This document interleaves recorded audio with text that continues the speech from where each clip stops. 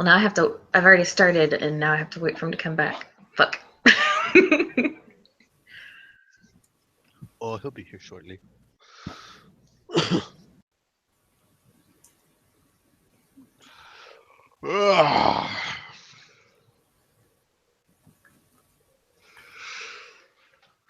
Okay, and just FYI, I'm gonna record this. I don't know if I'll post it on my YouTube, but just in case, just letting y'all know.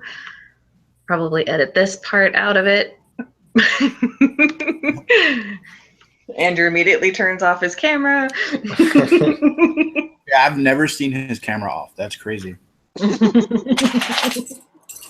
I ask for what's there's this cool Archfey lantern. What's the story behind that thing? You'll get it once Roland gets here. Just thinking about my character. Cool. Yeah. Roland is the bearer of it. The ring bearer? Yes, he's the lantern bearer. Just to be clear, you are saying bearer, right? Yeah, the lantern bearer. The lantern bearer.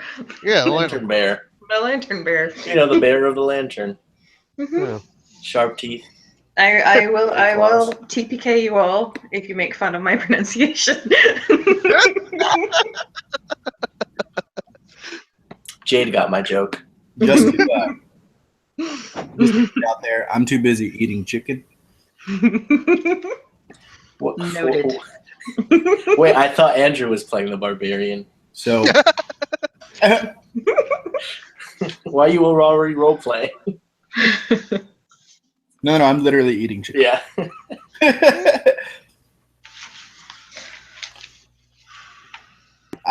Things that are gonna make the outtake.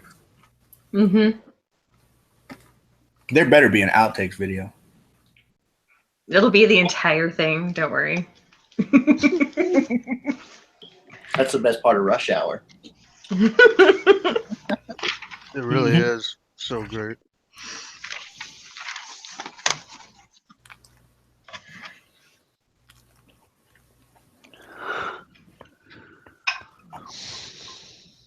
Did Roland say what he was doing, or did he just He dropped. He just dropped.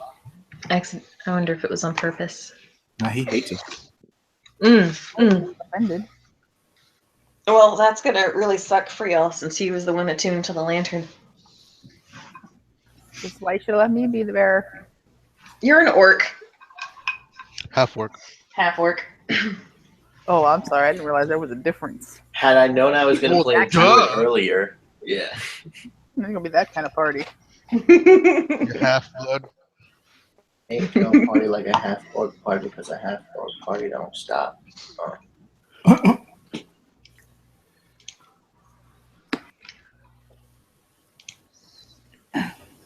For those of you listening at this point, that song is patent pending. My boy Wesley over here about to make $1 million deal. Yeah.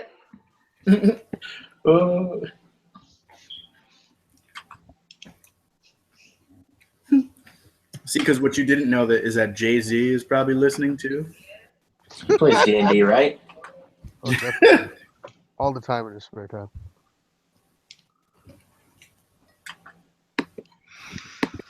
He's like,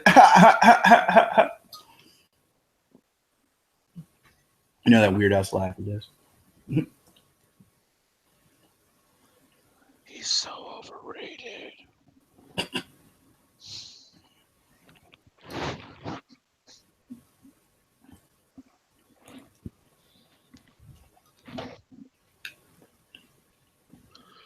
Fuck, Roland. Want to get up to some orc shit? Right? Okay. Now the rating has just gone up to PG-13. It was art. I have already dropped the F-bomb, dude. Yeah, but now we're live. Meh. It's We a weren't private. live when It's we a did. private link, and I don't have any subscribers. What are you talking about? Yeah, that's actually kind of sad. I don't actually post anything other than like oh, this is me playing Dragon Age, and this is me playing Overwatch. So, welcome back, Roland. Holy fart. Annoying as hell. I can't even imagine. I don't know why it was so hard to get back on to. It kept on saying, well, you have to install the Google plugin. Alright, good. So I actually went and deleted my history, and that helped. Sometimes in life, deleting your history is the best thing to do. Well, yeah, it's a thing. Man. All right, so you guys are a band of adventurers / heroes, whatever. You have been sent to this place in search of the Malgophine. It's an artifact which holds great powers that will save somebody somewhere. The reasons are vague, but the lantern of the Archfey was given to Ketsa Natal. And so basically we're starting at the entrance to the realm of Blind Michael. So you are to travel through, retrieve the item, and make it out. That's pretty much it. But what you know about Blind Michael is that he himself is an archfey, and his realm is a pocket demiplane of the Feywild, and he is Lord and Master here. And basically, he's been given this place, this realm, to lord over. It's his. He only leaves this plane for his hunt, and basically anybody that comes here is free reign. There is no parlay. There is no negotiations. If you are found, you either join his hunt or die. So that is what you know. So you are at the entrance of a cavern, getting ready to lead down into his realm.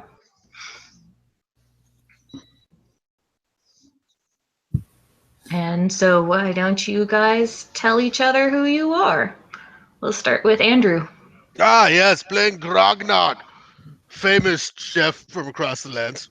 I go to many, many places, set up shop at Grognog Sack. And yeah, just here looking for more ingredients. And always looking for ingredients. And yeah, Grognog. Massive orc, about 7 feet tall. Big old apron and a tiny little chef's hat with a big ball. Warhammer. All right, and Jade? Me next. Why? I'm playing Zavram. He's a half-orc fighter. He stands about 6'2", basically a linebacker. And yeah, he's just adventuring to find some treasure and gold. Not a famous chef. All right. Any relation between Zavram and Grognog? Orc, half-orc? I don't know. They're probably like third cousins. Probably. I tease them all the time for being a half-blood. Yeah. All right, and Roland, tell us about your character. Okay, so like we're at the entrance to this cavern, Mm-hmm. and my character is, well, kind of robust for a high elf, but he is a high elf with like kind of a severe brush cut of a haircut, and he's wearing gold and green half-plate armor with a great sword over his back, and he seems to be kind of pacing nervously. He has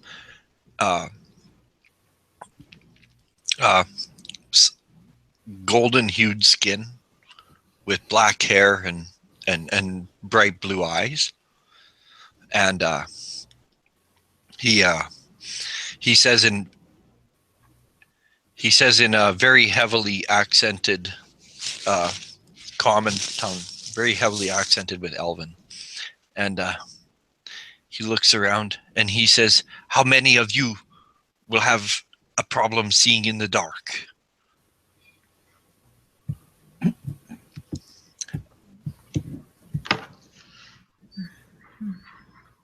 Okay, we'll go. Grognog shouldn't have too much of a problem. You're fine. We'll go to Steven. And when Roland, what's Roland's character's name? Ketsa. My name is Ketsa, like ketchup. Okay. When Ketsa says, "Will anyone have trouble seeing in the dark?" You see the hooded figure in front of you. He just kind of growls, just, and he says, "My name is Hashad, and I only seek more knowledge and adventure." I nod because that's a worthy reason to be out exploring. All right, and Wesley. My character is a druid, a wood elf druid named Batai. Well on his way to archdruidship, but not quite there. On his journey to becoming an archdruid, he was set out to find the lantern of the Archfey and came across a distant elven brother in Ketsa. Was told by Ketsa of the Malgophine and artifact that we need to find, and the idea or the prospect of traveling into Blind Michael's realm is one that he knows will take him to Archdruiddom.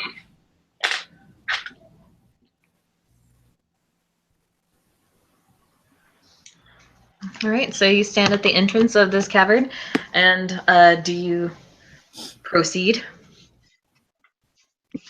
What are we all waiting for? Grognog needs more ingredients. We may find a very unique variety within Blind Michael's realm. Oh, good, good. I will keep my eyes open if you need any assistance in finding anything in particular. Oh, yes, always looking for different mushrooms, moss, different things like that. They always make good spices. Flowers, Well, perhaps we will feast on this journey, and we will get to appreciate your skills. Yes. Large orc. What was your name again? Grognog. Grognog.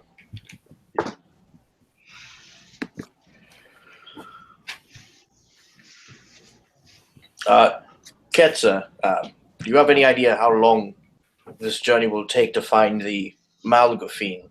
Am I pronouncing that correctly? Mm-hmm. I do not, unless I do DM, but I don't. I do not. Roll me a intelligence check. And int. Mm-hmm. Oh, okay. Let me get my app here. I don't know where it's most. It's just a normal intelligence. Okay.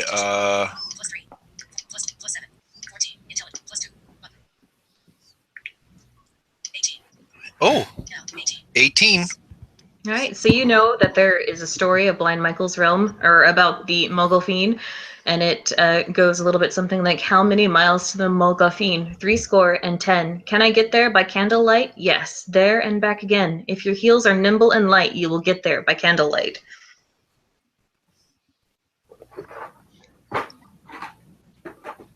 So you know that it's several miles within Blind Michael's realm. Yeah, well, 70. Mm-hmm. So that's more than 20 leagues. We, what's that whole thing with the candlelight? And I put my hand on the lantern hanging off of my pack.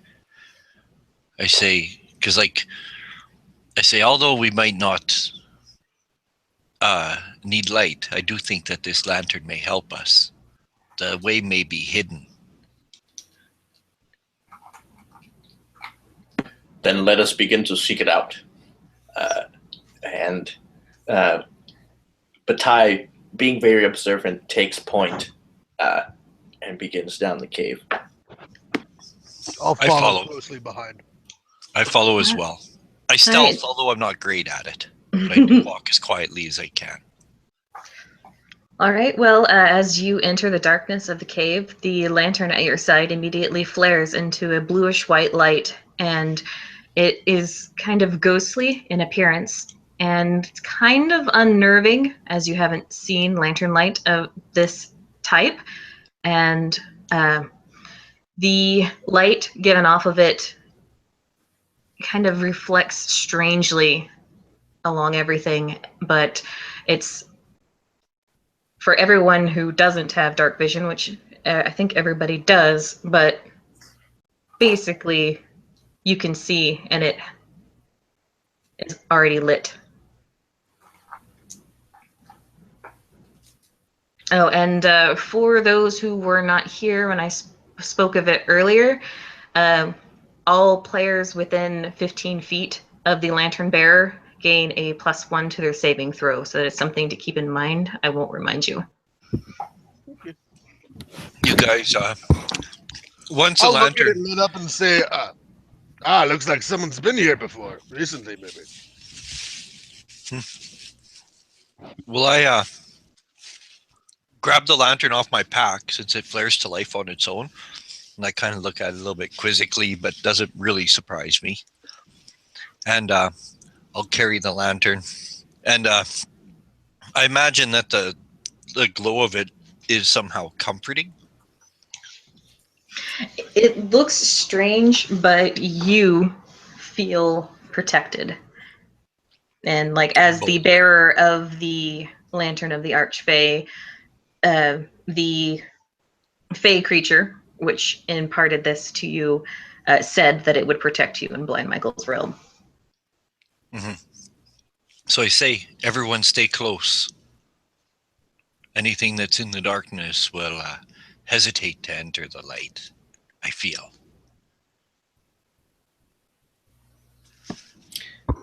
I stay close, but I remain at point. How Let's wide stay out is of this darkness. cave? This is where Grognog finds snacks.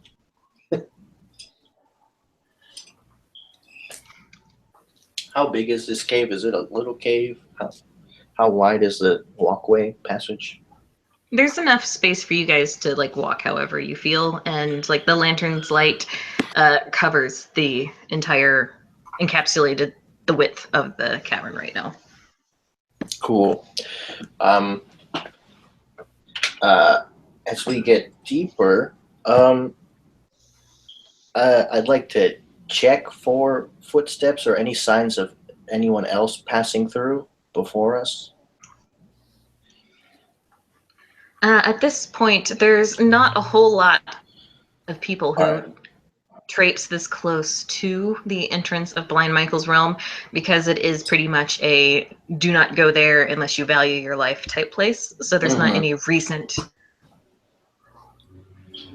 that you can see without even having to roll for it. All right, cool. All right, so do you guys continue forward? Indeed we do. Yeah, as we continue forward, I put a glance back at Hajad to size him up and try and figure out what is it he does. Is he a caster? Is he a Hajad from a distant universe?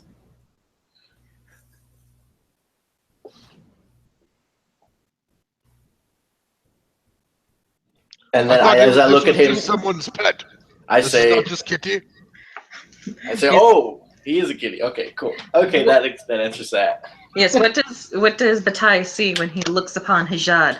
Hajad. He'll just see I'm wearing a cloak that is pulled low over my face. You can just make out the bottom of my snout. That would be kind of clear. If you do have dark vision, then of course you would be able to see into my cloak, but just even barely. And you'll see that that he is a a tabaxi who has white and gray fur with black spots. You'll even see that that he has a scar by his left eye, and there seems to be like a glinting coming from his left eye, but you can't really tell what it is. From as far as you are right now. The weird thing, however, uh, as you look at him, give him a once over, is that he seems to be wearing a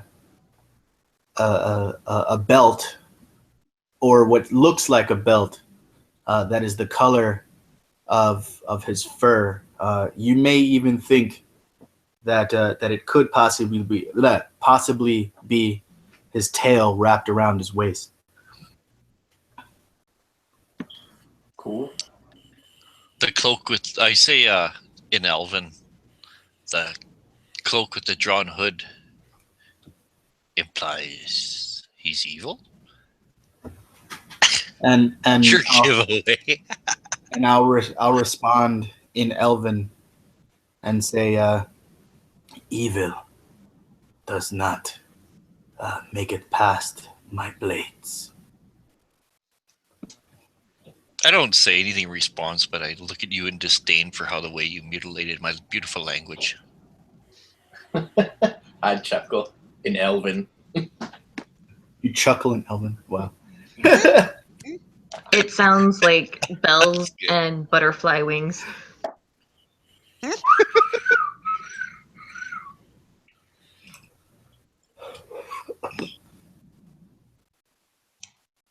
All right, so as you guys enter in the passage, the cavern twists and turns, and there's not like a whole lot of change within the rock formations or anything like that. But it's the air is cold, and like the light from the lantern is steady, and there doesn't really seem to be much going on right now.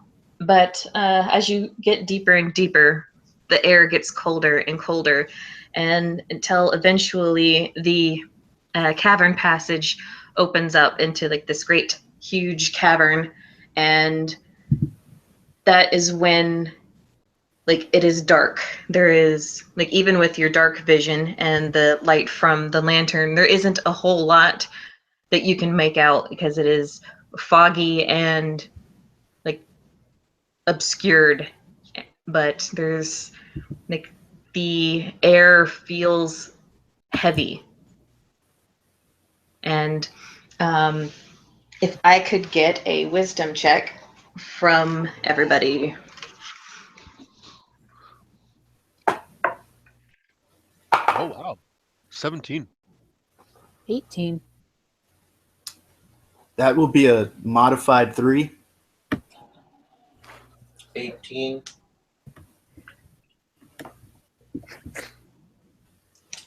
And for okay.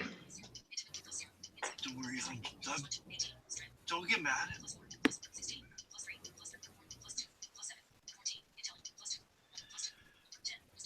Okay. No wonder.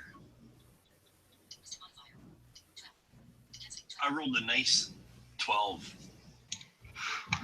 All right, so for everyone who rolled above a 15, I think you kind of feel this shimmering in the air as like it feels as though like your stomach dropped. And for, I would say for Batai, this is kind of a familiar feel because I'm sure at some point he has utilized transportation magics in one way or another.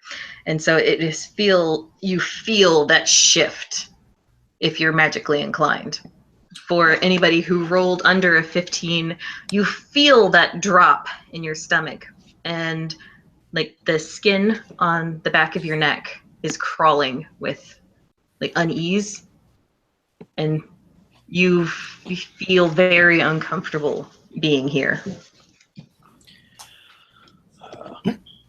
I feel very uncomfortable being here.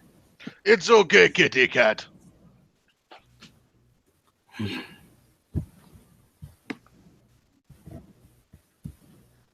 Grognog just got really hungry.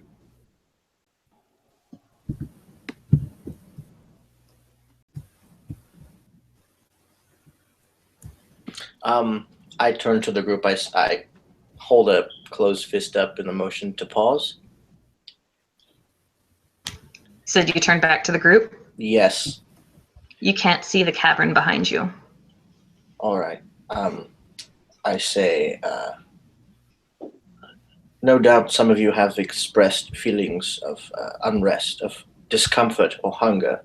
I too am familiar with this feeling and have felt it just now. If you give me but 1 minute, I can commune with the nature around me and gather some more information. I just Yeah, no nod. problem. I just nod, and I'm holding the lantern in one hand, and in the other hand, my sword in a flash flashes from the scabbard on my back to my right hand, and I'm holding both the lantern and my sword currently. Are you right-handed or left-handed? I'm just kidding. I could roll. I'd like to cast, at this point, Commune with Nature, which has a casting time of 1 minute, to gain knowledge of the surrounding territory. The spell gives me knowledge within 3 miles of me. Or in caves, since we're in a cave in an underground setting, it's limited to 300 feet. Let me correct that. Up to 300 feet around us.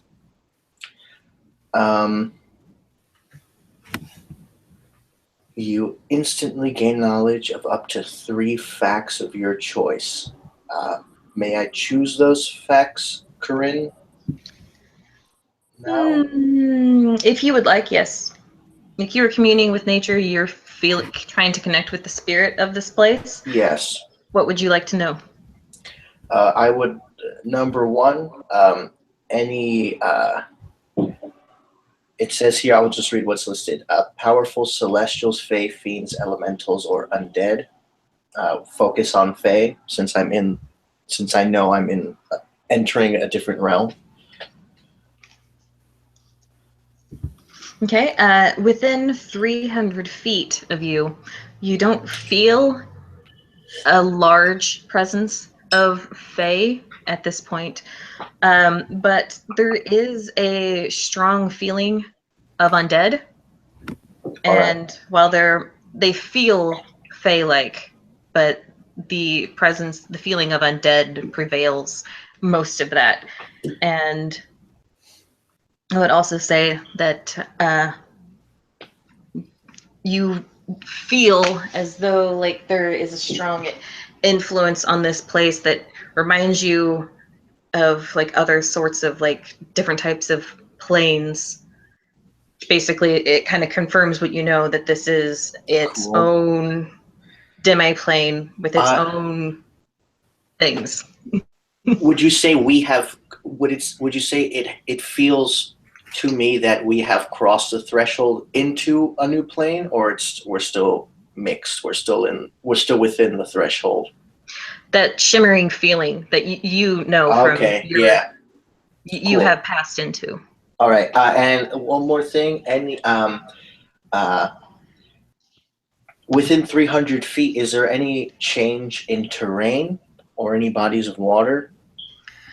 You do sense a body of water, perhaps at the edge of your radius there. Okay. After that minute and communing with nature, I stand up. I communicate the fey but powerful or mostly dominant undead. I confirm that we have shifted into Blind Michael's realm, and I mention the body of water that lies ahead. But for the most part, I sense nothing close that is a direct threat. And Bataille says, "Let us move on. The body of water. Water is life." Okay. I nod, holding lantern in one hand, my great sword in the other, and even in this dim light, its blade gleams wickedly. But I'm like keeping an eye out. I got a decent perception. What's the elder? Jade, what's your character's name? Zavram, Zavram? What's Yeah. your race? I missed it. half orc. Zavram. Oh yeah, that's right. Okay. Well then it's me and the druid, because I'm a snobby elf.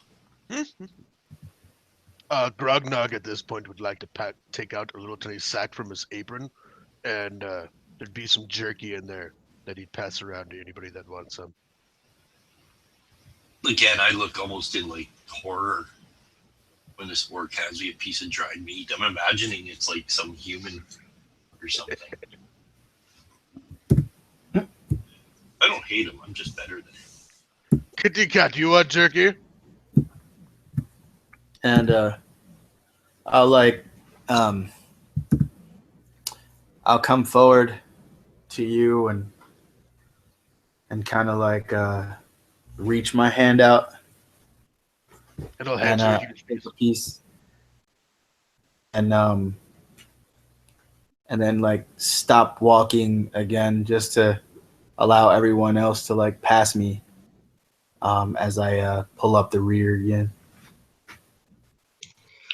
Oh, by the way, before we get too far in here, Hajad, what is your favorite terrain? None of these. Let's see. The coast, forests, and mountains. Alrighty. Okay, so you guys are continuing on? Yes. Yep. Is there any moss or plant life in this cave? On the Not walls, on the ceiling?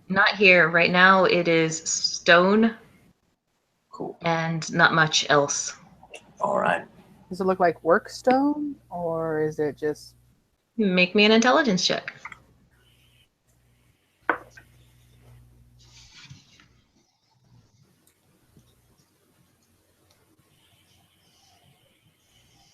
uh, 10?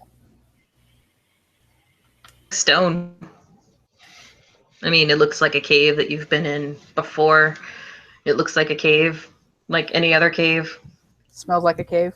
Yeah, it smells like a cave. It feels like a cave. The air is colder and heavier than you're used to, considering how far down you think you've traveled. I gotta stop taking these shit jobs that send me to shit places and I kick a rock. And I'll look over at Zavram and say, jerky. Is it from the batch you made last week? No, this is actually a 40-40-20 blend. Goblin, kobold, and a little bit of hobgoblin. Oh, then absolutely. And I'll take a piece of jerky. This is even better than the batch you made last week. Ah, yes, thank you.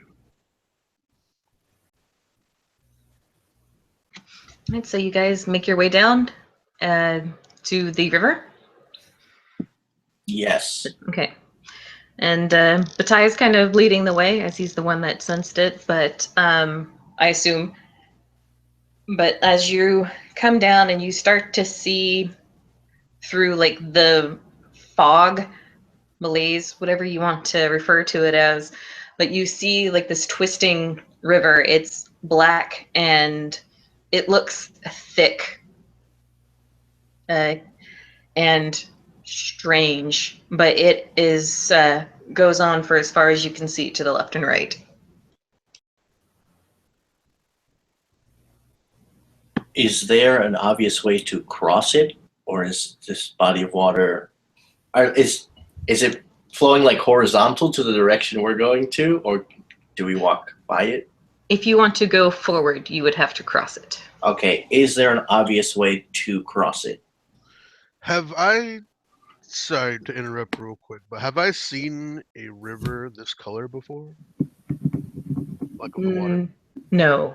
Even underground. You don't Okay. usually see a whole lot of black rivers. I'd go up to it and dip a finger in and taste it. Make me a constitution save. Okie dokie. Damn. I wouldn't do that if I. Never mind. That's going to be a 23. Okay, you are going to take 9 points of cold damage, Woohoo! which you won't be Oh, no. having Still because not. you're not raging. And it settles in your gut like you got punched in it. Not good for spice. Not good for spice. Okay.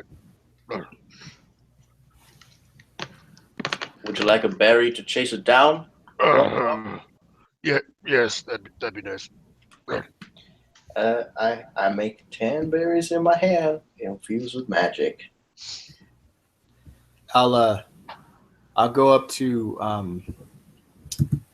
Grognog, and like kind of whisper to him, like make it more, that it's just between he and I, and say, what is wrong, old friend?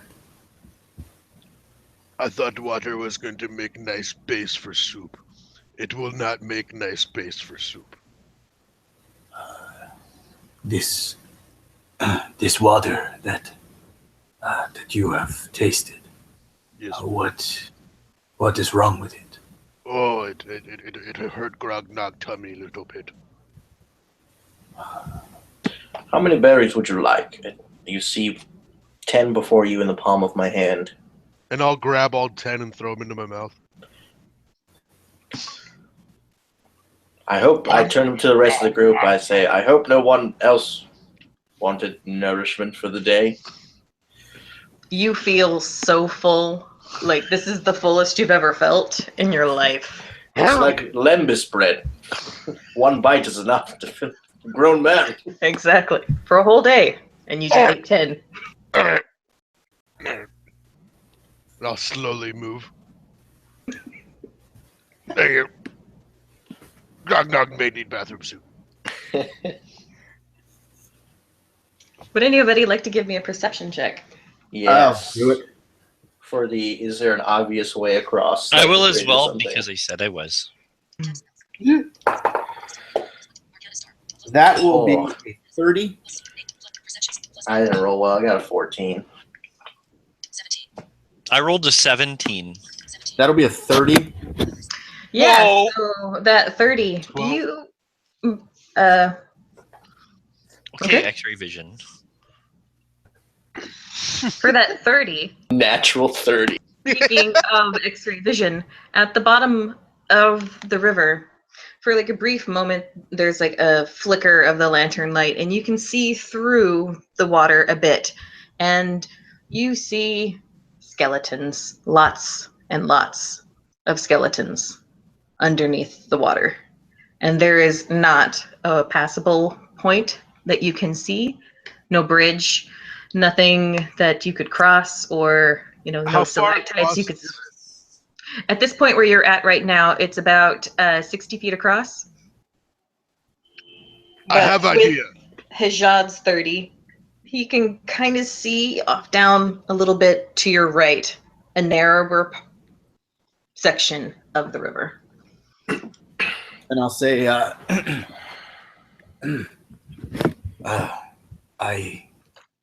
I believe I know what is wrong with the water. It seems as though this water is filled with death. It must Yeah. be the death I sensed. There are skeletons in the water everywhere. However, if we go that way, and I'll point to the right, if we go that way, there is a narrow path that we might be able to cross to get to the other side. Lead us there, and let's be wary of the water. With my 14 perception, Corinne, could I see across the river, or is it too dark?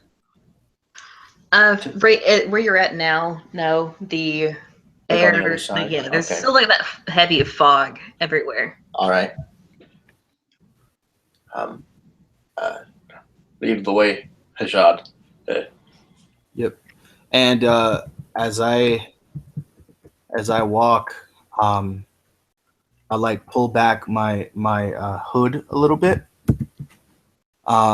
to expose my face, and I'll say, "Give me sight beyond sight," and my left eye will begin to glow, giving me true sight for 120 feet. Okay, with that true sight at that narrow passage within. What does true sight do exactly? It lets you see like everything. Everything Yeah. you can see, Like magical effects. illusions, Yeah. invisible, into like the astral and ethereal plane. It lets you see invisible things. Oh, absolutely, yeah. Oh, okay. Yeah. Outside of the lantern light, Hajad, you see many spectral forms surrounding the light. They're Holy- not walking into the radius of the light. Wow. Okay. Spirits of fae, humans, a couple of dwarves and gnomes. They are seemingly at the same one time. They're kind of drawn to the light and again repulsed by it. Like they are not entering the bright light view. Like moths that like fly to it and then like smack it and go away. Kind They're of. not quite stepping in. Gotcha. And I will stop walking abruptly What when does I matter can you get? when I see all of this. And At this point, And, I like, should put up- ask, is anyone outside of the lantern radius?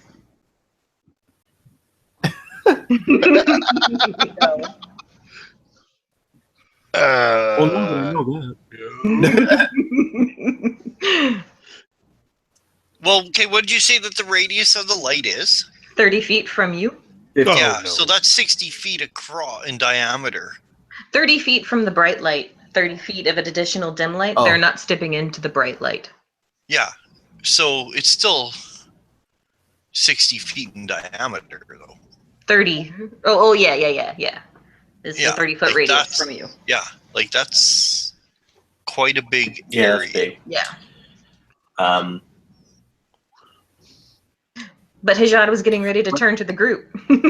Yeah, but I would have been like right on the edge of the light too. So I would have been like pretty damn close to these fucking things.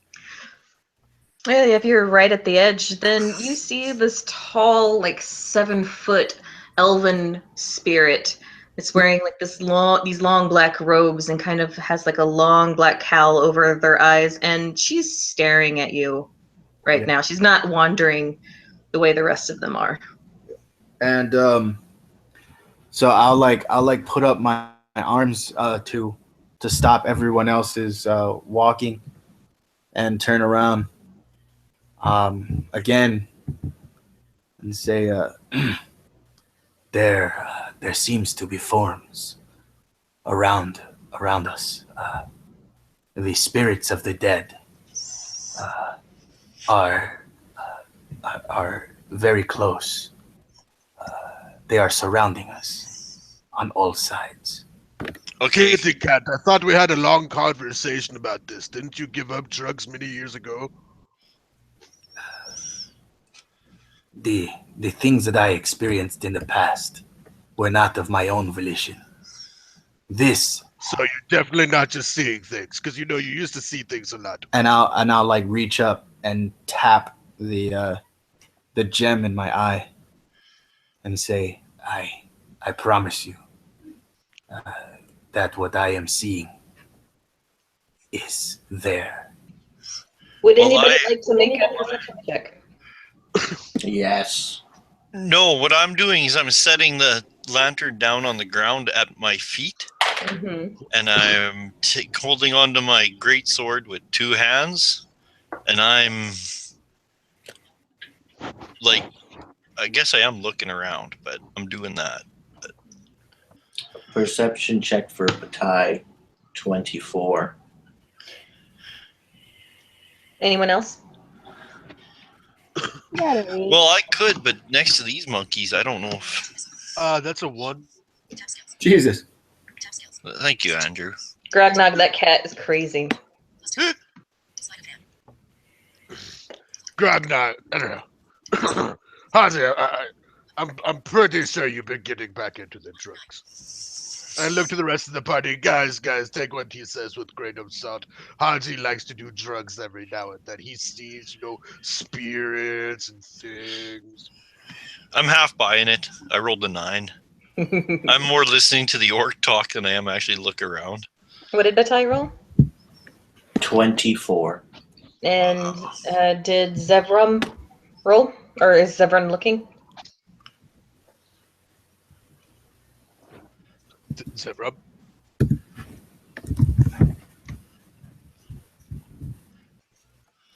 Yeah, I got an 8. Oh, okay, yeah, that cat is definitely lying for you guys. But Batai, you see now that Hajad has pointed it out, you can kind of see a flicker of an arm or a flicker of a flash of a leg or a spectral body moving around the radius of the light, as though as Creepy. they are bound, getting ready to step into the radius and then immediately leaving. So as they flicker on that edge of the bright light, they quickly come into view. I take the time to inform my orcish friends that we are no longer in the prime material plane. So be ready to experience and sense things you never have before.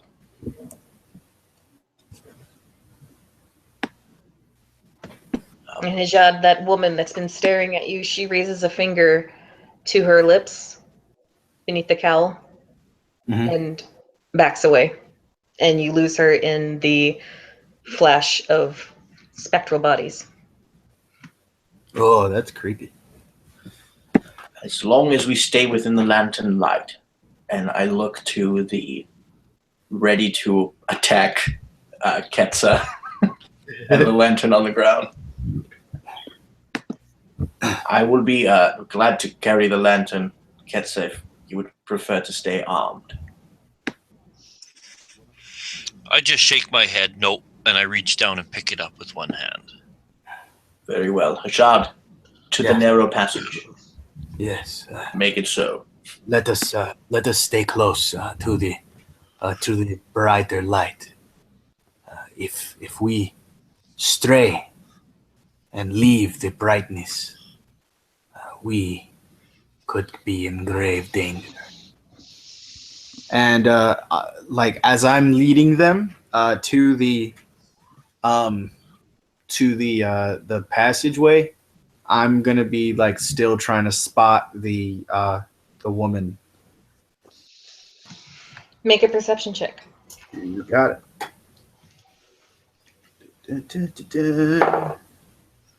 That's gonna be a 24. You see her at that narrow passage, and there seems to be something that she runs her hand over. You're not quite there yet, so you can't see it exactly. She runs her hands over and vanishes from view. Even with my true sight. She runs her hand over something and disappears from sight. Okay, that's cool. Yes. So Oh, that's creepy. I just read what you wrote. Anyway, so I get to when we get to the narrow passage, where was she exactly? Like in the middle, in the beginning of it, and at the end of it? What? She, the narrow section of the river, there is a small shrine that you think was around where she was standing. Okay. Can I inspect it, investigate? Yes, it is a. Go ahead and do me an investigation check. You Can got I it. assist him? Or, assuming everyone's following us with the lantern, we're there. Sure. Oh, yeah, Jad, I'm you can make totally that roll following. with advantage. Thank you. I'm totally following. I'm not. I'm. That will be a 29. All right. It is a small shrine of a cloaked figure that seems male and with a single skeletal hand that is outreached as though expecting something.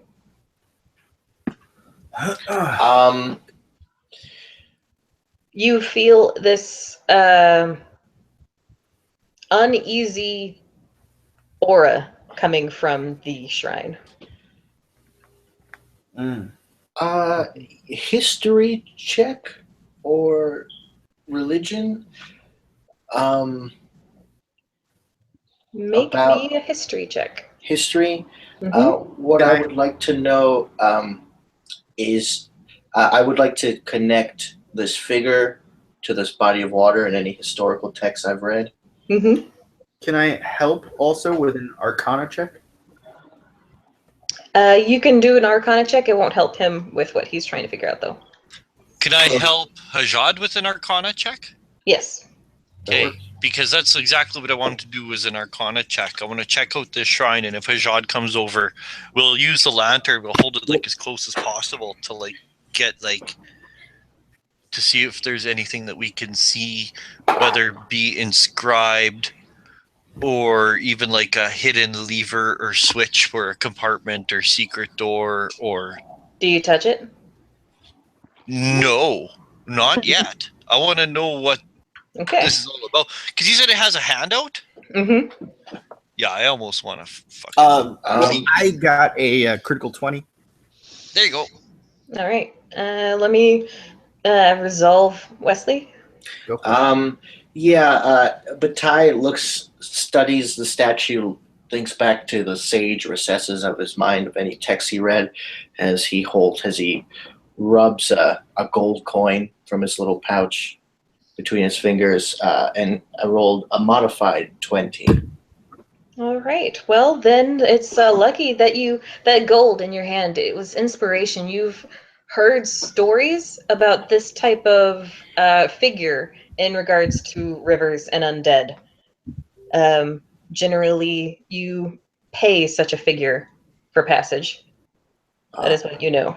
And Hajad and Ketsa, what is your alignment? Both of you? I'm neutral good. Chaotic neutral. Okay, Hajad, you feel this energy coming from the shrine. It, it feels weird, but Ketsa seems like very unnerved about being so close to the shrine. Uh-huh. Like there's something about you got a natural 20 on that. Yeah, you know for a fact, Hajad, that if good aligned creatures touch this shrine, something horrible will happen to them. Mm-hmm. Well, shit. Rod would see this, yeah, the statue. Mm-hmm. All right, I would take a couple of steps up and go to touch it. Oh, look, such pretty statue. What's your What's alignment? your alignment? Chaotic evil. Oh, Nothing happens.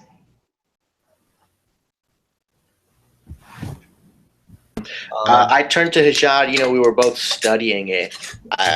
I'm finished. I look at Hajad. I say, "What were you able to determine from your studies?" I say with the gold coin in my hand. this this statue, it has magic properties that could change a person's life at a simple touch. The good, something horrible could happen to them, either in person or to possibly their families. It, from what I can tell, it is not something.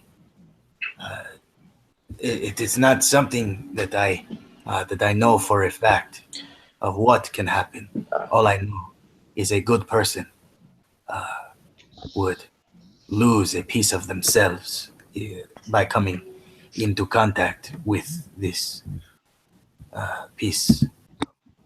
Well, I stand up, almost snapping to attention, and I take a step back, and I say, again, thickly accented common. I say, "Vile thing, I can feel its wretchedness down to my soul."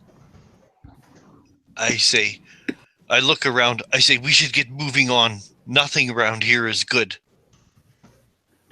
Based off what you described to me, Ashad, when our friend Grognog touched the statue, it didn't seem to affect him. Are you saying Grognog is not good? Oh no, he is definitely not. He's a good. He's a.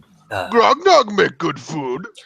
He is good to a certain sense, but he is not good, as people, would think. Then I say, well, Hashad, I studied the statue as well, and I've come to a conclusion, but I would like to observe it first. And I call out Grognog, and I hold out the coin to him. I say, bear with me, Hashad. Grognog, take this coin. I know you're a trustworthy person, and if I give it to you, you'll place it in the hand of that statue. Oh yeah, sure. I'll take the coin and put it in the hand of the statue. And then I step back. I go back to where Ketsa is. When you place the coin in the outstretched hand, the skeletal fingers of the statue kind of curl in on the coin, and it disappears into the figure on the shrine's robes. And then I lost your coin. the skeletal hand comes back out and points towards the river, and it begins to slowly part across the passage. And then I explain my history check to Hishad. Eureka. I'm sorry, Druid. I lost your coin. No. You prove that you're a trustworthy individual, Grognog, and I appreciate that. Oh, good. Could have taken the coin for yourself. I suppose. Who am I to stop a brave warrior and cook like yourself? The river's clear now. Ketsa, do you feel safe guiding us with the lantern across the riverbed? How wide did it open up?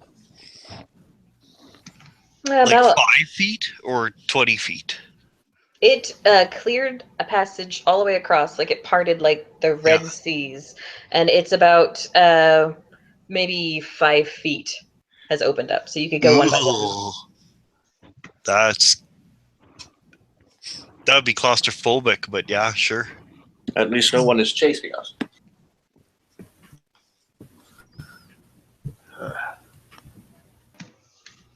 Yeah. So do you guys cross? Oh yeah. Can I have a marching order, please? I'll be up front. I'll be right behind him. I'll be kind of the middle.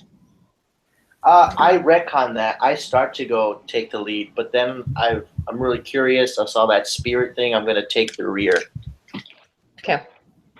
Then I shall be in front, since I still have true sight. Yeah, I would like to be in the middle because I'd like everyone to be in the lantern light. And where's Zebram? I'll be right behind the lantern bearer. Okay. So Batai is last. As you enter the water, could you give me a perception check, please? But Ty or all of us? Sorry. Batai. Okay, last because one I'm in. the last one in. Sorry, I just made another cup of tea. Here's my d20. That's a 12 on the die plus 10 for 22. All right. So as you step into the riverbed, the waters immediately close behind you, and Like a controlled closing, or Yes. like oh my gosh. yes, Like a zipper behind us. Okay, yeah. Yes. And as you walk forward, you can see out of the corner of your eye some of the skeletal figures along the riverbed. And everyone could probably see this, anyone that's looking on either side. The faces of the skeletons in the water and the bodies are kind of following you as you walk through. With that perception, based off of the skeletal forms, Mm-hmm. what types can Batai deduce what types of creatures they might be? Are they just general humanoid skeletons? Mostly humanoid skeletons. You do see a couple of like twisted monstrosities. All You right. would think. Um, The water might distort it. yeah. Let me roll me a d100. Yeah, there's a 100 and there's a 10, and I roll it and I get a 25. Okay, so with that 25, you've seen a lot of creatures in your travels, and so you recognize a few skeletons that shouldn't be on the prime material plane, but somehow you are seeing skeletons from, like, you think are possible. Let's see, like a. Let me. You see, I like see. something that has something that you think would belong in like the nine hells. Like you see something that has a humanoid skeleton, but like a skeleton that you recognize as kind of like a tiger, and there's backward facing hands that are reaching up towards you. Oh. You recognize it, of course, as a Rakshasa. The bones of a bone devil. Mm-hmm. I say, Grognog, make haste. Hip hip. And I'll start to jog a little bit. Just let me know when the 10 minutes is up, please, because that's how long True Sight lasts. I will. Okay. Thank you. And as Hijad, you were up front? Yep. Okay, as you step onto the other side of the bank,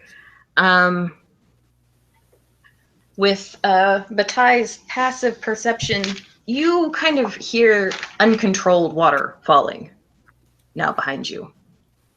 Mhm. And the walls on either side are kind of shimmering as though whatever force is holding up these waters are not going to for much longer. Should have paid more. Yes, you only paid passage for one. Okay. So, what do you do? I'll turn around, and of course I see now the falling faster, right? Mm-hmm. And I'll say, make haste. The walls holding up the water seem to be closing a lot faster than we anticipated. Right, so I will need dexterity saves from Ketsa and Zevram and Batai, please. Yes. Since we're in the presence of the lantern, so we get a +1 to that. Yes. Awesome. Okay. Dex save. What was that, Jade? 11. Okay. 15 for Batai. All right.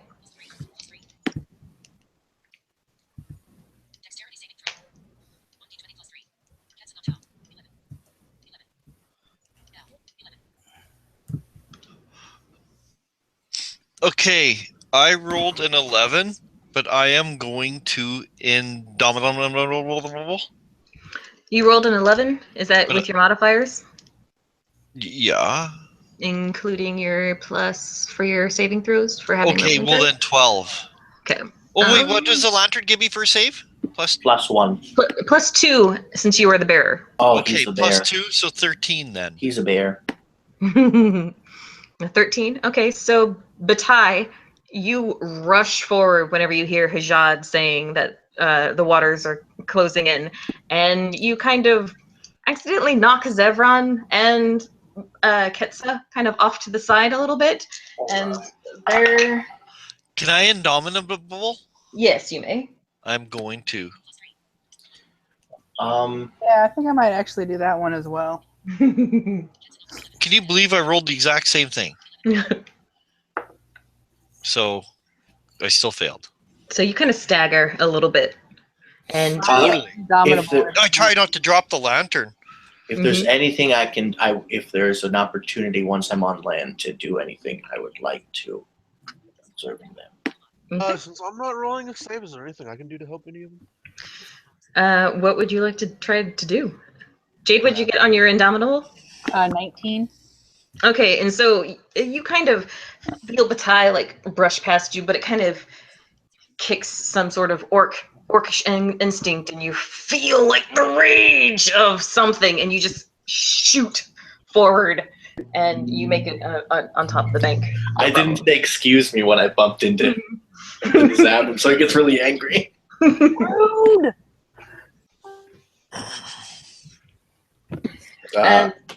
I turn around to see Ketsa.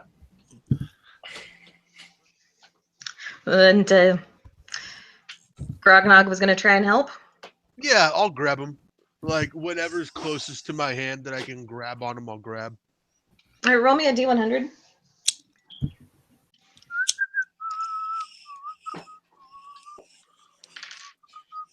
59. 59. Okay. You kind of Zevran's your buddy. Zevran, you kind of see him stagger, and so it's that eye contact between the two orcs. It just kind of gets Zevran going. But that is going like waters as you touch the waters on either side of the wall that's coming in. Ketsa, you're going to take 8 points of cold damage. Okay. Yeah, I'm just literally concentrating. When I get bumped, I'm just so concerned about the lantern being lost, right? Like him running by kind of signals to me, oh shit, the water's moving in. I kind of get bumped, and I worry so much about the lantern that my upper arm just glances against the cold water, and as soon as I feel that 8 points of cold damage, yeah, I like just sprint. Like it just kind of brings me to reality, to like, hey, don't worry about the lantern, really, just run. Right. And so you make it to the other side.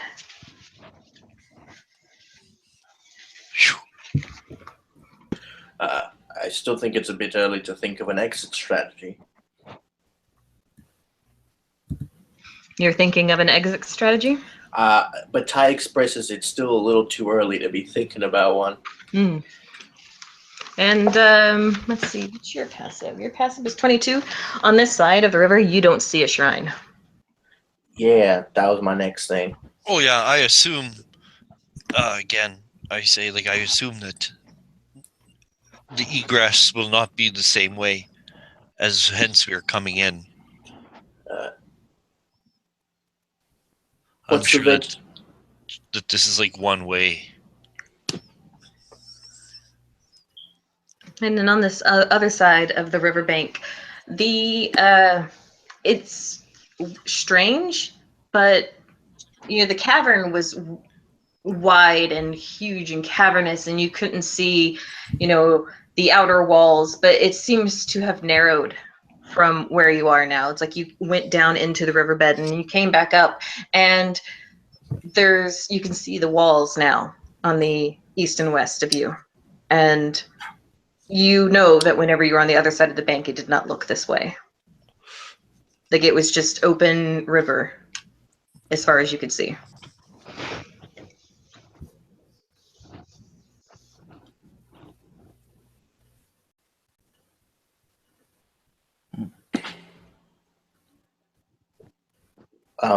Ketsa, in your travels as being the bearer of this lantern, what do you know about where the Magofiend is kept? I have an arcana. I don't have history or anything. Something to look out for. Fortress, cave, forest, mountain. As far as I know, each experience is slightly different for every individual. Even what you and I are experiencing now is not the same.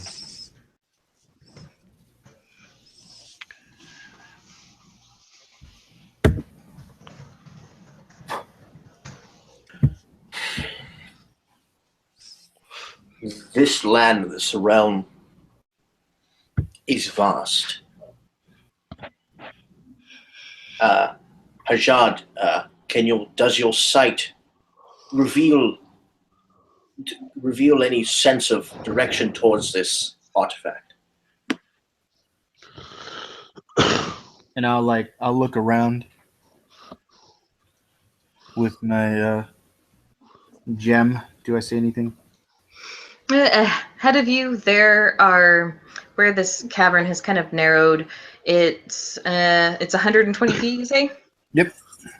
Right now, you can kind of see the outlines of trees, which is strange. Mm-hmm. But it's about 100 feet away from you right now. There seems to be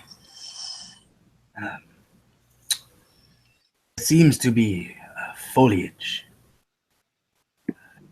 in these caverns. Matai's eyes brighten. Let us not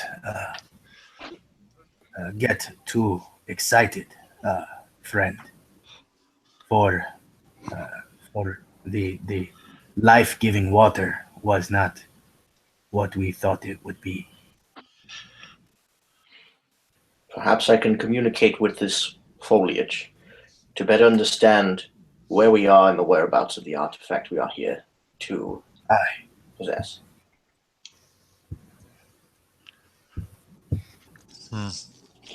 I say again, this seems like a one-way gauntlet. I think we're gonna have to, what's his name? Blind Michael? Mm-hmm. Yeah. I think Blind Michael designed this so that we're gonna have to come in through what he wants us to go through. So I don't think there's much point in hesitating. Let's proceed up to those trees. And everyone be wary. Because it is, after all, like you said, that river wasn't as simple as a river. So I'm sure these trees won't be as simple as trees. Agreed. So let's proceed. Aye, let us be safe. This time, because if these guys are going to go a little bit ahead, I'm going to get my longbow out, and I'll be carrying that in one hand so I can set the lantern down and cover them from a distance if the need comes up. I will say that the lantern has a ring that you could The easily. carabiner. Yeah, no, you could easily it's wide enough for you to stick your gauntlet through and hang it Oh from. yeah. Even like a lanyard. Mm-hmm. Yeah. Yeah, Okay. it's got a Wiimote leash, Yeah. Okay. so you could also draw and use your bow, and still have Okay. it on your arm. Well, that as a blind person, that's handy. Okay. So I'll have my bow out just so if these guys are going to be more at the edge of the light, they'll be like kind of 30 feet away, I assume. Like the leading guys, and I'll just kind of keep them in the light, and I'll have my bow so I can cover them from range as we proceed. Okay, so we have Batai and Hajad at the edge of the lantern light, about front edge.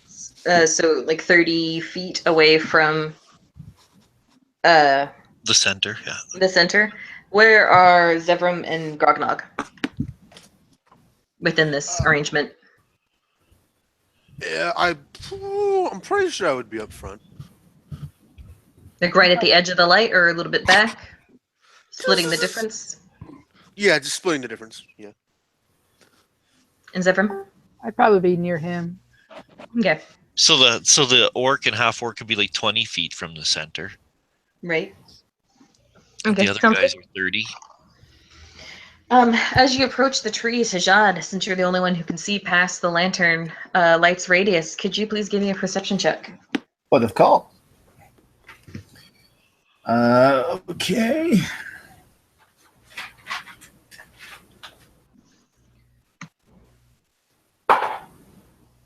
That's going to be a 22. All right, Yay. at the edge of the trees, you see that a familiar flicker of that robe that from the woman that you've been seeing, and you still see the spirits on this side of the river as well, on the outskirts of the light. And but yes, you see her ahead of you, just moving in and out of the trees. And would you say, with your backstory, did you know Ketsa before this adventure? Ketsa? Wait, Roland? Would you know Roland's character beforehand? What is he? He's the high elf? I'm a high elf eldritch knight fighter. Oh yeah, definitely not. Definitely not? All right, then.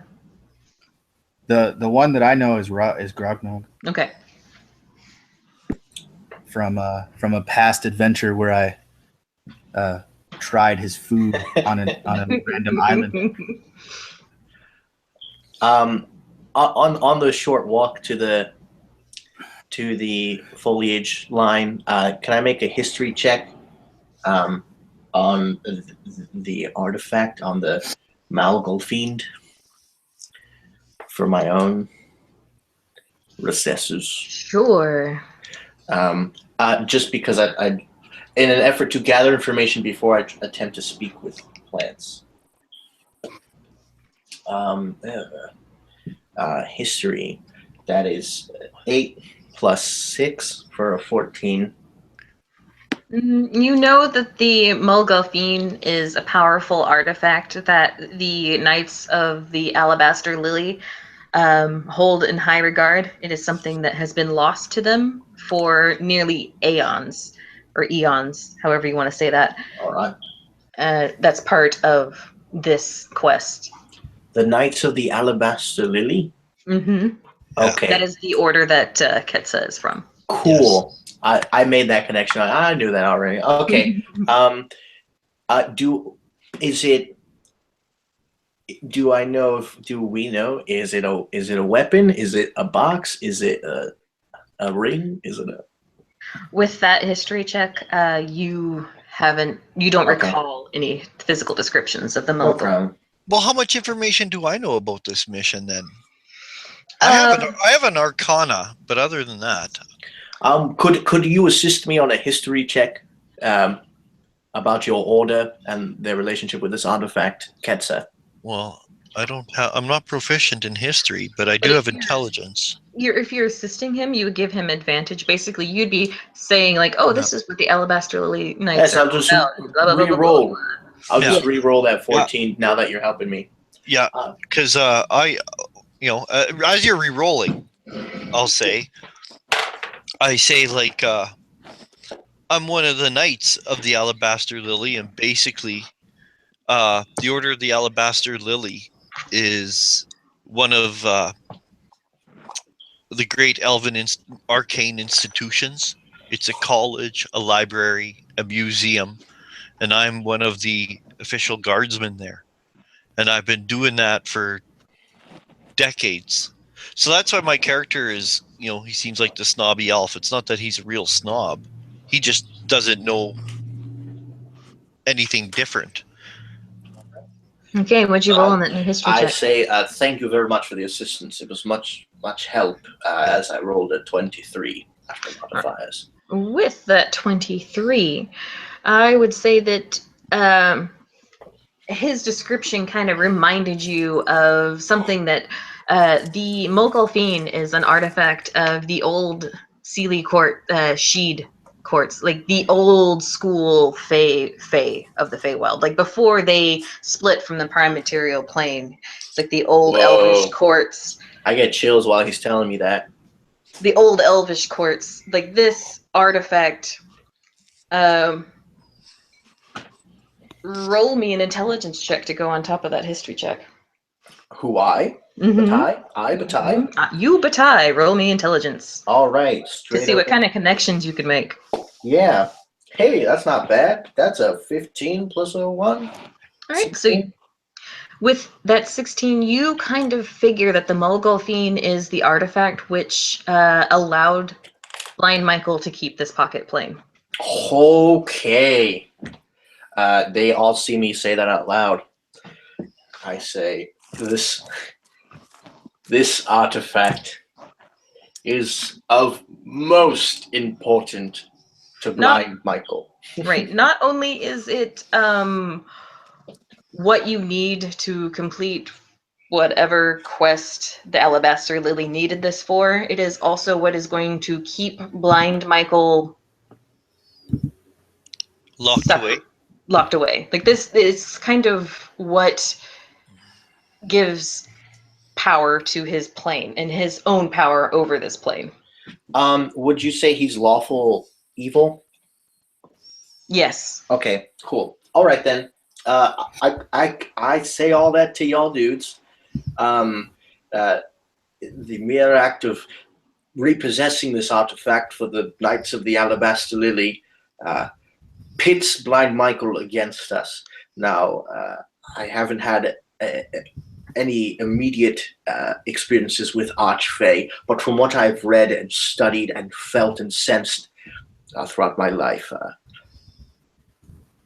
this is a most difficult task. But I would also say that in addition to that, you know that the reason Blind Michael received this plane on his own for him to lord over is because he was such a destructive force within the Sealy and Unsealy Sheed courts that basically they were all like, we will give you this place if you leave us the fuck alone. Okay, like a Loki kind of thing. All right.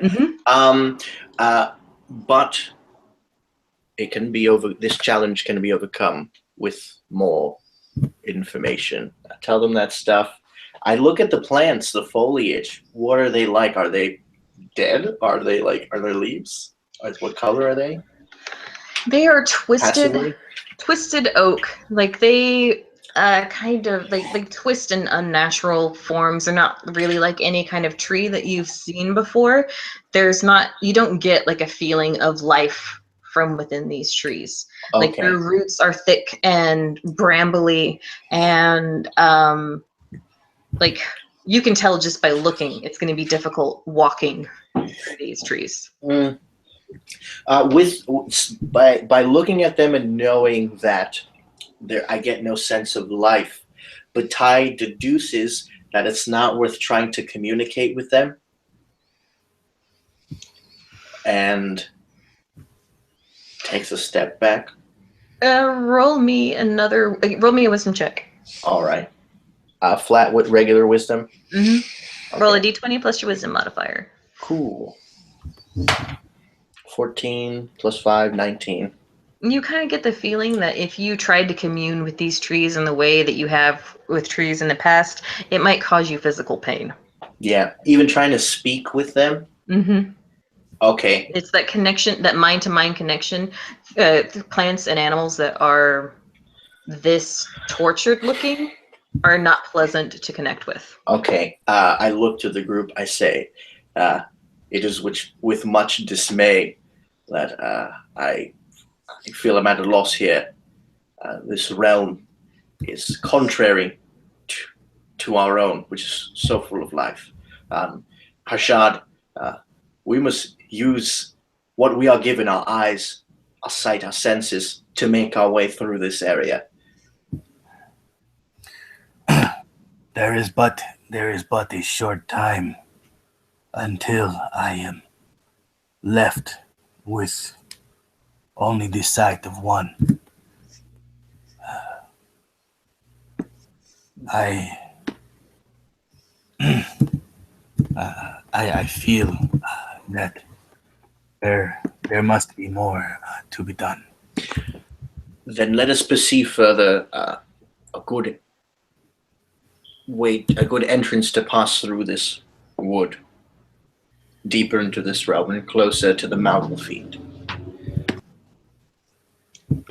And Batai would begin searching around walkways, passageways, anything down the foliage line without leaving the confines, the radius of the lantern light. Can I get some survival checks from Batai and Hajad as they're leading the way? Got it. Survival, you say? Mm-hmm. Holy shit, man. 6. Does this place count as a forest? Yes, it would. That means I get You get your favorite terrain. Aha, so then this survival check is unnecessary. You are clearly or easily able to point out to your party the best way to make your way through the twisted roots and branches of these trees. They, it would normally be rough and difficult terrain for a party that did not have such a skilled ranger as Hajad. Yes, I have landstride, so we can all walk through this non-magical plant unhindered. Okay,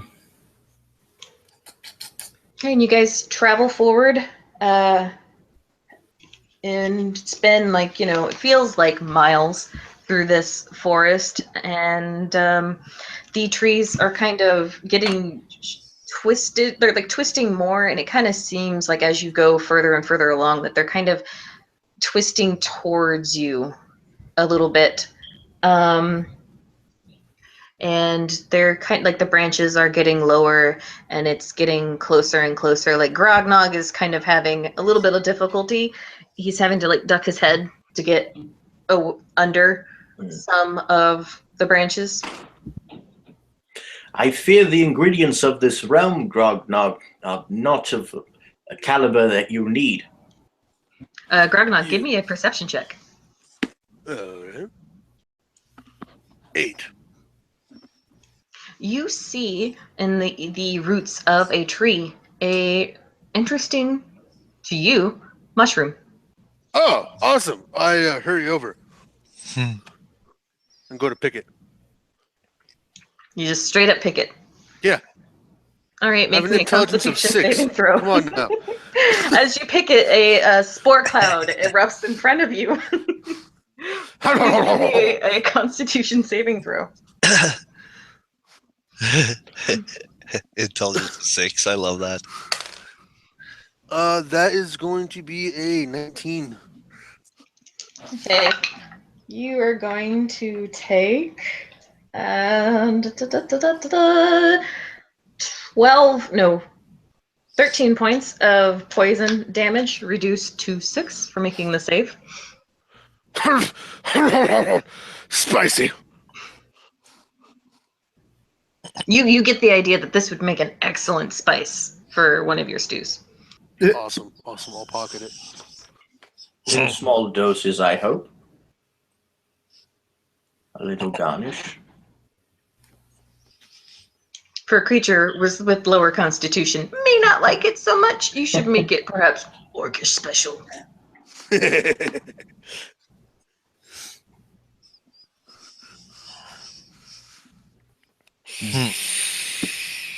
It feels like miles. Is there any sight of this bramble pathway ending? As I look yonder.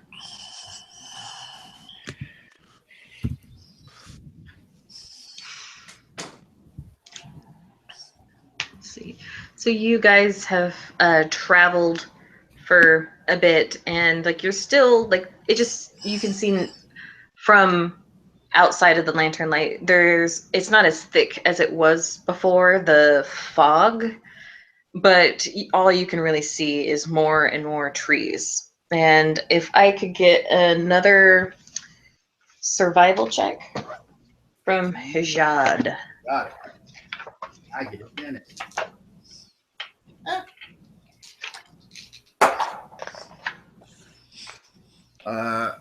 That's gonna be a 4, 5, 6. No. That is 15 plus. Where is it? Oh, damn. 15 plus 7. That's what, 22, right? Yep. You kind of feel that there's something that's trying to twist your path in a certain, like, trying to arc you guys back around the way you came. But with that 22, you're able to, like, oh, no, wait, no, we need to go this way. And so you're keeping everyone on the path. And so, like, you keep traveling further and further. And eventually the branches again are getting lower. And if I could get a dexterity check, or dexterity saving throw, from the tall people, which would be Grognog, Zevrum, and... Dungeon Master. Yes. At this point, I say, clearly it's getting like more dense brush and stuff like that. I say if everyone stays within the light, and I say a command word, and with the lantern, I cast Pass Without Trace. And you would like to move forward stealthily from this point? Well, doesn't Pass Without Trace also like let you move through stuff more easily? I believe that would be find the path. Pass without a trace. Pass without a trace. Bringing it up. Gives you gives you a +10 to dexterity stealth checks, and you cannot be tracked except by magical means. A creature who receives this bonus leaves behind no tracks or other traces of passage. Okay, it is purely like that. I thought it had some. Okay, so maybe I won't use it then. All right. Not yet. I thought it was. Well, maybe I'm thinking like more like freedom of movement. Freedom of movement. Yeah. Yeah. And that it would only be single target only. Yeah. Yep. But yeah, dexterity checks from the orcs, please. Orcs. 16. 18. All right, so Nice. you feel like a slow branch actually kind of try to streak across your face, but it, you guys are able to duck out of the way. And then you definitely saw that branch move. Whoa.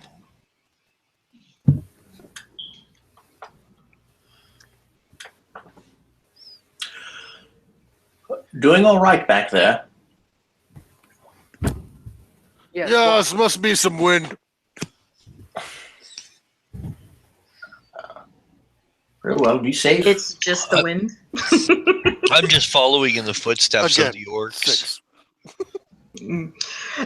Yes, so with your passive perception, Katsai, you saw those branches. 15. Yeah, well, yeah, with that passive perception, you saw those branches try to move on their own.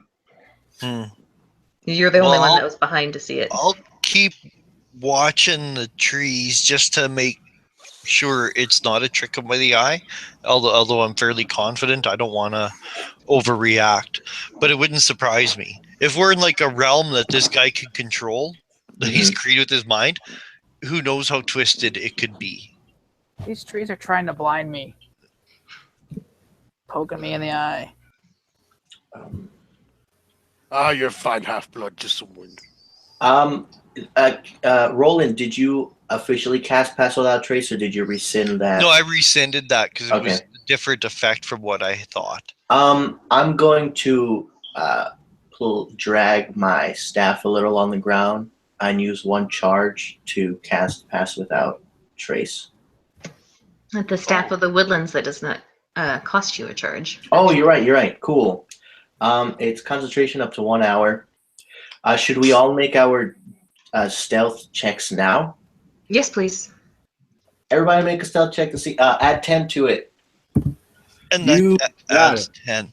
And I have medium armor master, so I don't have disadvantage. Wait, I'm adding 10 to my stealth. Yeah. And your base modifier too, whatever you have. as a Holy modifier. shit.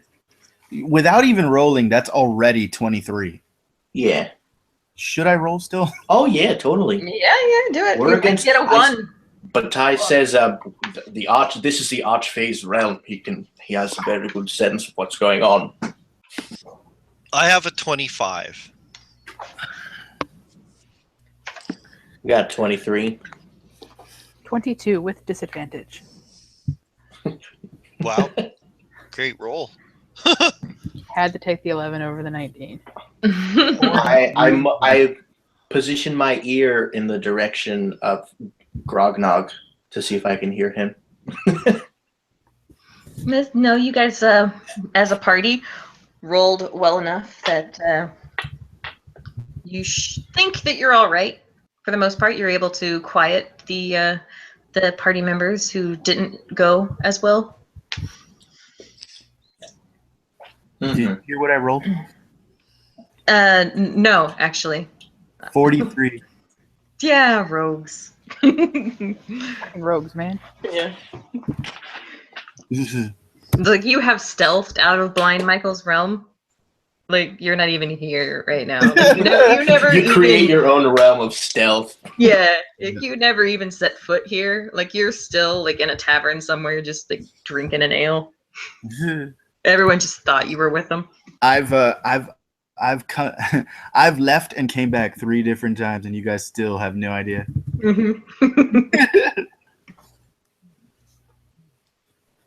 If you're that stealthy, I'd tickle people. But off in the woods, you guys hear some howling. It sounds like the baying of hounds. Ooh, I need I got a shiver. everyone to make a wisdom saving throw, please. Don't forget your bonus for the lantern's sake. Yes. What kind of saving throw, dear? I forgot. Wisdom. 7. Wisdom. Wisdom. 18 for Batai. 1. 17, 18. With the lantern, and You're then I rolled a 5. The lantern bearer doesn't seem to roll That's very with the well. +2. That's with the +2. Yeah. No, I do terrible for saving throws. Mhm. Anyways. All right. Well, Ketsa and Ketsa and Zevram and Grognog, you are frightened as the howling of this hound seems to like be getting under your skin. You do not want to take another step forward.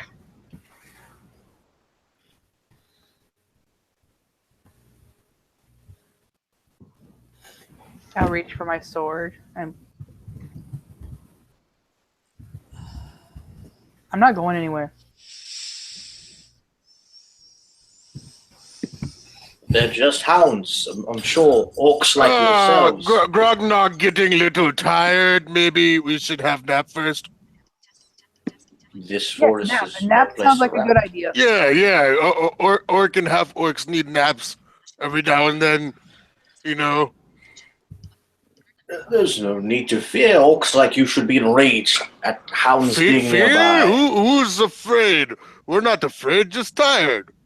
Let us press on. Tired. Ah! eh.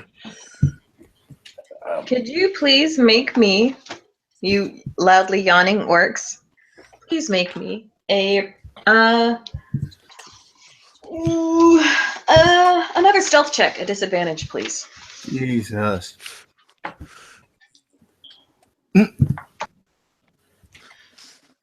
DM. Yes. What the shit? I'm slow, Mm-hmm. but I would like to cast protection from evil and good upon myself. 21 Alright. with disadvantage. Wow. Oh wow. 19 with disadvantage.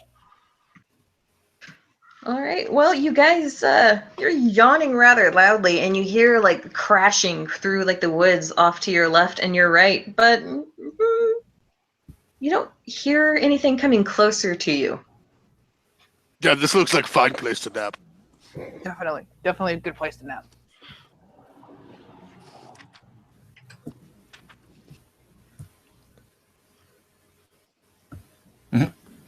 I'm like running up to a tree and backflipping because of how stealthy I am right now.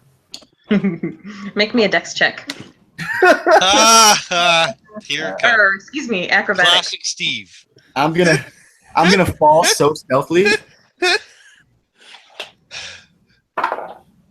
Yeah, wow. That's 16 plus 3, 19. All right. It is like the most. It's like the quietest backflip you have ever heard. But what's your AC? The quietest back you've 16. ever heard. Your AC is 16. Yeah. All right. As you like, kind of run up and do that Jackie Chan back flip, a branch from the tree that you are backflipping off of is going to reach down and swipe at you Oh hell. for 4 points of damage. A motherfucker. I Can I look up towards the branch and kind of nudge Zavram and say, "That's some wind." That wind is strong. Yeah, it's We'll very make- strong. Can I use Make uncanny napping dodge? good. To take half damage? Yeah. Yes. Cool.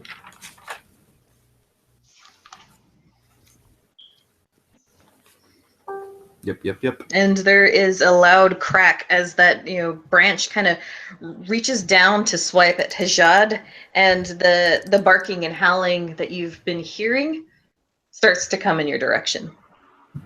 Oh shit. Don't think we'll have the opportunity to nap at arms. You know what? That's right. I think I saw a place about 15 minutes. Zavram, 15 minutes back the way we came. Yeah, looked very cozy. Perfect place to nap. We should go that way. Yes. I'm assuming it's been longer than 10 minutes now. Oh yeah, it's been hours. Oh shit, Jesus. All right, yeah. So, my true sight has been gone for a while. The last time you saw the woman was as it was fading. Can I get someone to roll me a D100, please? I'll do it. Are you sure you guys want Steve to do it? Yep. 32. 52. That is why you don't let Steve do it. There is a crashing sound through the brambles and woods of these trees, and several twisted-looking hounds come out and are now surrounding you all. It is all large hounds that kind of have like a strange, like goblin-like face and glowing red eyes. Zavram, I don't think we're going to be able to nap.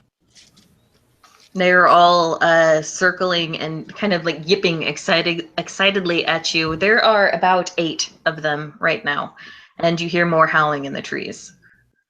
Can they see me? Oh yeah, they're looking right at you. Even with my 42 You step? made so You've much been detected, noise. yeah. You've been detected. All right. Would anybody like to make a nature check to ascertain the natures of these creatures? Oh, I Can I would. do That's something else? natural. Oh. Sure, you can do whatever you want, Grognog. All right. With that, you will see Grognog look at all of them and start to flex. The veins on his neck start to bulge. You start to see hair coming off of his forearms and his neck, and you see foam starting to drip from his mouth as he lets off a huge yell. Roar! He charges straight for the wolves. God. And as he's bulging, 19 nature. These are Yeth hounds. You Yeth. know that these creatures have telepathic bonds with one another and their master. And the Oh, God. master. All right. Are these? I'm guessing these are not natural beasts. No. No, these would be considered large fae, neutral evil creatures. All right. And Grognog is going forth and attacking the closest one. I'm actually trying to get into like the biggest group so I can get as many within a 5-foot radius of me as possible. I would say that they're kind of evenly dispersed, so there's about 4 on one side of you guys, 4 on the other. Okay, I'll take the 4 on the left.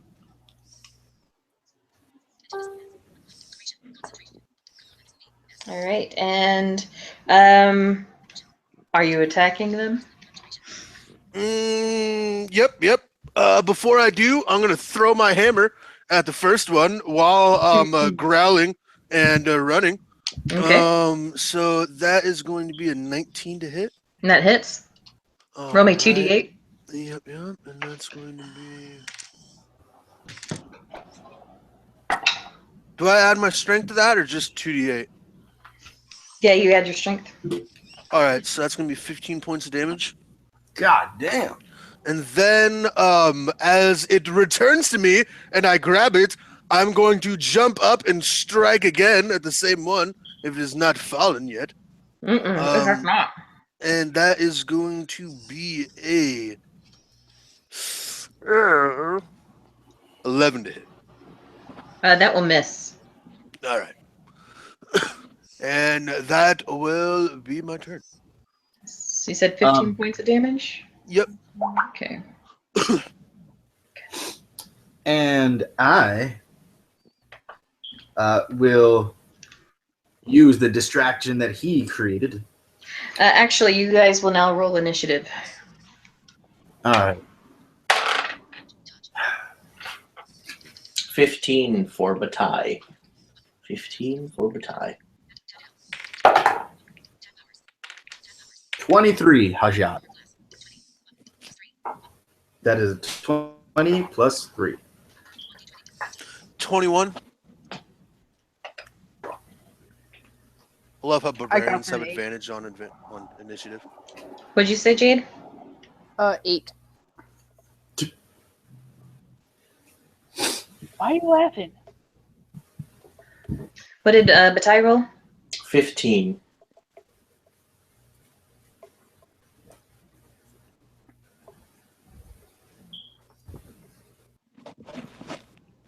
Okay, and Ketsa.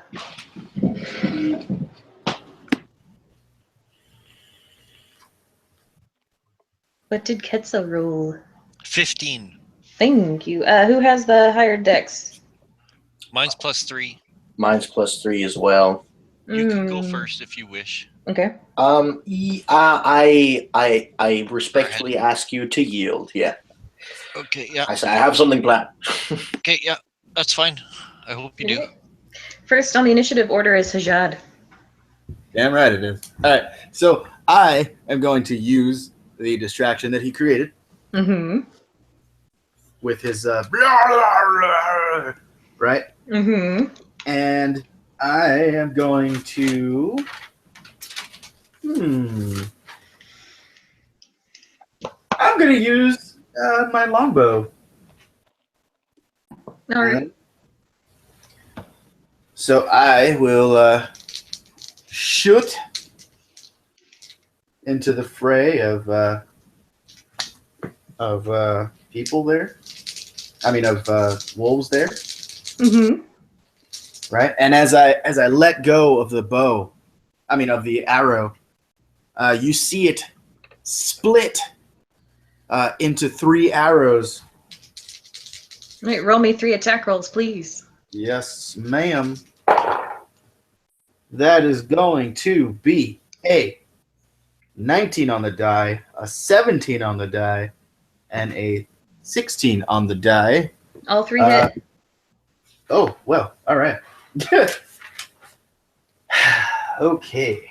These are large and strong, not particularly fast. Aha. All right. Can they also please? Oh no, never mind. I'm sorry.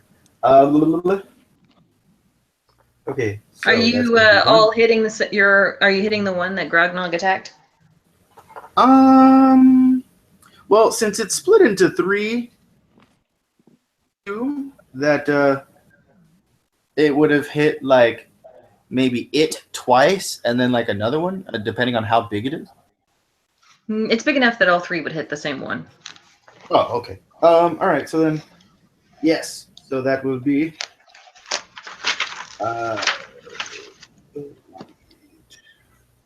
It's 1d8 per arrow, right? Mm-hmm. Plus your dex. Well, shit. And then plus the lightning. God damn. Plus, what is my dex? Where is it? Where is it? Dex is +3. Okay. Okay. That's dex 3 times, right? Mm-hmm. Well. And I'm sorry, did you say that you were attacking the one Grognog hit? Or are you attacking a fresh one? Yep. That was an or question. You said yes. Oh no, yeah, the one that not hit. Thank you. Sorry. It's okay. Anywho, so if it's dex 3 times, then it's 9 plus 12. Oh wait, no, plus 18. That's already what? 9 plus 18 is 27. 27. Thank you. Plus 4 is 28, 29, 30, 31, 31. and 35 points of damage. Wow. Some of which was lightning damage, other of which was piercing. It was a lot of damage. Mm-hmm. From a magic weapon, which is good. All 3 arrows kind of into the Yeth Hound that Grognog had attacked, and it kind of staggers when the arrows spark with the electrical energy, and it's kind of staggering a bit, but it's still standing. Yep. And then I will cast, for my extra attack, I will cast a Hail of Thorns. Bonus action, Hail of Thorns, and then on your next attack, yes? Huh? No, I have extra attack. You attack 3 Right. times. Right. Okay. Isn't Hail of Thorns a spell first? Yeah. Oh wait, no, it's one of those ones. Yeah. Okay. Yeah. Go for it. Okay. What are you aiming the Hail of Thorns for? At the same Or guy. to? Okay, the same guy. Awesome. Roll a hit. Yeah. Let me just read the spell real quick. It was supposed to be on one of your attacks. Like, you cast that spell and then shoot. No, yeah, it is. It is. Yeah, you're using your bonus action to cast Hail of Thorns. Your next attack will have the Hail of Thorns spell on it. Yeah. Oh, okay, that makes sense. Okay, I'm sorry. I didn't know the wording.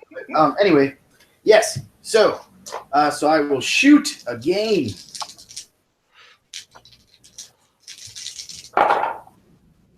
Okay.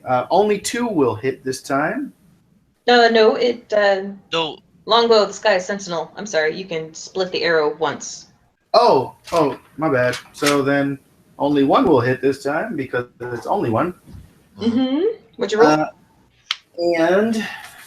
But it doesn't do lightning this time, does it? No, the lightning is every time. Okay. Just gotta be clear. Sorry. What'd you roll to hit? That's a 19 on the yeah, die. that hits. Okay, so that's 1d8 plus 1d6 plus I did it at first level, Mm-hmm. so that'll be. Oh, it has to make a dex save. Yep. So go ahead and roll your damage for the arrow. Okay. That is 6 plus 5 is 11 plus 3 is 14. All right, and so I will say that 2 of the Yeth hounds are within 5 feet of it. Also Grognog, so please make me a dex save. Oh shit! Sorry, Grogan. What's the DC of your spell? 15. You son of a bitch. you're raging. That's going to be a fail. All right, so that's going to be 1d10 for Grognog and 1 of the Yeth hounds. The other 2 made it. The other 2 will take half damage. Is that 1d10 piercing damage? Mm-hmm. Okay, yeah. See. Because Grognard's raging, so. Oh, it doesn't Yeah. matter what damage it is. I'm resistant to everything. Oh, you have bear? Totem of the bear? Yeah. And Oh, okay. psychic ring of resistance. Oh, okay. Okay, so Yeah. I'll roll the 1d10. Wait, who got hit? One. Grognard. Yeah. Grognard. They all got hit. They're all getting hit, but 2 of them made their save. Okay. So, whoever saved, it's. I rolled a 7. So 3 damage. Yeah. And then the one that failed, 7. Gotcha. So Grognog, that's 3 points of damage to you. And that's your turn? Yeah. Okay. Yeah, I think so. So Grognog, you had this awesome moment where you threw hammers into these hounds and you like hit that one so fucking hard, and then just explosion of thorns just blew up in your face. And now it's your turn. So what do you do? I look back and said, "Who's the son of a bitch that did that?" I will slink backwards. Still foam flinging at the mouth when I say this. And when I get no response, I'll just give a "Ah!" and go and attack literally the closest one I see. Okay. And that is going to be...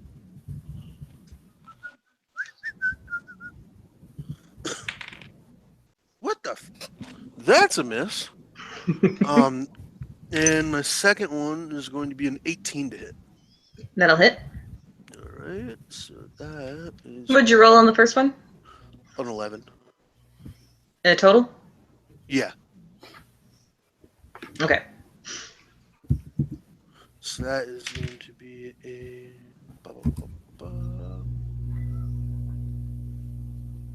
12 points of damage. All right. And you kind of lay into the one that you attacked first, and it's kind of staggering a little bit, and you've like knocked its jaw out of place, and it's kind of like hanging there loosely on one side. It's looking real rough. All right. Is that your turn? Yeah, I wish I could do more, but I can't. All right, so it is now the Yeth Hound's turn, and they are going to the one that's kind of, staggering a little bit on its feet. It's gonna try and hit Grognog and it's not going to because it's trying to bite with its dislocated jaw, and so it kind of, tries to bite at you, but accidentally bites its own tongue. Hold on, because that's a natural 1 there. Oh god. And I lost the damn page that these things were on. Hold for technical difficulty.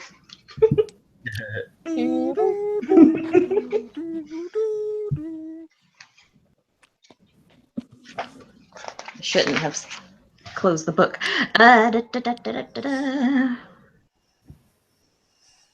Oh, it might kill itself.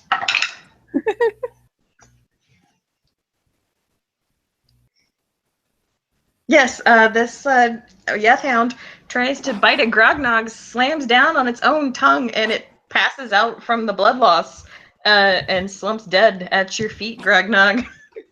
And Can I free action bite its throat? Sure, you certainly can. Bite it All right, back. I'm gonna free action take a huge chunk out of its throat.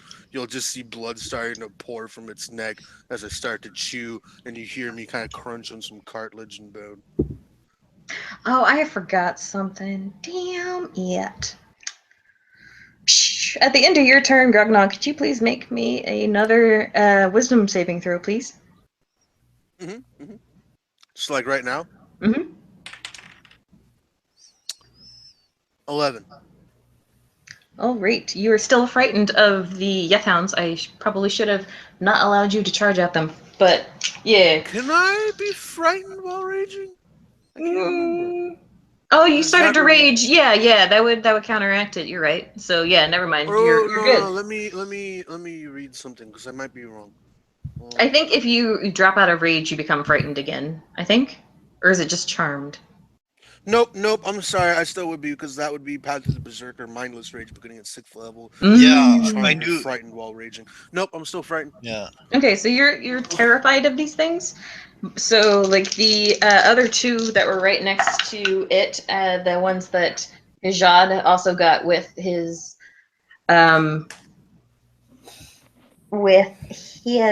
thing, are going to try and snap at you, and nothing is going to happen because they're just kind of, you're ferocious and foaming, and they just kind of can't get into you. And then like the 4th one on that side is also going to take a snap at you, and that one will hit with a where's your fucking AC? There it is. With a 21 to hit, or 24 to hit. 22. Fuck.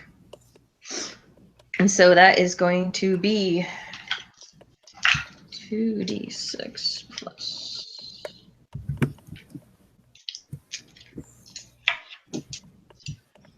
2d6 plus 4d6 because you are frightened of it.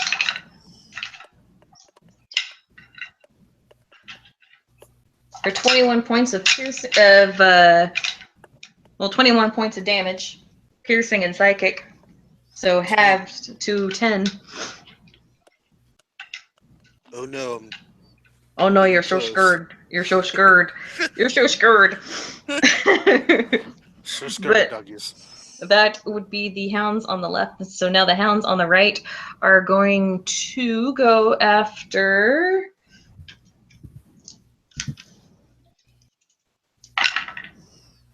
Let's see, 2 are going to go after Bataille, and 1 is going to go for Jad, and the other one is going to go for Zevram. Bad dog. All right. So the 2 going for Bataille, 1 is gonna like kind of trip over the other one. The other one is going to go with a 24 to hit. Hit. All right.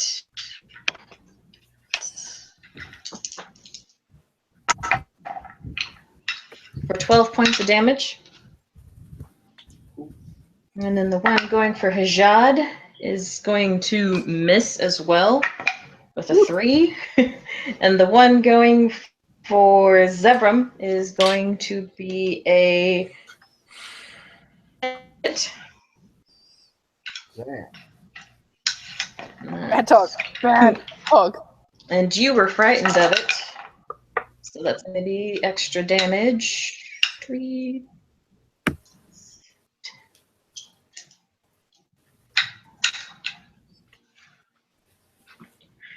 For 22 points of damage.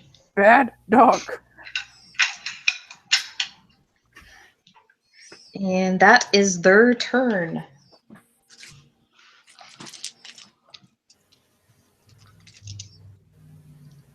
So next up, these hounds all kind of went after your pals, Batai. What are you going to do? I wish I could have done something sooner, so I shall re-strategize. And I will swirl my Staff of the Woodlands above my head and call lightning above us, a storm cloud above us. It is a casting time of 1 action. And I would like to point the staff at. I'm just trying to envision where these fools are. I know there's one right in front of me that got me. Ow. Mm-hmm. Where am I in relation to? Yeah. Am I in relation to my friends? You were at the edge of the lantern's light, and so you would probably be 30 feet away from Ketsa. Yeah, everyone's 30 feet away from me, if that helps. Okay. Zevram was halfway between you, and he had 2 on him, All right. right? And then, yeah. I thought there was 1 on me. If No. Who had the 2? I have 2 on me. Okay, so 2 on you, and then 1 on your, yeah. Okay. If I move, it will provoke an opportunity attack. Correct. Mm-hmm. Then I will call the lightning above me at the one right in front of me. So point at him in anger. All right. And he must succeed on a dexterity saving throw.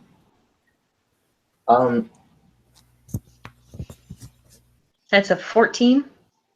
That is not enough against my DC, so he will take 3d10 for lightning damage.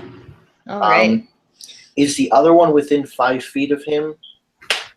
I would say so if they were both trying to clamber over you. If I could place it equidistant to. Yeah, you want to get both of them? That's perfectly fine. Yep. So another dex save for that one? Yes. And I'll do damage and I'll let you know. That will be a fail on that one too, 13. Alright, so 15 plus 25 damage for both of them. Alrighty. Anything else? Since I cannot move, since I'm still engaged, I will stay there. Okay. And so Batai summons the lightning cloud up overhead. And It's still above us, too. yeah, zaps 2 of the Yeth hounds. It is now to Ketsa. Ketsa. Mm-hmm. Okay, Ketsa is under the fear effect. Mm-hmm. So you cannot move closer. I cannot move closer, but can I move to Grognug? Let's see.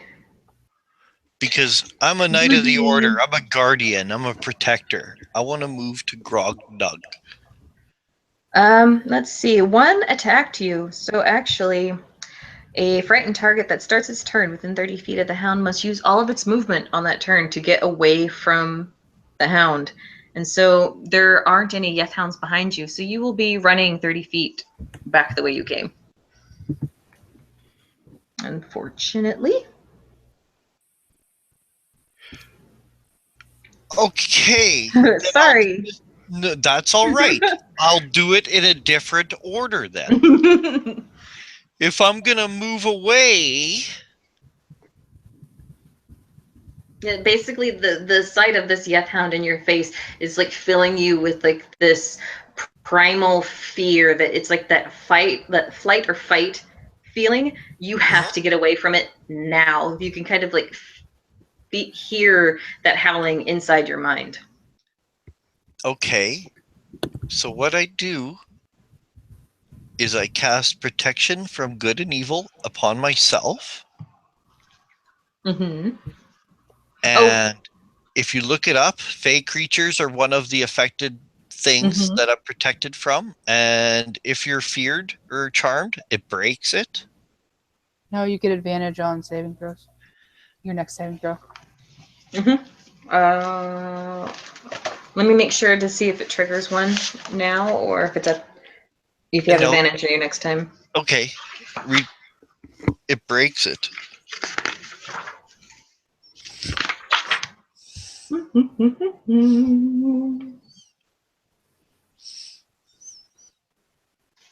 If the target is already charmed, frightened, or possessed by such a creature, the target has advantage on any new saving throw against the relevant effect. Your saving throw hasn't triggered yet.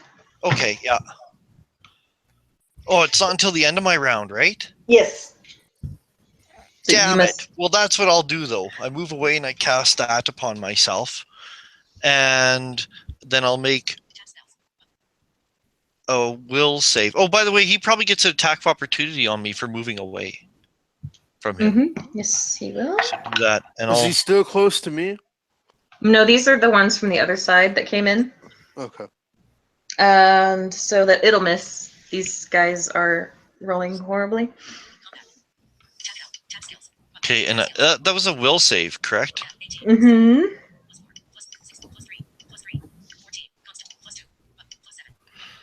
Wait. Oh, good save I have. Okay, with advantage. Oh, that's not very good.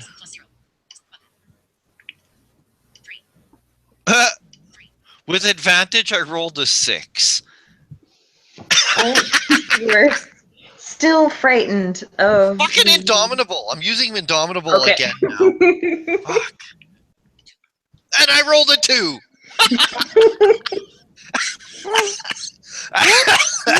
A 2, a 3, and a 6. Fuck. I fucking hate Indomitable. It just never worked for me ever once. Oh, actually, I'm sorry. I kind of read this wrong. Yeah. The fear effect is temporary. I'm sorry. So, never mind. You're fine. It lasts for 1 round. You're fine. You move away from it. You're good. Okay, so that's it. Yeah. Nothing changes. Just it's done now. Yeah, it's done now. Okay, and I still have the protection from good and evil on me. Okay. Mm-hmm. Okay, that's fine. Then I'm done. Okay, so bring me up. Well, first of all, I'm afraid, so I'm gonna run away. Okay. That triggers an attack of opportunity. Mm-hmm. Was that one also temporary, or just still have it? At the end of her turn. Gotcha. That one is going to actually hit you. And it's going to get all those nice, lovely D6s. That's a 10. 26 points of damage this time.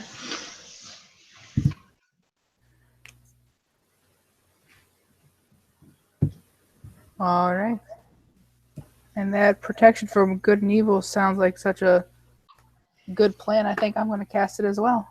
All right. Twinsies, Eldritch Knight twinsies. We have a secret decoder ring or something. All right, so back of the initiative order, it's back to Hajad. You are now out of the protection of the lantern because Kitsa moved. So I need you to make a wisdom saving throw, please. Oh, son of a bitch. All right.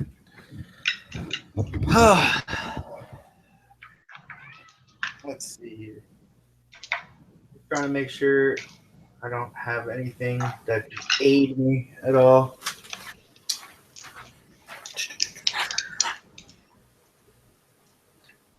Nope. All right. Wisdom saving. I'll choose this die. That is a 12 plus 2 is 14. All right, that's a success, but you kind of feel these fingers they're brushing across your skin, and you kind of feel like somebody is like ruffling your fur in the wrong direction. You feel like something like kind of trying to grasp at your neck, but it's just kind of doing that annoying cat thing where they are brushing your fur in the wrong direction. Yeah, I hate that. Yeah. Um. Okay. Shit. But there's still this wolf in front of me, right? Mm-hmm. Fucking hell. Okay. Okay. So I'm gonna free action pull my sword. All right, get your squad. And then I'm going to cast Hunter's Mark on him. All right. And then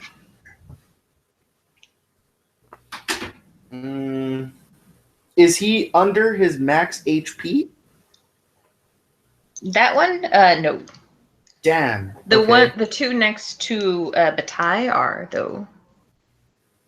Well, that's too far. Okay,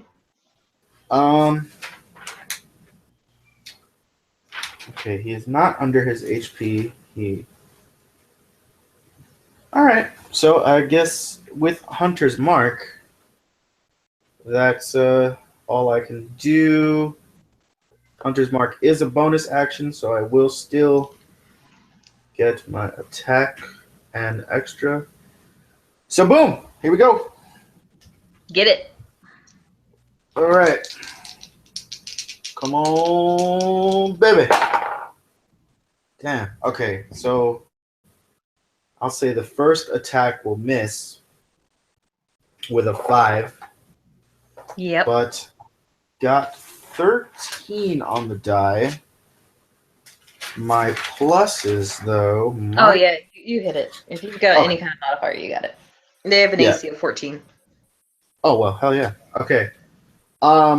So yes, I hit him for. I'll just do the regular damage first. Okay. Okay, so that's 1d6 plus 1d6 plus dex plus 1. Okay. To be 5, 6, 9. Okay, yeah. So 9 right now. Can he please make a con save, DC 15? He makes it with a 17. Yeah. How much damage? Huh? How much damage did you say? 9, right? Yeah. Yeah. Yep. And then, oh yeah, no, that was my second attack. I can't do 2 bonus actions, right? Nope. All right, so then I'm done. All right, Gragnag, it is your turn. You're no longer frightened. If you were, I can't remember, but whatever. Unmuted now. Awesome. So Hold on. I am going. DM real quick. I'm just gonna take this moment to just run to the bathroom real quick. Awesome. I will kill you while you're gone. Thanks. So I will take this opportunity to use my bonus action to get as close as I can to one of the enemies with my orky thingy. All right, you shift slightly over to the one that was right next to you. Oh, awesome. And I'm going to go in for a smacky with my tenderizer. Mhm. That is going to be a 18 to hit. That hits. All right. For 7 points of damage. Alrighty. And I'm going to attack again. And that will be a 27 to hit. Oh, you hit it like twice. And that will be another 11 points of damage. I just smack it Nice. across twice on the face. All right. That's your turn. All right, Grognog, you hammer into those hounds. The two that are injured right next to you are gonna try and chomp on you. It's gonna be a 13 and an 18. So Miss. both of those will miss. You're surprising. Like they're kind of. It's just kind of bull for a barbarian. For a barbarian of your size, they're not quite knowing what to do with you. And let's see, one there on that side was going for. Oh, you were also outside of the lantern light. I'm sorry. Can I please get you to make a wisdom saving throw, please? Grognog. I'm sorry. I skipped that. 16. You're good. You feel those, like, it feels like that time that Goblin tried to give you a massage to get out of getting into your pot. Like, somebody's kind of, like, stroking your deltoids, Ugh. but it feels, like, and dirty. Awesome. Oh, my. So, Batai, the two that are right next to you are going to try and chomp into you. That's going to be a nope and a nope. One gets another natural one self again because, or it's going to bite his. No, you're fine. Okay. So one of the ones attacking Batai kind of gets overly aggressive and chomps into the leg of its buddy for 10 points of damage. And the other one is just gonna straight up miss you. And let's see, the one next to Zevram is also gonna miss because I'm rolling horribly. But then the last one on Hijad is going to roll a 23. That will hit. That will hit. You are not frightened, so it will be 14 points of damage. Damage, and if he has another attack, he will he'll have to beat another he'll have to beat a 20 AC. No, he does not. So that's good. That is the hounds. So Batai, you are outside of the protective light of the lantern. Can you please make me a wisdom saving throw, please? Yes. That's a natural 20 plus 5. Oh, like you feel something try to touch you, but it like kind of immediately recoils in like I brush holy my shit. shoulders off. Yeah, you just brush it off. Yeah. And I seeing the one Yeth hound bite the other, I feel a druidic sadness within me at the sight of these animals in such a state. I think back to my nature check, knowing that they're telepathic and have a connection to their master. Do I know passively how strong that connection is? Is it absolutely unbreakable? What did you roll on that check before? 16. Why don't you make me another intelligence check? All right, just intelligence. Mhm. Okay. That's a 17 on the die plus 1. From what you remember, what you know about these particular hounds. The telepathic bond between it and its master exists as long as they are on the same plane Okay. of existence. All right. Okay. Here's what he's gonna do. The hound that is closest to him, the one that was just injured, the one that would most likely feel betrayed by its own clumsy Yeth hound, Batai gets down on one knee, grips his staff tightly, and pulls out a small morsel of food, and beckons the animal close to it. As I cast animal friendship from my staff of the woodlands. Hmm. Okay. It's a wisdom saving throw. Alrighty. I What's your spell DC? 18. Okay, so it fails with a 15. Wait, is this charming Yeah, the like is creature? that beasts? Let me see. It is an enchantment.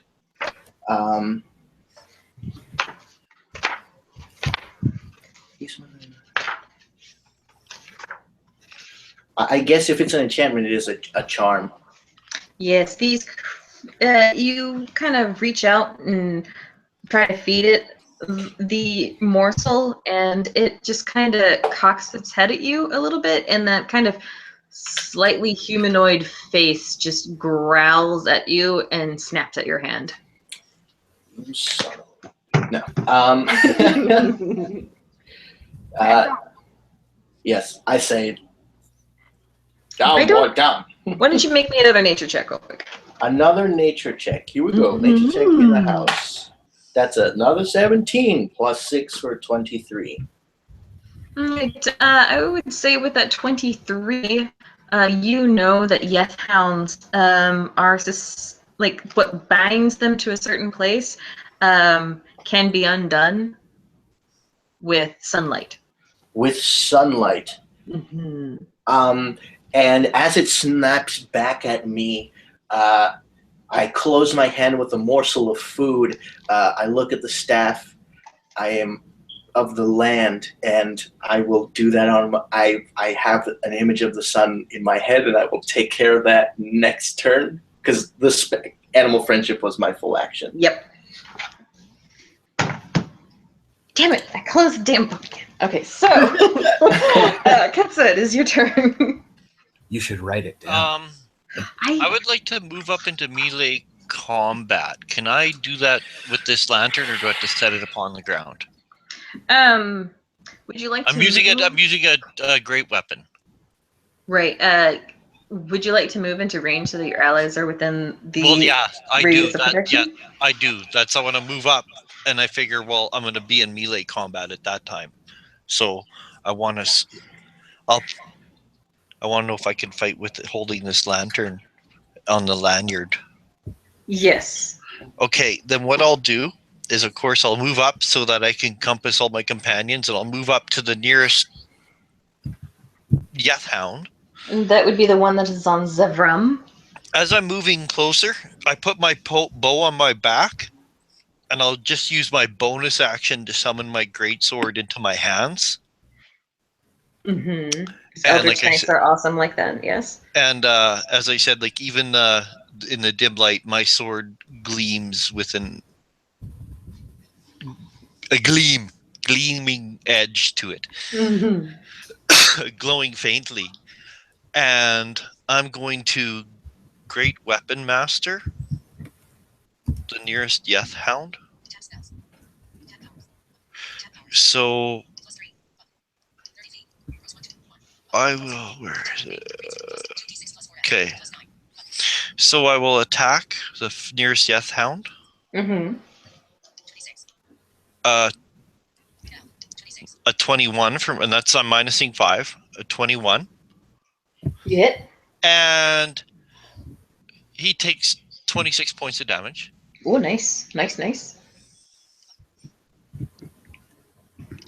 Great Weapon Master, 15. Hits. He takes 26 points of damage. Nice. Like, it's great sword, right? Both blows just sword. kind of. Great sword Yeah, of they just. sharpness. Oh, nice. So it does 12 points of damage. It does maximum dice damage. Nice.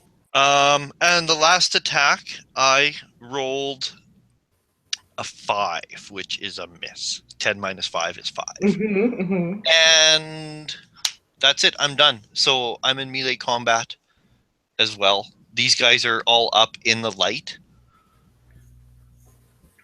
Yeah, you kind of just both of those swings kind of go like overhand into one side of the rib cage, and then you like yank it out and like hit it on the other, and then like the last one you try to kind of like stab it through, but it kind of jerks off to the side and misses a bit. And That's then precisely what I was thinking. will be Zevrum's turn. Is the one that was attacking me still standing? Yeah, you just saw Ketsa annihilate, like, you know, try to bifurcate this thing in one blow. It is staggering and not looking good. Is there one that's perhaps not as hurt that I can get to in my movement?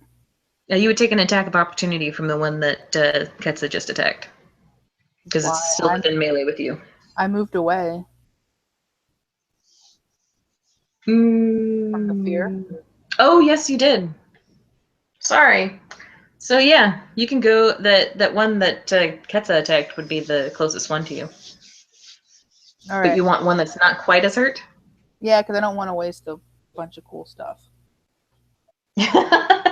Well, then I would say that there's one that kind of looks like it's on the left. Grognog is kind of taking on 4 by himself, and the ones on the right, you've got Ketsa and Jad and Batai kind of with those 3. And I can get up to them? Yeah, you can get up to any of them. All You right. just tell me left or right, and if you want to go for... Yeah. I'm going to go where Grognog's fighting him by himself. Okay. But as I do it, I'm going to kind of weave my sword in an arc, and as I do that, I'll speak the command word and light my sword. Mm-hmm. What's the command word? We'll go with the command phrase, half-blood.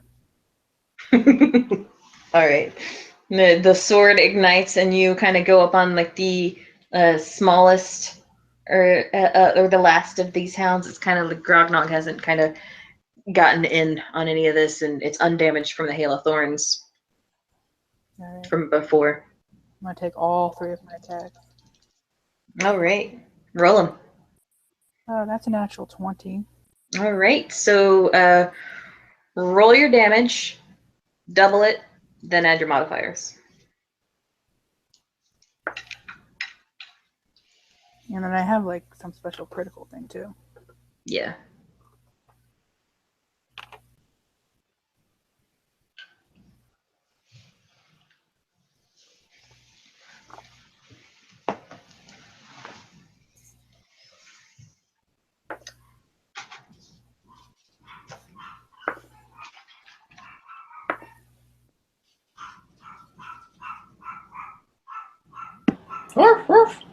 Is that what the Yeth hounds sound like? 27 Yeah. damage. No, I they- thought I was muted. That's my pet. They sound like the hounds from Willow. That's What'd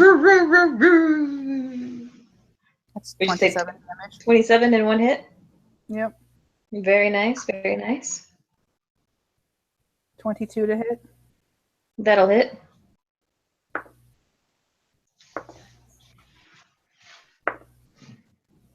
$11 damage. And a 12. That'll miss.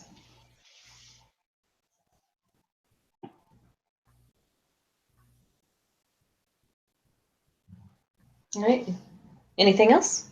Nope, that's it.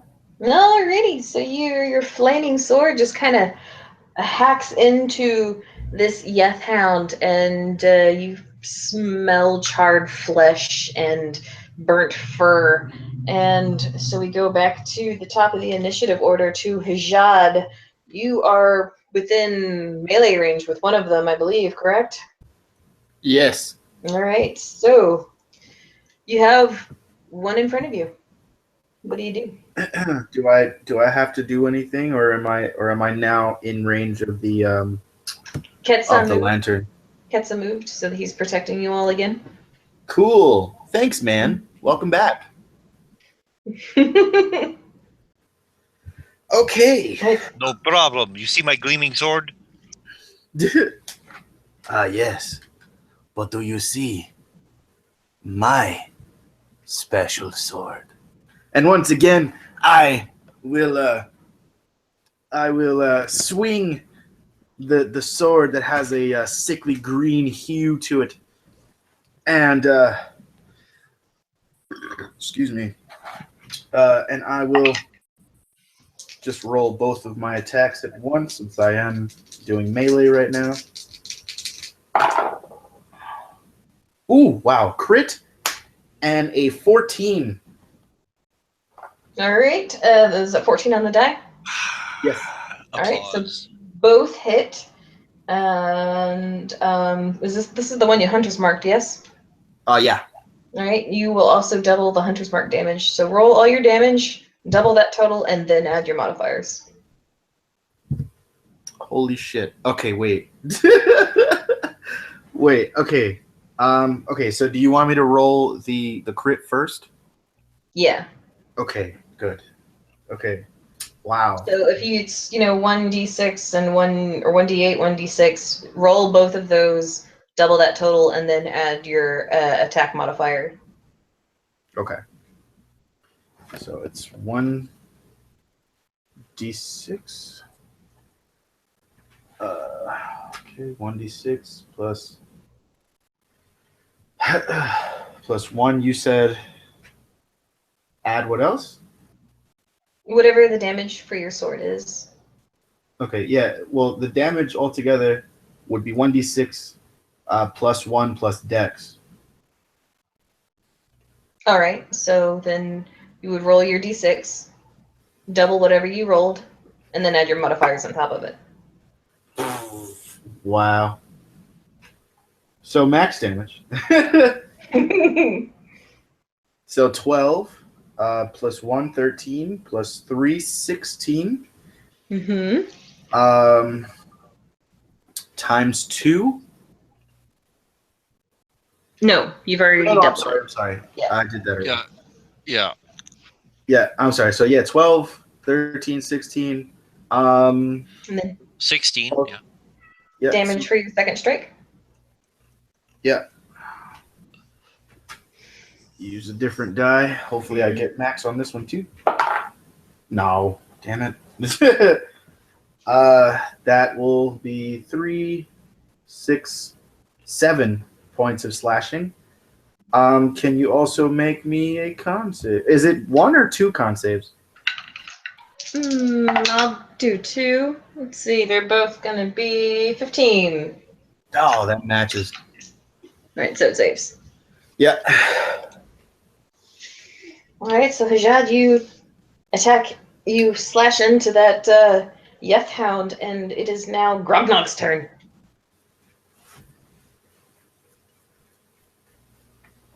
Ah, muted. Son of a bitch. All right, good. Smash. Still foaming, flying everywhere. Splatter those Yeth Hounds. Tenderize those Yeth Hounds for me, please. Yes. 17 to hit. That'll hit. All right. Ooh, 5 points of damage on the first one. Ooh. And then I'm my sad for you. second right. 14 to hit. That'll hit. Oh, okay. And that will be 15 points of damage. Ooh. Jeez. As the growl goes, "Rah!" and you see foam splattering across everywhere. If anyone's within range of me, they probably got some spittle on their face. All right, so that is Grognog's turn. It is now the Hound's turn. There are 2 on Grognog and 1 on Zevram. They're going to go first for a 16 to hit. That's a miss. A 9 to hit. That's a miss. And a 15 to hit. That's a miss. So the two next to on the right side, the one for Hajad is going to. Oh, that will probably hit. That's a 23 to hit. That misses in my mind. In But it your hits. mind. In real life. In your mind. Your mind is going to take 8 points of damage. Uncanny damage?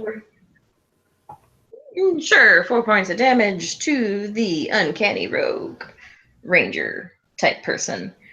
Yeah. Then the one next to Ketsa is going to snap and snarl and miss because that's a 5 on the die. And then one of the ones. And it has disadvantage as well. Well, yeah, well, it wasn't So, going to hit yeah. it anyway. Oh, they're supposed to be making wisdom saving throws to attack you and fucking Zevram, but they're rolling so poorly it doesn't matter. Oh, yes. I Hmm. forgot to add the hunter's mark damage. Go ahead and roll me the d6 for Hunter's Mark. It's a d6, right? Yeah. Yes. All right, roll me the d6 for the critical and double it. Okay. So it's 12. You got max damage on it. Nice, nice. Yeah. All right, roll me again for your second attack.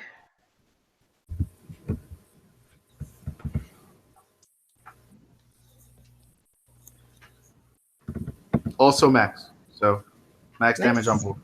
Nice. Sorry about that. I'll try not to forget next time. You're fine. What was I doing? Creatures were attacking. I think One was They might have attacking been the done. tie. There's one misses because that was a 17, and the last one is going to the one that you tried to befriend is going to let out another baleful howl. I need all of you guys to make another wisdom saving throw, please. 17 for Batai. 17. Ketsa and Hajad and Batai will have the +1 from the lantern's light. Yes. 18 for Batai. 18 for Batai. 22. Yeah. Yes, 22.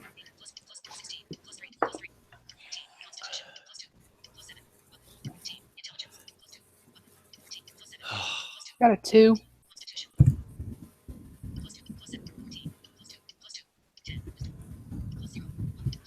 And I have advantage, correct? Because that spell. Oh yes, you and Zevram will have advantage. Oh, There's a protection from evil and good.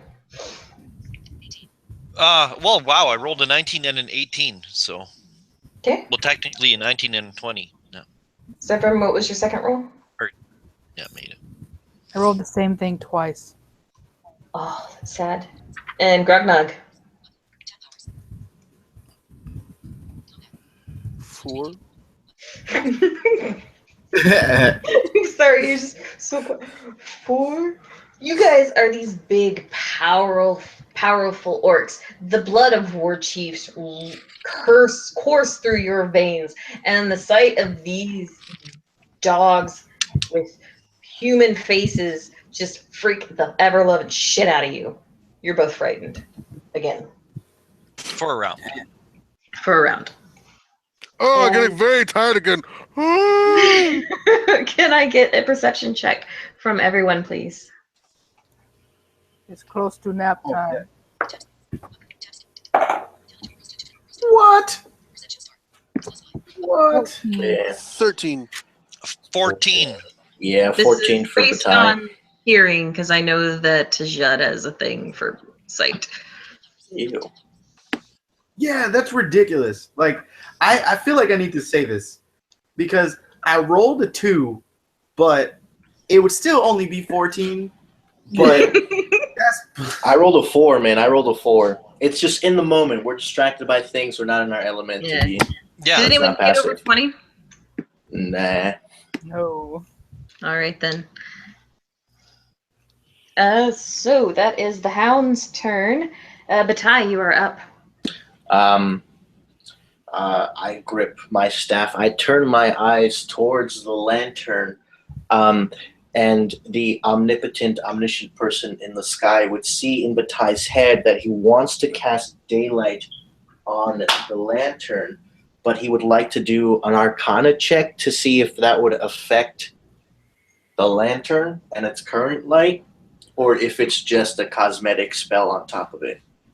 You would know that you can enchant things with a daylight spell, and it won't interfere with any of magic. You don't need to roll. So he keeps his eyes closed. He sees the light in his head, and anyone who's looking at the lantern will see it begin to glow radiantly up to 60 feet. Knowing what I do, Corinne, Mhm. DM, is it possible that he ends up not wasting his spell slot? Because somehow when he casts the spell upon the lantern, that its own daylight spell is triggered? Roll me a D100 with an extra 10s and take the lower. Roll it with a bonus die, Roland.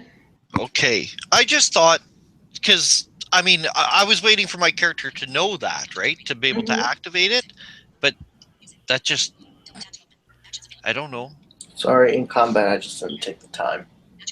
It's happening. Roll your D100. I am. Okay. So, okay. Initially, I rolled a 38. I'll re-roll the 10 spot here. 68. So 38.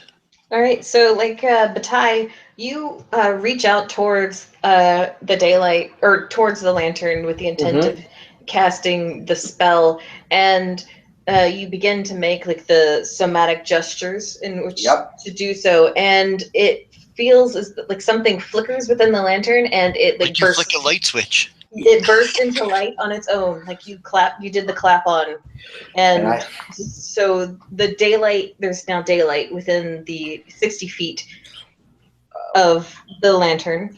And You I do not say, expel. You save your spell slot. you should have been more transparent, Ketsa. And as you do I this, look at the hound. What's the effect it has on the hound? the hounds are now like recoiling in the hounds are recoiling in like fear and are beginning to kind of like back away from the light, and you kind of can now see through them. Okay, I want to say, Grub Knob, bring one into the daylight. Oh, I'm so tired. So, Not this again.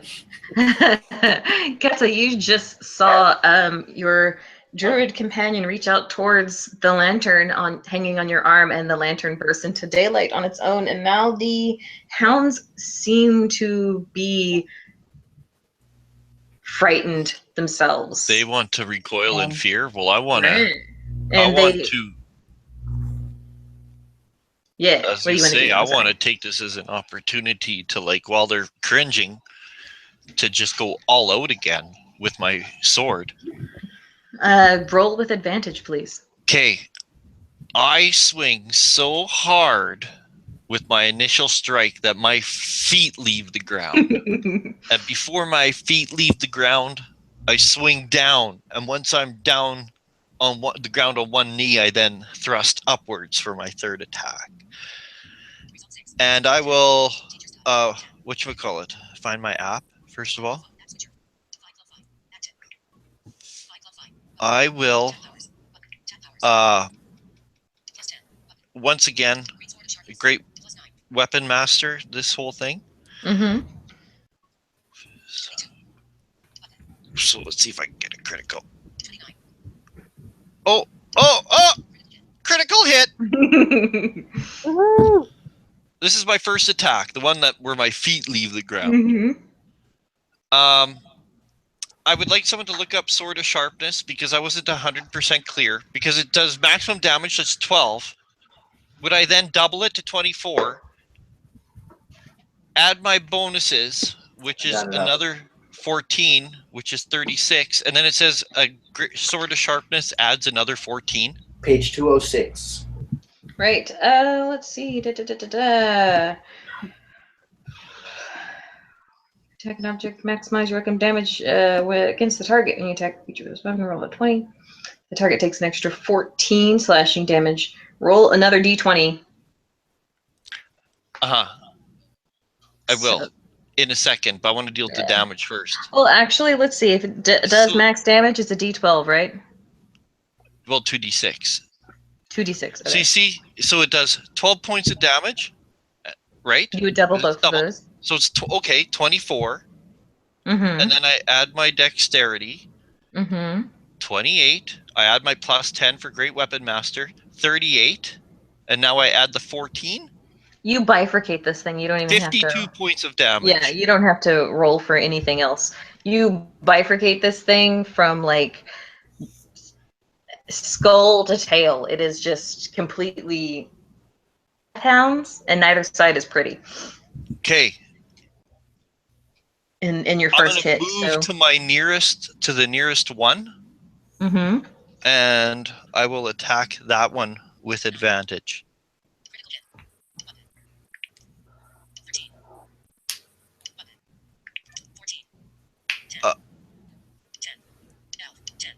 Okay, that one missed. I'll do my third attack.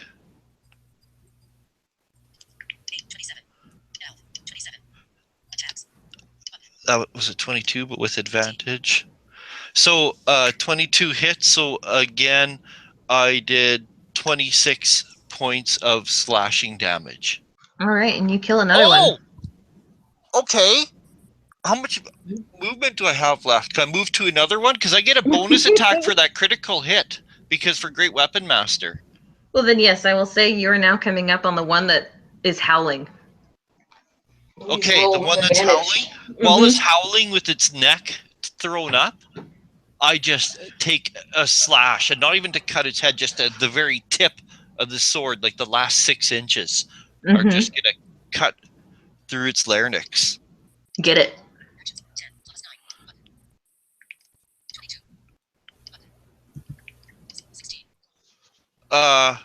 Does a 17 hit? Okay, 26 points of damage. All right, and so it stops howling, and it's still standing. Okay, and I'm done. All right, it's not looking too good, and now that the howling has stopped, can I get another perception check from everyone again? Yeah. Damn it. Yeah, I'm not doing 11. 19. 17. 17.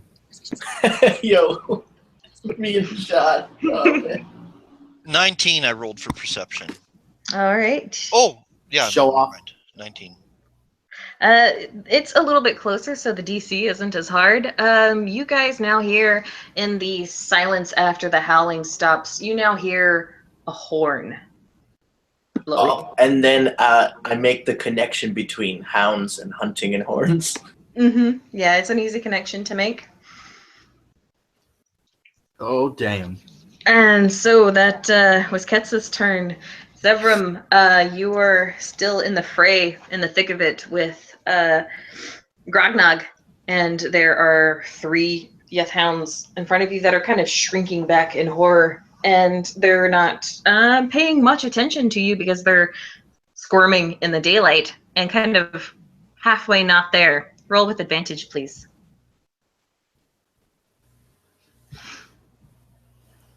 Who? Zevram. Okay. Oh, okay. It's now your turn. With advantage, the first one is a critical. Please roll me all that damage and double it, then add your modifiers.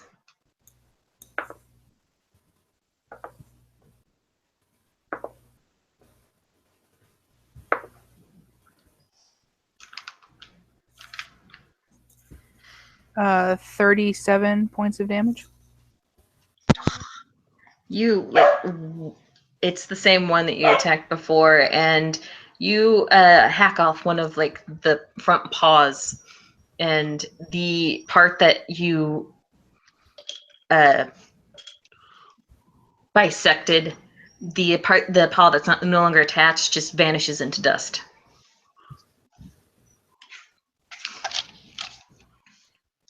Is it still alive? Yes, Okay. barely. It like can't even stand. So that's a 14. That'll hit.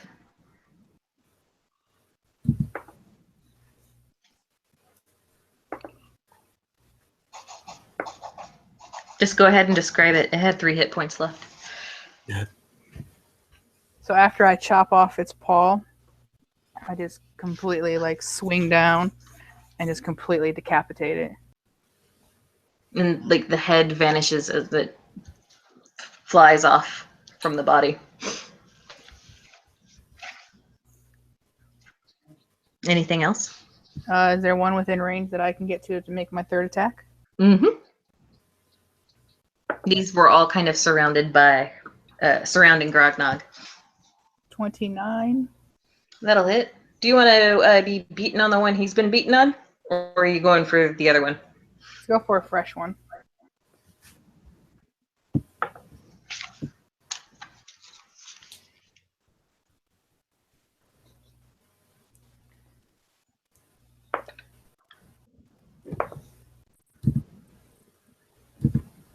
$22 points of damage.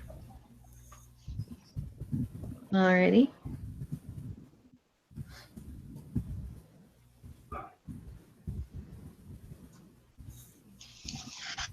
Yes. So, anything else? I'm good. Alrighty. So, Hajad, top of the initiative order. It is now your turn. The Woot. woot woot. Let's see. Okay. You were gonna say The something? one that you were attacking, Ketsa kind of annihilated just now, so you don't have anybody in front of you. Yay! And I kind of look at him like as like a thanks, but like, bro, I had it. Yeah. But I'm going to Hunter's Mark another one. A bonus action and move your hunter's mark to another one. All right. So which one is that? You can either hunter's mark one of the 2 next to Bataille or one of the 2 next to the orcs. You kind of have a choice of your targets right now. Do I want to get You're still in the way of a raging orc, or do I want to help out my boy? Yeah, I'm gonna help out Bataille. Yeah, there's that one and- that the one that Ketsa attacked last is not looking too good. Okay.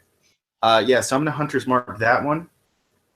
And because of the fact that it is also below its max HP, I will also be using Colossus Slayer.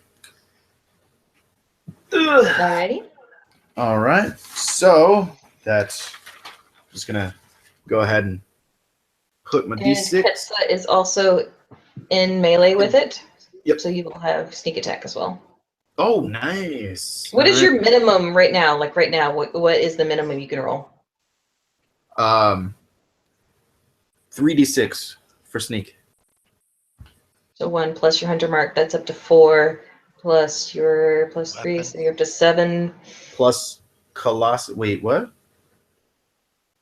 Just describe it. It's got like 10 hit points. Okay. Wait, roll the hit first. Okay. I suppose this could be funny. So that's a 17 on the die. Yeah, okay. Just describe how you annihilate this one Yeth Hound that was Yep. howling. And Wait, now, just out of curiosity, yeah. just for shits and giggles, can you make that DC save? Because I really want to poison one of these assholes. Okay. Ooh, con, right? That's a 14. Yes, finally. Congratulations. So yeah, so I just run up and I run up and like kind of how do I explain this? Like I like spin and like slash the Yeth hound, Mm-hmm. and then like and I kind of like sit there, um, like in like this really cool uh pose, your pose here, I guess. And then and then as the poison goes into the wound, you see you see it start eating away at its skin almost immediately, um, and and because of the fact that I cut it so close to its heart, the poison immediately like goes down deep enough to attack the heart directly and eats it away from the inside, and it dies. Very nice. Thanks. And you said there's another one? Mm-hmm. Right next to Bataille. Cool. So I'm going to attack that one. With advantage, please. Woo! Will be 17 on the die. All right. Okay. Damn it, that one's not. Is it below its HP? Oh yeah. Is it in melee? Bataille, like this is the one that he like lightning damage did. Yep. And Um, yeah, you're right there.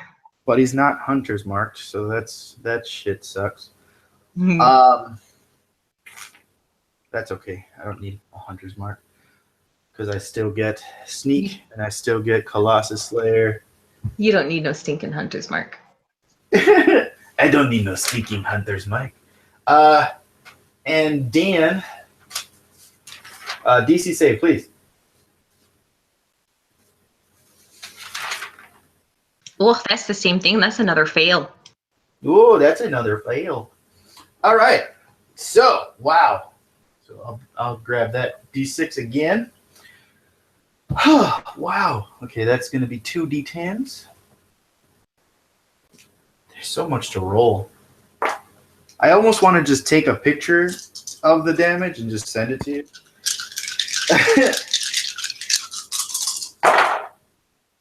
Okay.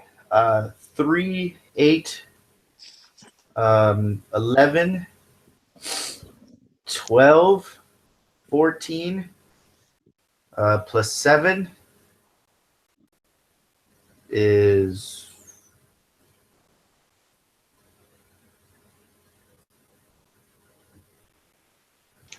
21, plus 3 is 24, plus 1 is 25 25 points of damage.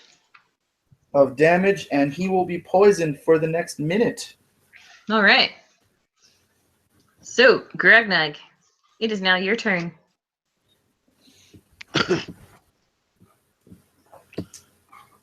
All right, let's see here.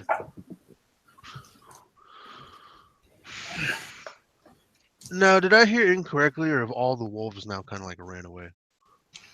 No, they're kind of recoiling in fright from the daylight spell, and they're kind of fading away like Michael J. Fox in Back to the Future a bit. Gotcha. But they're still there.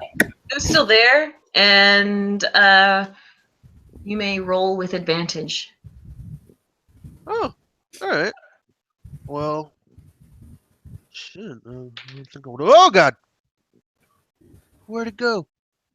Oh, there it is. So that is going to be a 22 to hit on the nearest hound I see. Oh, whoops. Wrong dice. 6 points of damage for the first attack. Mm-hmm. And then that is going to be a 25 to hit on the second attack. Yeah, that hits. For... Oh, shit. Wow, this whole time I've been forgetting that. Holy shit. Anywho, that'll be 11 points of damage. Alrighty. And how's he looking? He's kind of getting there. Okay. No, I can't. That'll be my turn. Alrighty. And so, Grognog, you kind of tenderize and you like just beat your tenderizer into this Yeth Hound, and at the start of their turn, the daylight has kind of dissolved the Yeth Hounds and they vanish as they all start their turn within the light. And they have been banished from this plane. You are now out of combat, but you can still hear clearly now, without rolls, the baying of horns, or the sounding of horns coming closer.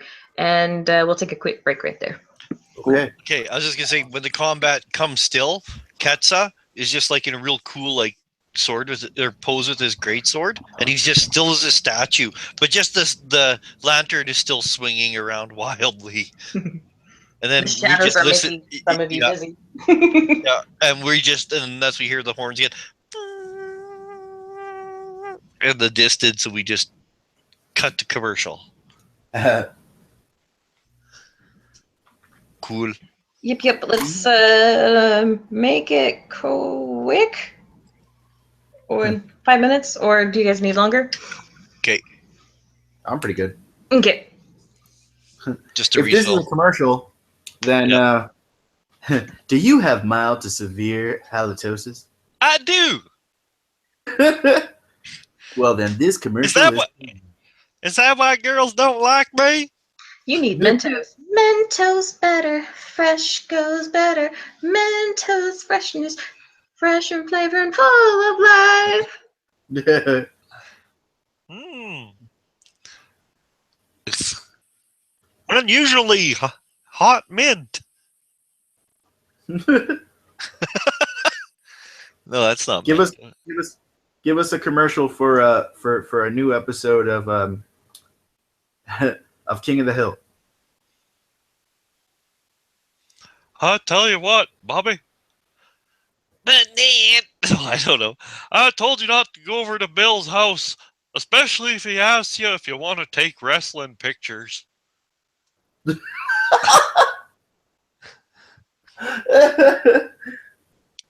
Oh shit!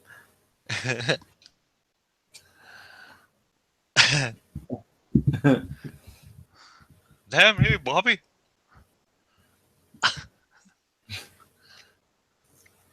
I'll tell you what.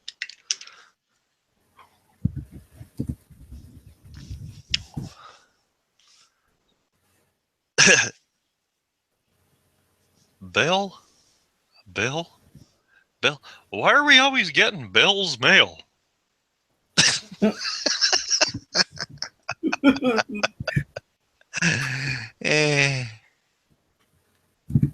Coming up tonight for our 8:00 movie.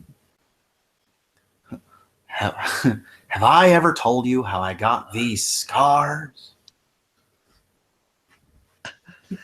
No, Jimmy, tell me.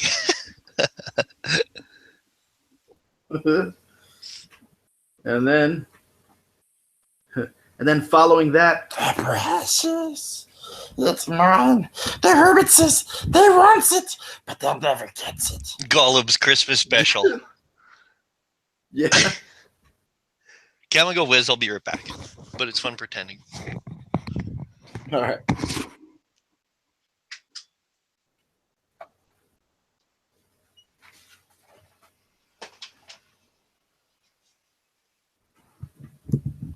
Oh, geez. I just realized we're still on air.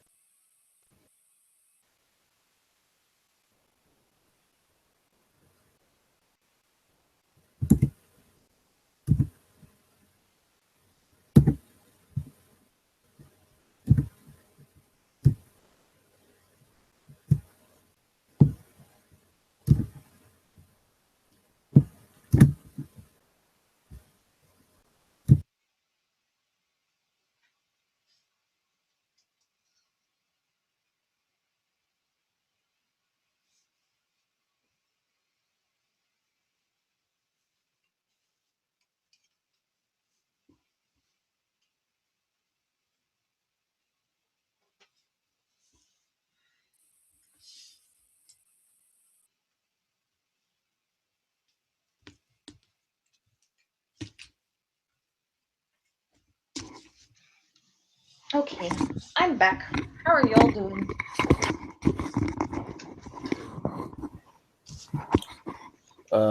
Roland, I believe, went to go get something. Back. Oh, never mind. Cool. I just got back. I refilled my coffee and grabbed a couple of cookies, What kind which of are cookie? already gone. Homemade peanut butter. Nice. Yeah. When I was working at Google, they used to have these cookies that I used to call crack cookies. Mm-hmm. Cause I forget what they actually are, but it's basically like they take leftover like candy and leftover pretzels and stuff, Mm-hmm. and like make them into a cookie. Mm-hmm.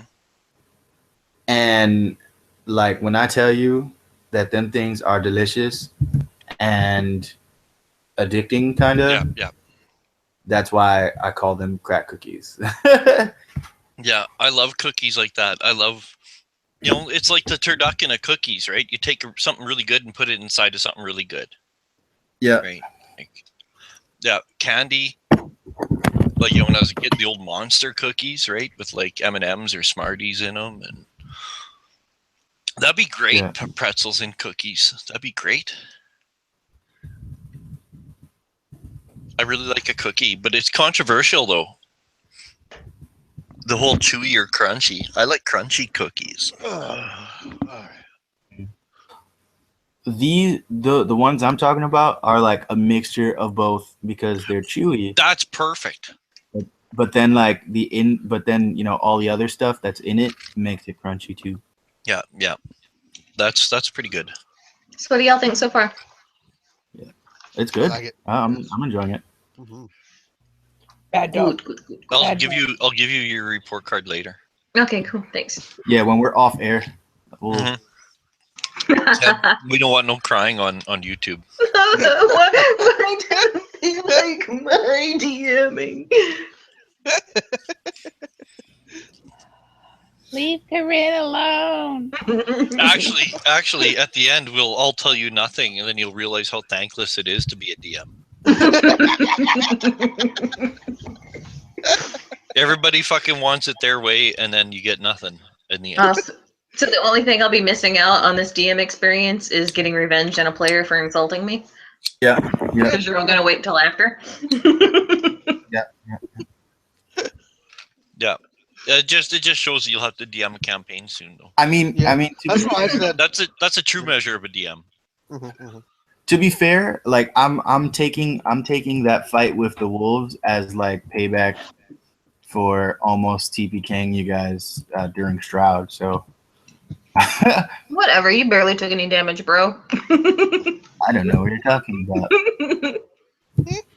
Oh yeah, I guess you are the only one that got hit. I'm sorry. I got cracked. Oh, you got Hey cracked. man, I got a super huge scratch right now. It's Oh deep. yeah, because you guys got all the psychic damage. Poor orkies. I'm just really enjoying the opportunity playing such a high level character. Never done that Mhm. before. 16th level is the highest level character I made up. So it was really interesting to be able to make up a character with a concept that you could actually build, Mm-hmm. rather than like kind of debiting out what, as you go up in levels. So I take this, or do I take this, or do I do this, right? It's hard to do. But when you're like, hey, 16th level, you can just Go nuts. yeah. Like this character, I took 3 feats. I don't think I would ever really do that.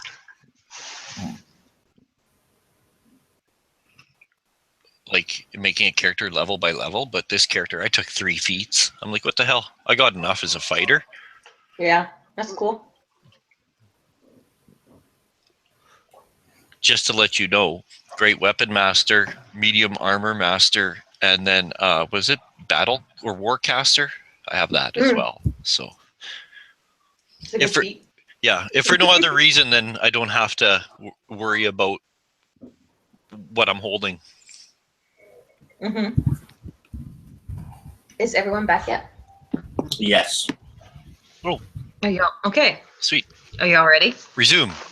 Yes. Okay. So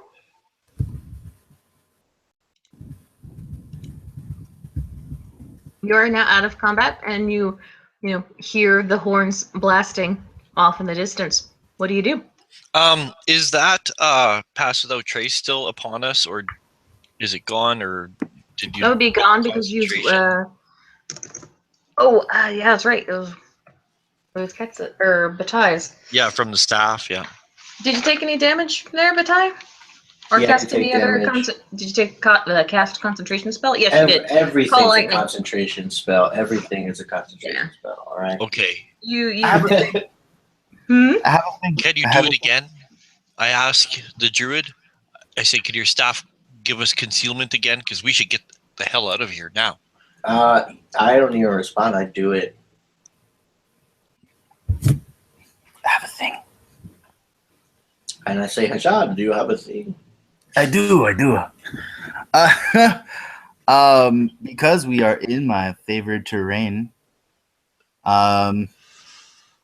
I would also be able to do a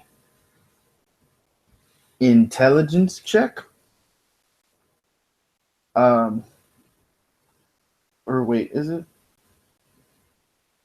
Yes, something like that.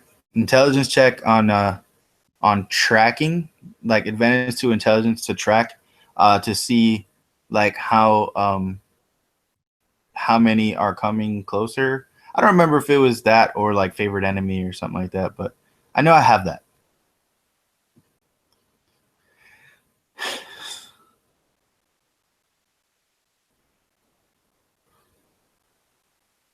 Hero. I'm listening. I don't know what I can do about that. Well, I'm talking to DM. She might be reading. Or Um, What is this called? It's either one either from favorite enemy or natural explorer. What are you trying to do? But I know like to see like exactly the exact number of like who and what is coming towards us. All right. It says while tracking other creatures, you learn their exact number, sizes, and how long ago they passed through the area. Where are you trying to? What do you think you can ascertain from a horn blowing in the distance? To try to track like I mean we already know we've already pretty much discerned that that the horns are from the hunters that own these dogs. Mm-hmm. So All right. So make me a survival check with advantage.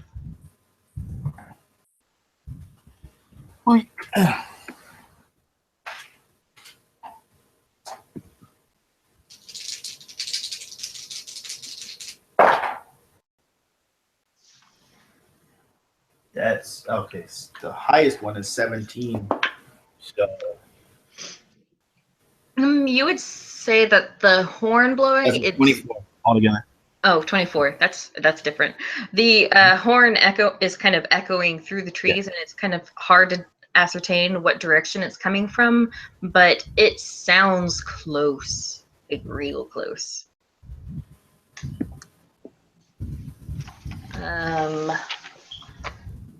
You only hear one horn blowing. Mhm.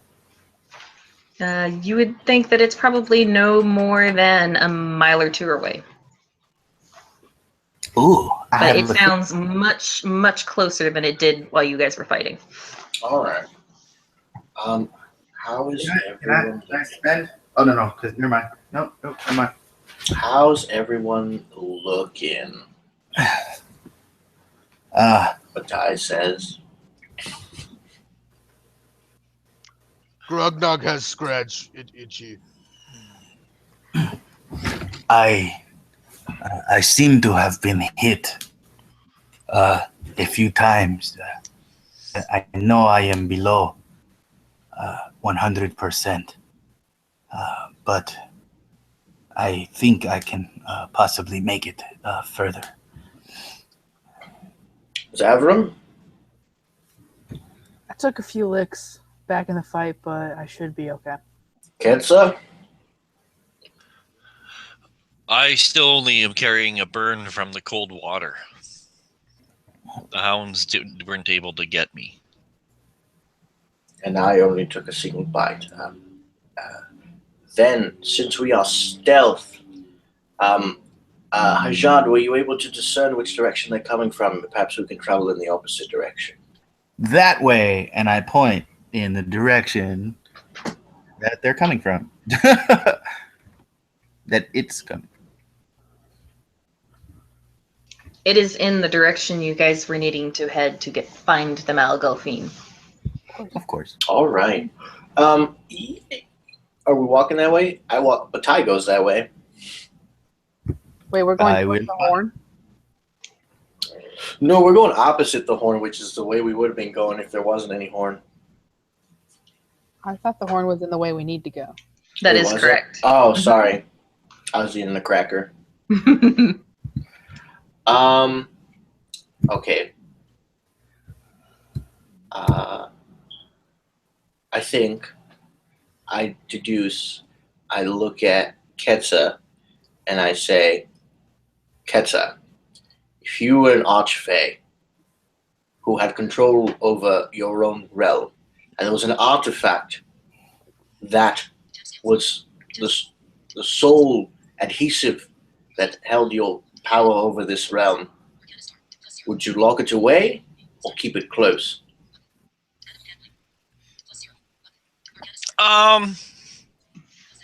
Can I roll an Arcana? You certainly can. I would say you would have advantage on this roll due to your nature with the alabaster lily. 23. I rolled for an Arcana. It would be fairly well known that part of the magic of the Malgolfine that keeps Blind Michael would be, in fact, on him at most times. I nod. I say, I do believe it is something he would carry with him. I don't think he would trust it alone. I reiterate, your order should be more transparent. Here we are searching for an artifact when I believe it's on his way here. Well, it is now. And I smile. Let us remove ourselves from this obvious area so that when they arrive, hopefully they won't be able to find a trace of us. Let us face them on our own terms. Ajad, lead the way safely as we pass without a trace away from where we just fought those things. Yes. All right. And Can I get stealth checks from all of you as you Plus move 10. out of this area? Plus 10. oh, but of course, this will be fun.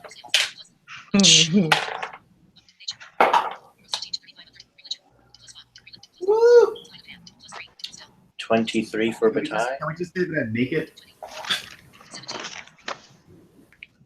No.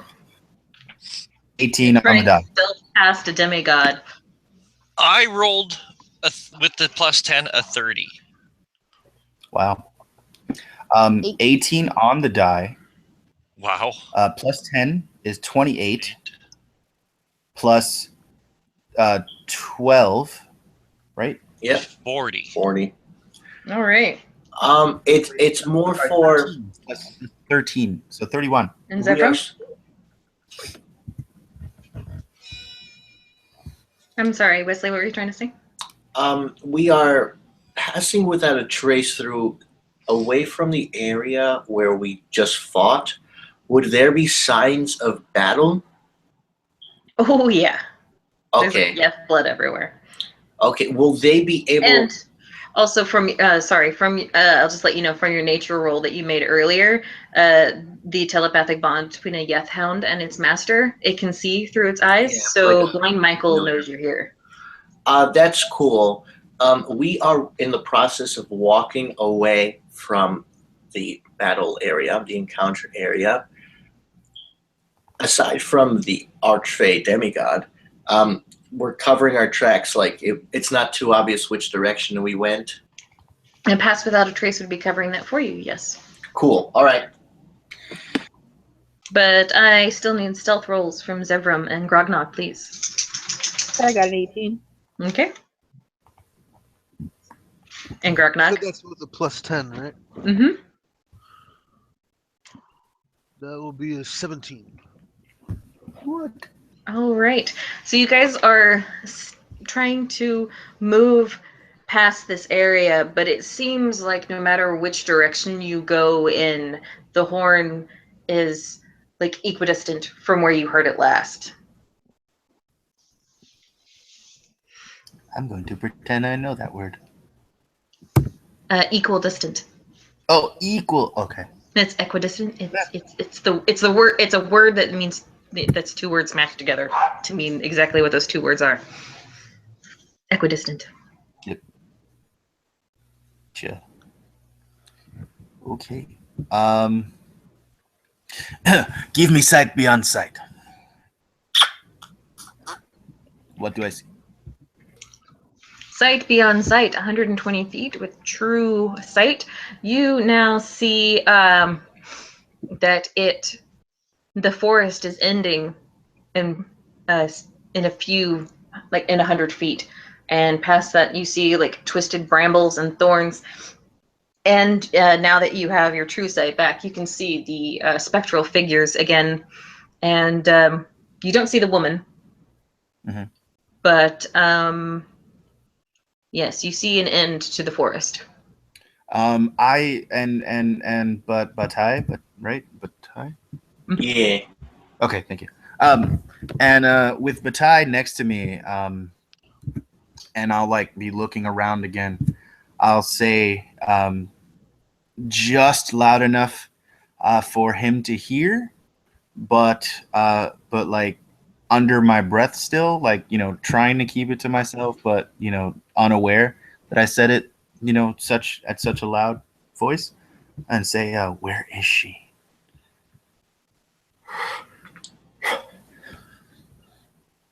The woman we saw by the river. Technically, Batai, you did not see her. Yeah, you don't know.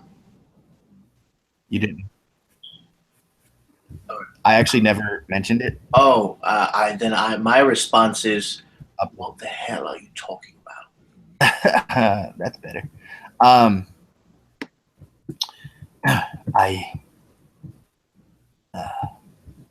I seem to have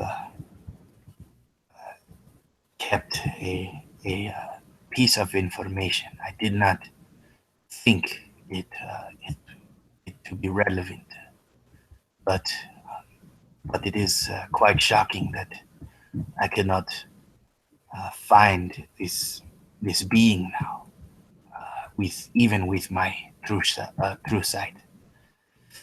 There was a woman that I had seen upon my first activation of the true sight, and she is not around us. No, she was tall. She had on a cloak, and upon trying to disappear, she put a finger to her lips, almost in a shushing type motion, and disappeared through the crowd. The next time I saw her, she was by the statue that you and I investigated together. Did I not state clearly when we reach the foliage that knowledge would be a better weapon against a foe such as Blind Michael? Are you still only speaking for Batai to hear? Yeah, it's just he and I. Right, it's Okay. a conversation. Based on his description, may I make a history check? That you may. Oh, Thundercats, natural 20 Natural plus 20. 6 for a 26. Knowing what you've known from all of your other rolls that you've made in this place. Hot damn, Batai. Yeah, some cinnamon, some pecan. Just a little icing on top. It kind of reminds you of a description of a Doshias Sheed, a blood hag. Oh, It's a type of banshee. all right. That's not a good thing, right? No. Okay. I look at Hashad after that description and I say, considering what is coming in our direction, let us be glad you do not see her. What do you know of this? This spectral being? I know she wouldn't be helpful, and then I go on about blood hags, whatever I can spill out. Yeah. Blood hags are powerful fae creatures. Blood hags are powerful creatures. Who Are, routinely like to take form Life of form beautiful of beautiful women. Okay, you're messing me up, dude. Stop it. But would take the form of beautiful women, and they like to, entice creatures, for whatever. They're kind of, girl versions of Loki, like trickster spirits, basically in this sense. And blood hags are one of the more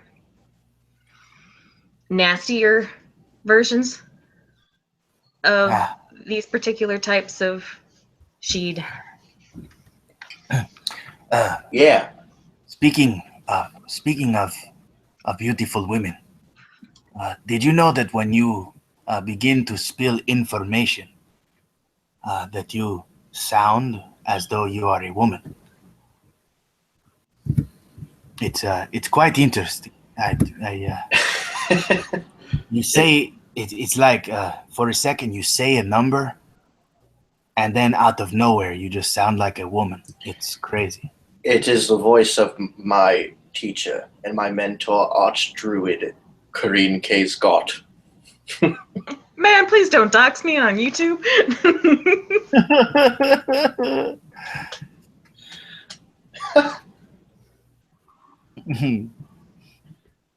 Anyway, Disadvantage for Batai.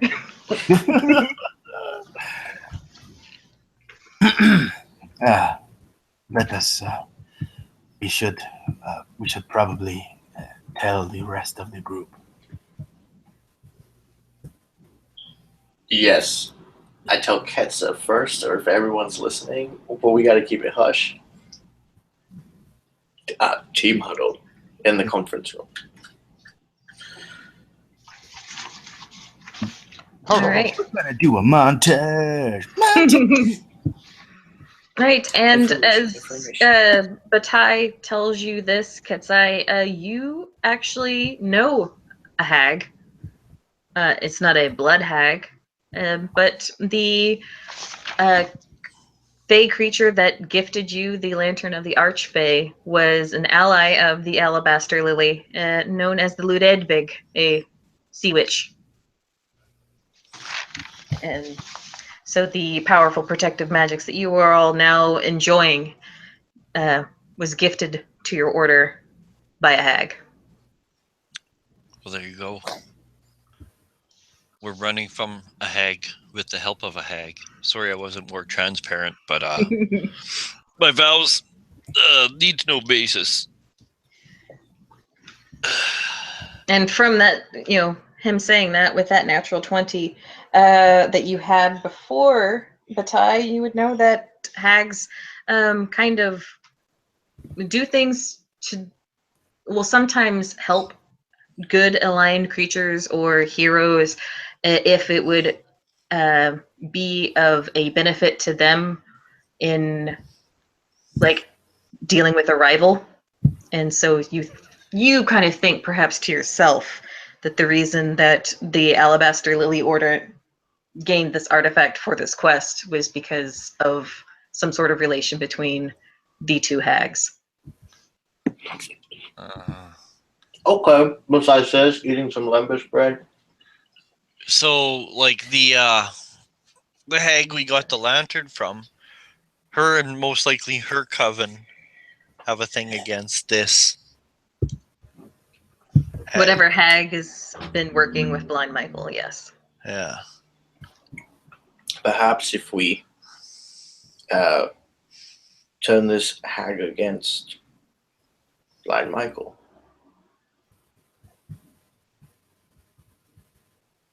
If it could be done. We would need to find her. And I look at Hajat.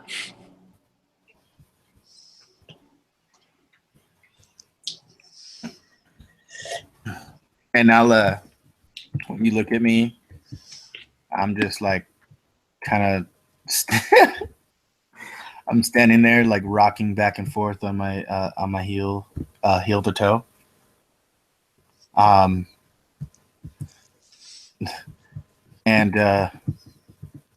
like, then I look at you and say, you want me to try and find her? The other option is to face Blind Michael at brute force. And I give a sturdy nod at the two orcs or the orc and the half orc. But as long as there are other options to explore, that would give us an advantage. I say we explore it. So yes. Could I get someone to roll me a D100, please? I won't do it.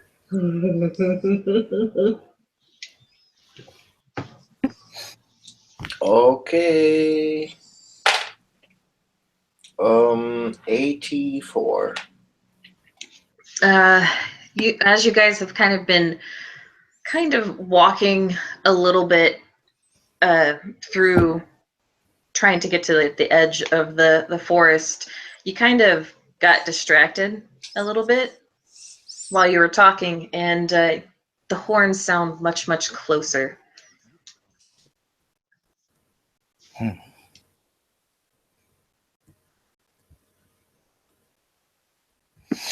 Like it now sounds like this like low, like you can start to feel the horn in your chest. You can kind of feel the reverberation. Do you see anything, Hashad? We're running out of time.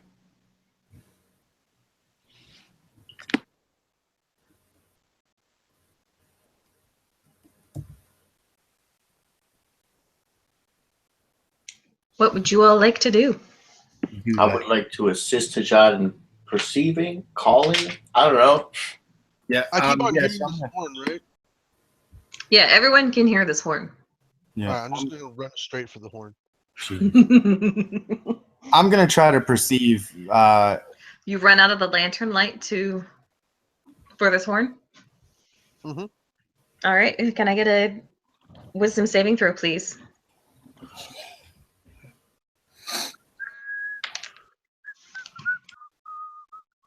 $16.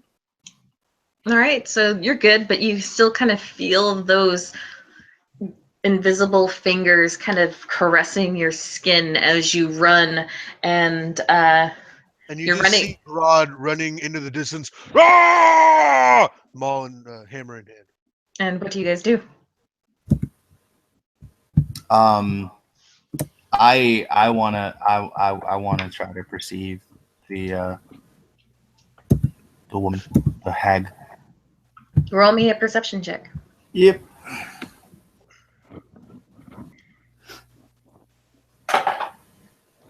That's going to be a natural 20 for 33. You don't see her. No, I'm sorry, 32. You don't see I don't see. Wow. Perhaps she isn't present and we've run out of time.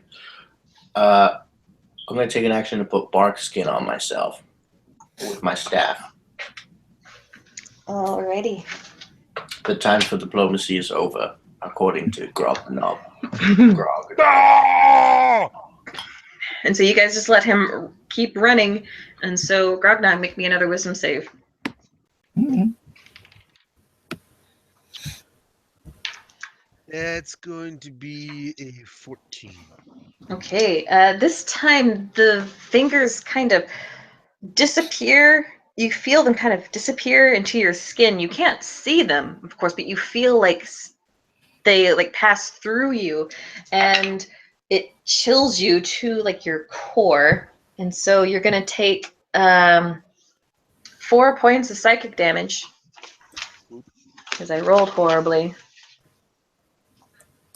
And are you still raging?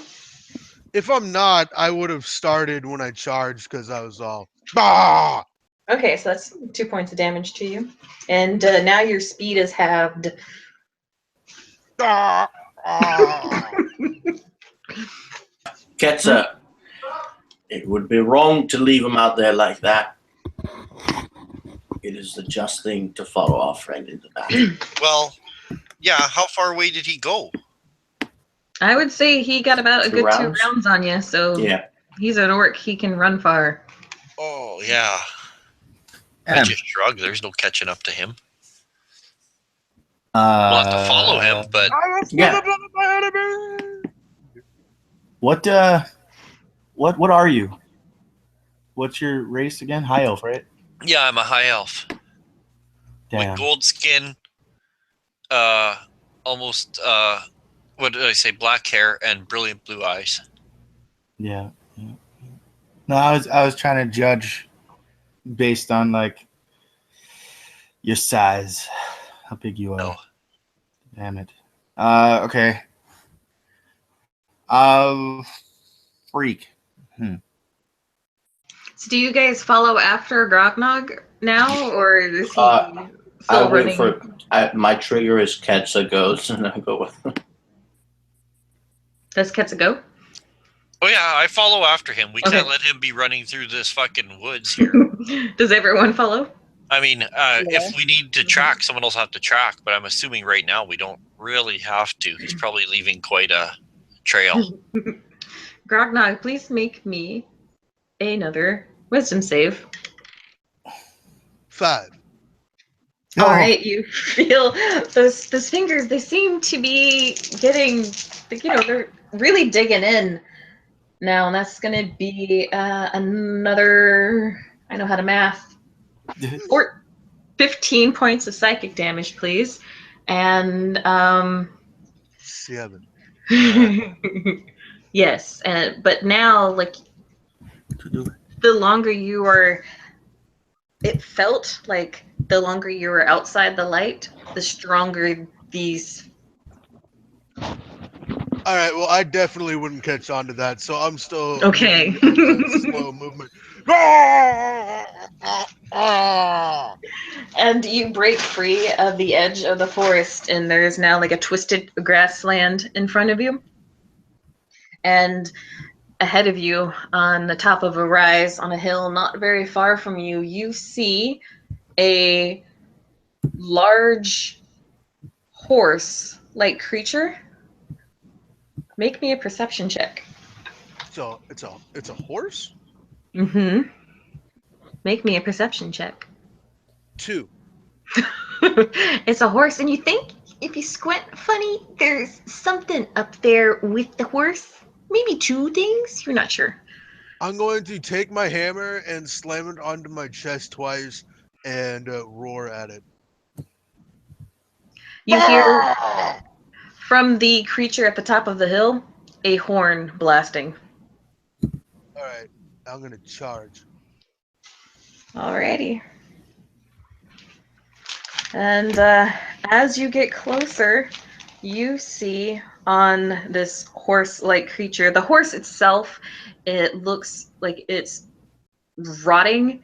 Like its mane is a tangled kelp or seaweed, and there's blood dripping from its mouth, and its hooves are red, like stained red with, well, you recognize it, it's clearly blood. And upon the back of the horse, there is a large You figure it's an elven man, but he is taller than any elf that you have ever seen before. Like even on like the top of this horse, you can tell that this is a very tall individual. And over his face, he's wearing a like bare skull of like a deer, and there are horns twisting up out, antlers twisting up out of the skull. And Grognog you sees his bear skull mask, and his eyes kind of light up a little bit. Oh, that's nasty. Oh, that's nasty. But the individual, it has a horn in one hand and bow in the other, and as you're charging up the hill, he is going to shoot you. Shit. That is going to be a 33 to hit.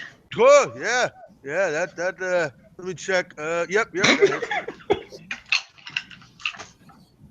hits. That will be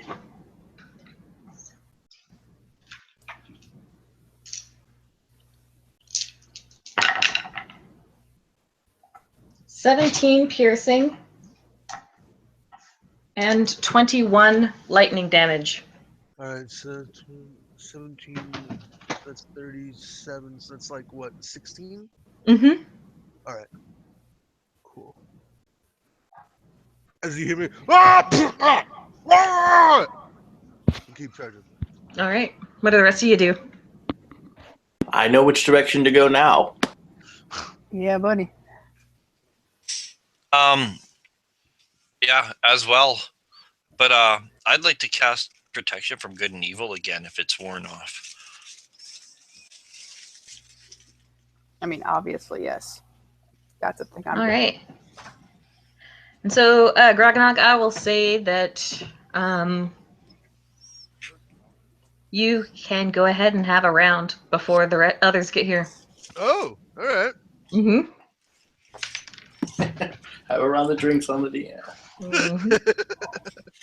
That is going to be a 25 to hit. That will hit. All right. For 10 points of damage. Alrighty. And first one, a crit. Did you roll your extra d8 because you were throwing it, or you're not quite close enough to get into melee yet? Oh, okay. I'm Sorry. sorry. Then I will throw it. Sorry. Let me roll that then instead. So that will be a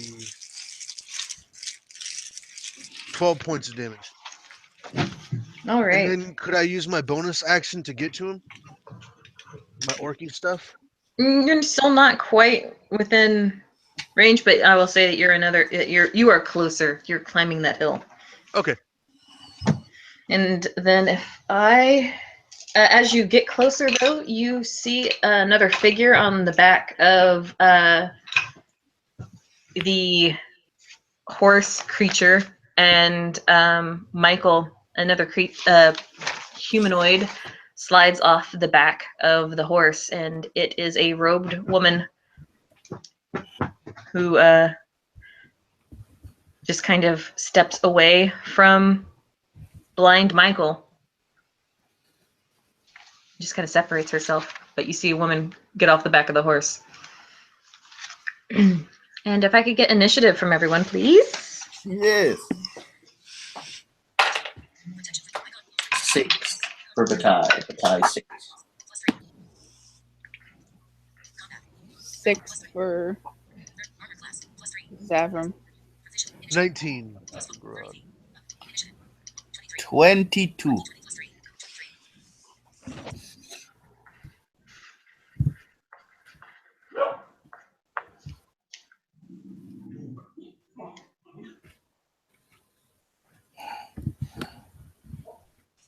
Waste of a roll crit 23.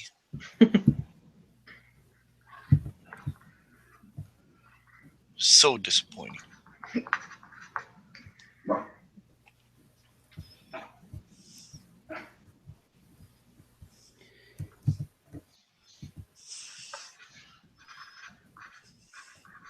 All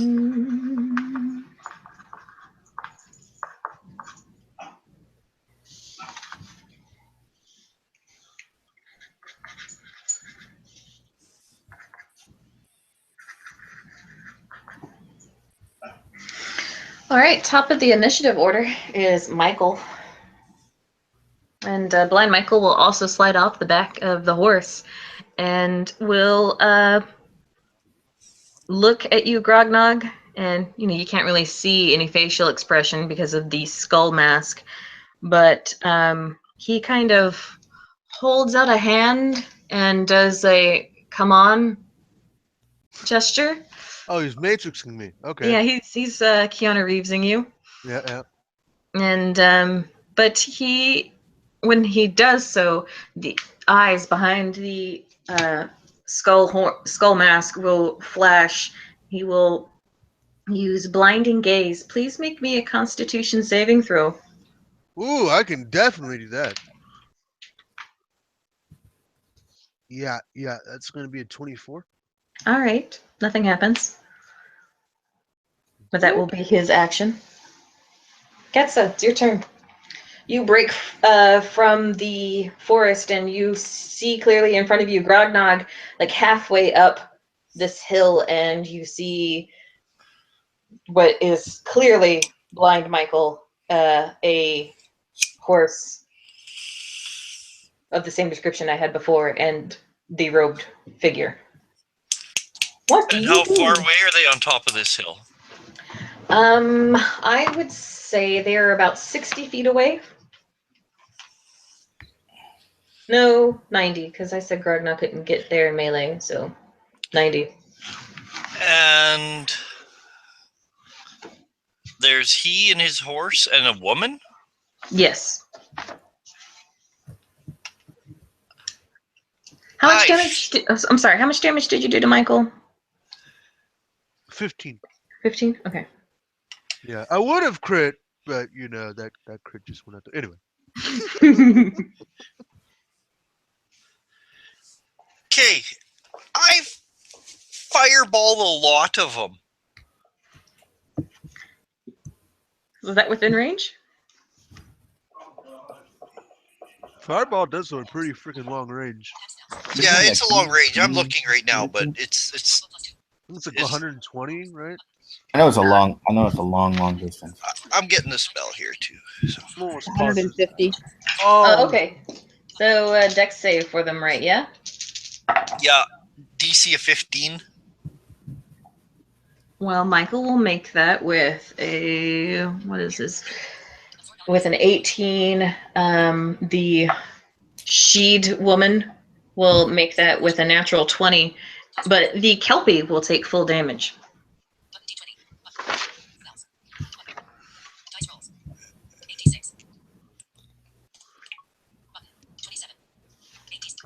$27 points of damage, save for half.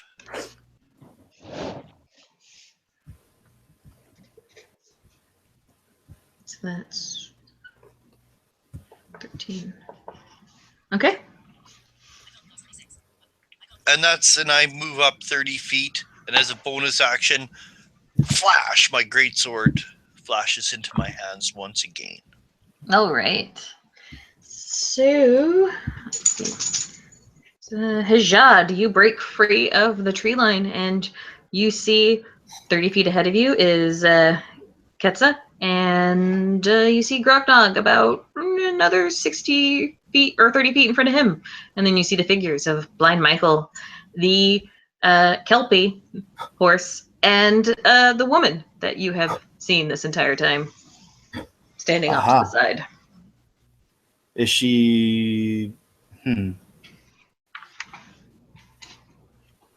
They're all slightly smoking from a fireball blast. Oh, damn it. He already attacked her.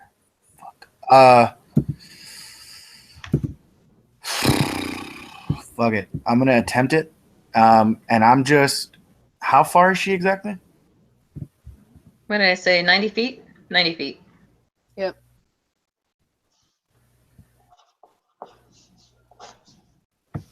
And we decided that that a sprinting tabaxi cannot go double his sprint, right? That's correct. Hmm. You can double your movement and then add sprint or whatever the shit that was. God damn, it was such a goddamn long, drawn out, complicated fucking conversation. No. Anyway. I'm changing. As a rogue, you can use your bonus action to dash if you would like. That is true. All right, so then that's what I'm going to do. I'm going to just double my movement, go my full movement, and then bonus action to dash the rest of the way in front to get in front of her. You're going to go your full movement for 30. Then you're going to dash to go your full movement again, 60. That gets you next to Grognog. No. He wants to do his Tabaxi double movement racial ability to go 60 and then dash. Oh, okay. Yes. Then you are in front of the Doshias Sheed. Is that the Is that horse? his knowledge or is that our knowledge? That is what I've been calling her. You guys don't know that. Well, yes. He described her. You recognize the description. He Okay. knows it's a Doshias. I'm not out there yet, though, so. Yes. Okay. And we also decided that we wanted her on our side as well. Is that what it was? Well, that As was your I'm plan. charging and growling, charging for him, I just see this cat fly past me, and I look to my right for a second and stop yelling. Let him fly by. Yeah, so that's I'm going to what is it that you want with the lantern, and what would it take for you to possibly turn on blind Michael and join in our fight? Persuasion. You can go ahead and roll me a persuasion if you want. She's kind of laughing in your face right now, though. Well, that's going to be a critical 27. Stop it! Well, the blood hag kind of looks at you, and well, you haven't really seen her face clearly since, through all of this, because you've been seeing her from a distance, and she'll throw back the hood, and her face is this mangled monstrosity of like wasted flesh, and like there's blood staining her lips, and it's just kind of smeared down each of her cheeks, and she just kind of laughs, and there's rotted, broken teeth residing in her mouth, and like you get this waft of like rotten air coming from her that smells like rust and dead things, and she just continues laughing. Throw up in my mouth. Mm-hmm. Yeah, I throw up in my mouth and kind of like in like the back of my mind, I'm like, so that's not gonna happen.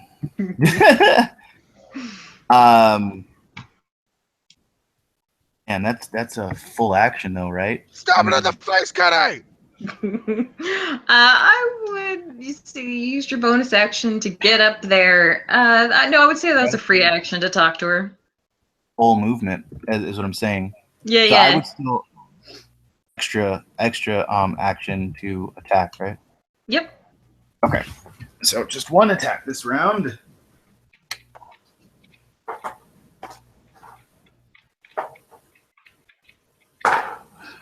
Yes, that's going to be 18 on the die plus 8. That will hit. Nice. Okay. Fucking hell, there's so much to fucking roll. Oh wait, no, I don't have other stuff activated yet, but I will.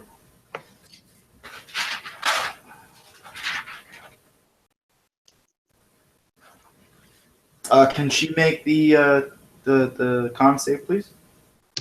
Oh, for this thing. Yes, she will fail. Woo! All right. Okay. Uh-oh. D6. Dex mod. Okay.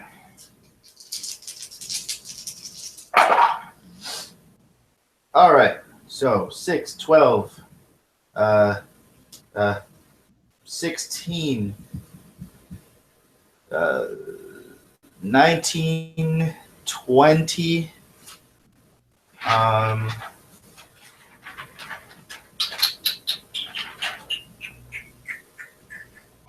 Just making sure.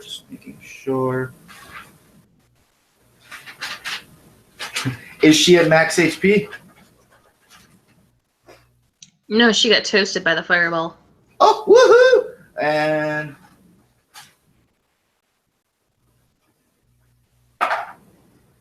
that's going to be another 6 for 26 points of damage. What is that? 10 of which is poison damage, and she will be poisoned for 1 minute. Alrighty. Grognog, you just see a kitty cat fly past you and go up and get laughed at by the ugly woman at the top of the hill. And then he stabbed her. What do you do? I see the I see her, but I also see the one with the horn, right? Yeah, you see Blind Michael and the Kelpie. Yeah. Well, Blind Michael was the one that tried to talk shit, so I'm gonna go after him with his hand. So 18 to hit. That will miss. Oh, shenanigans. So second attack, 20 to hit. That will hit. All right. That is going to be a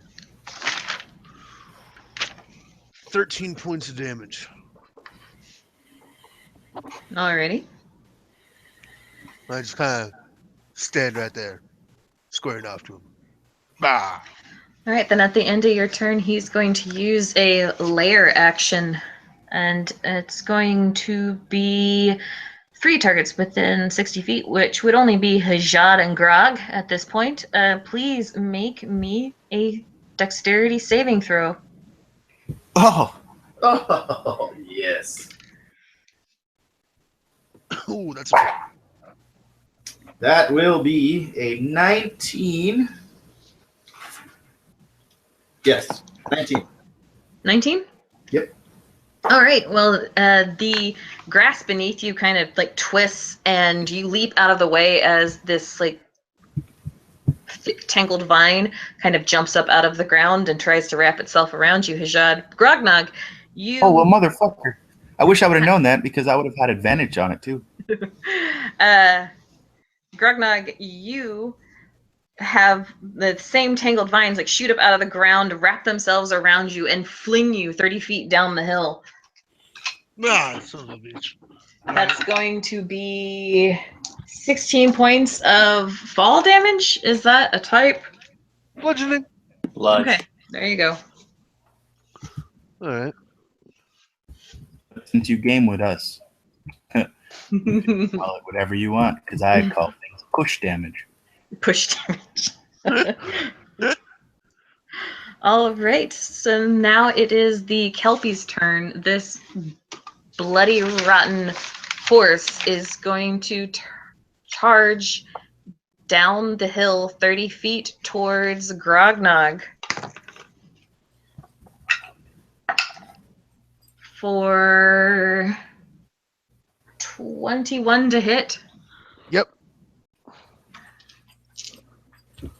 All right, that's going to be, because it charged, it's going to get extra damage.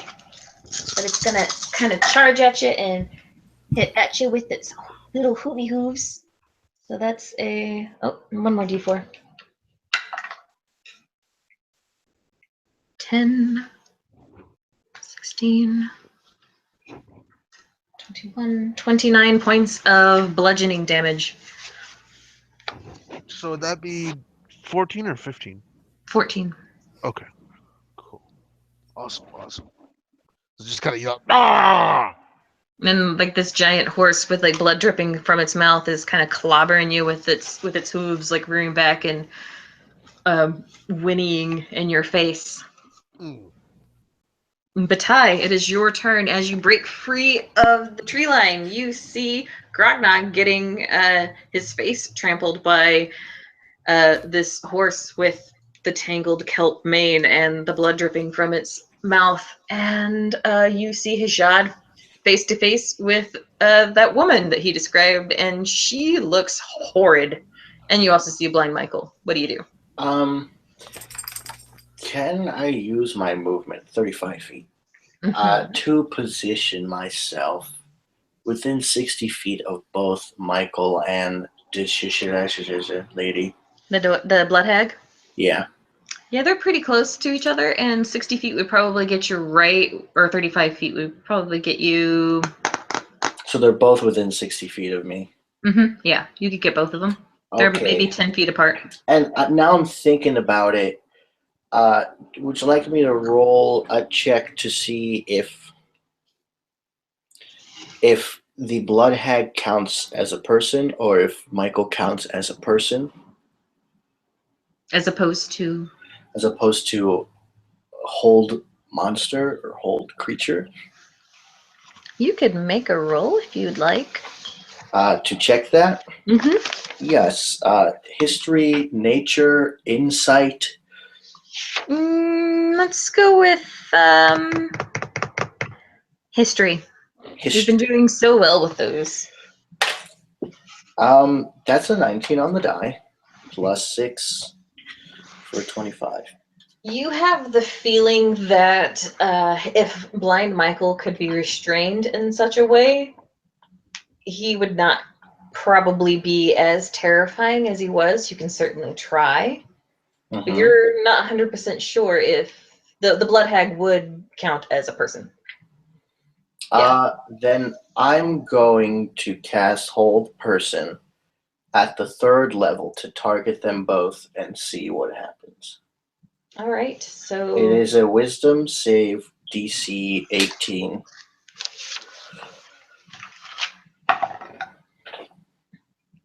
All right, so the blood hag is going to roll a 12 and fail. And the magic kind of circles around Blind Michael, and you feel it trying to target him, but it just kind of dissipates. All right. Nothing happens. This only lasts for a minute, and I must concentrate.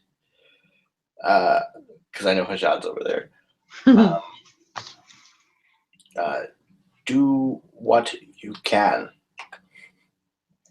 All right. Yeah, that's my turn. All right, Zevram, you break free of the clearing in time to hear Batai calling out that I can only hold this for a little bit, blah, blah, blah, blah, blah. You see Grognog and the horse, and you see Hijad and the blood hag, and you see Blind Michael off to the 10 feet from them. What do you do? Is there any way for me to position a fireball so that it only hits the blood hag and Blind Michael? What's the range on fireball again? 150 feet. Yeah, you can aim it behind them so that it kind of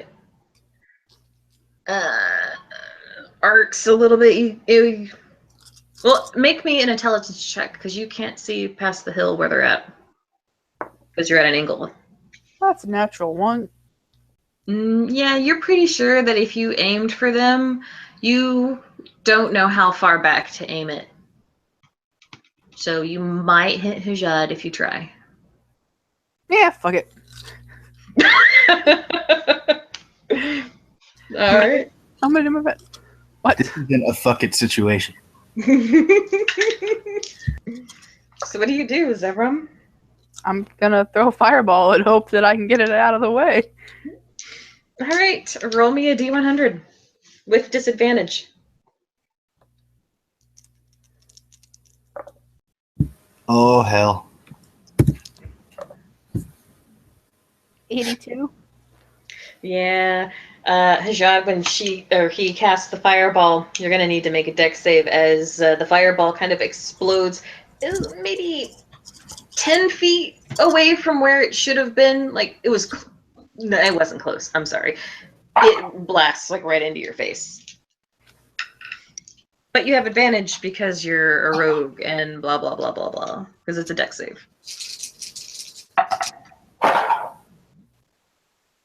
Oh, thank you. Thank you for the 23. advantage. 23.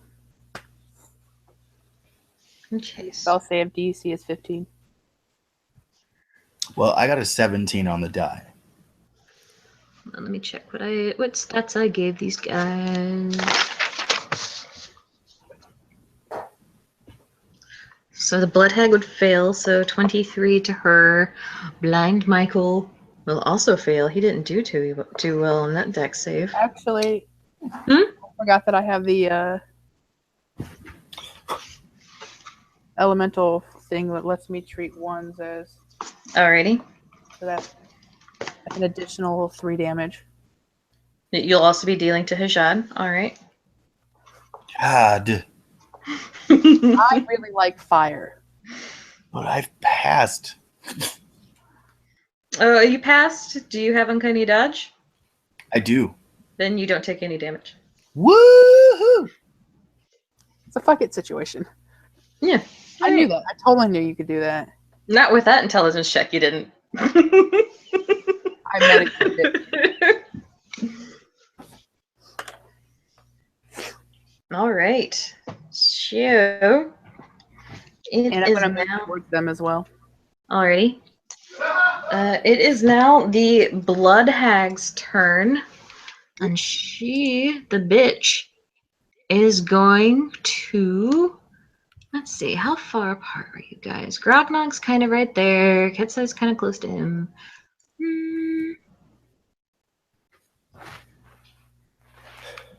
I am face to face with it.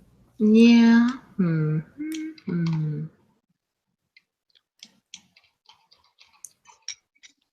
What is she going to do?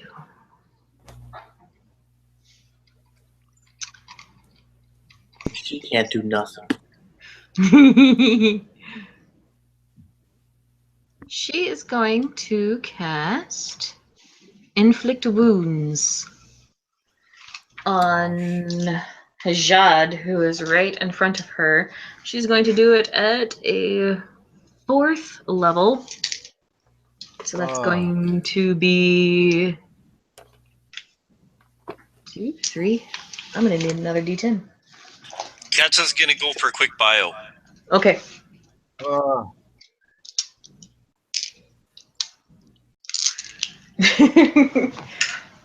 right, so she's going to roll to hit, and she's going to get a. Excuse me, DM. Am I able to counterspell that?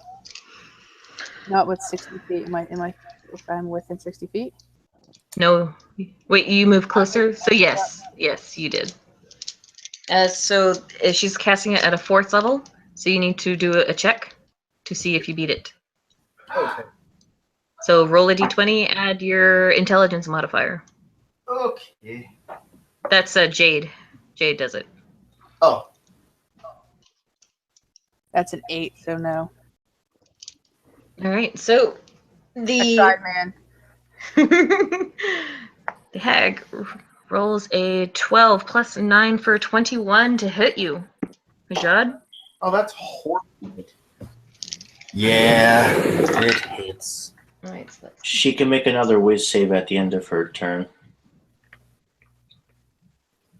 oh, that's right. She's never mind. I wasn't sure if she had like a legendary. No, Okay. she does not. She doesn't do any of that shit because that is going to be a 19 on her wisdom save. That breaks free. All right, then that's her turn.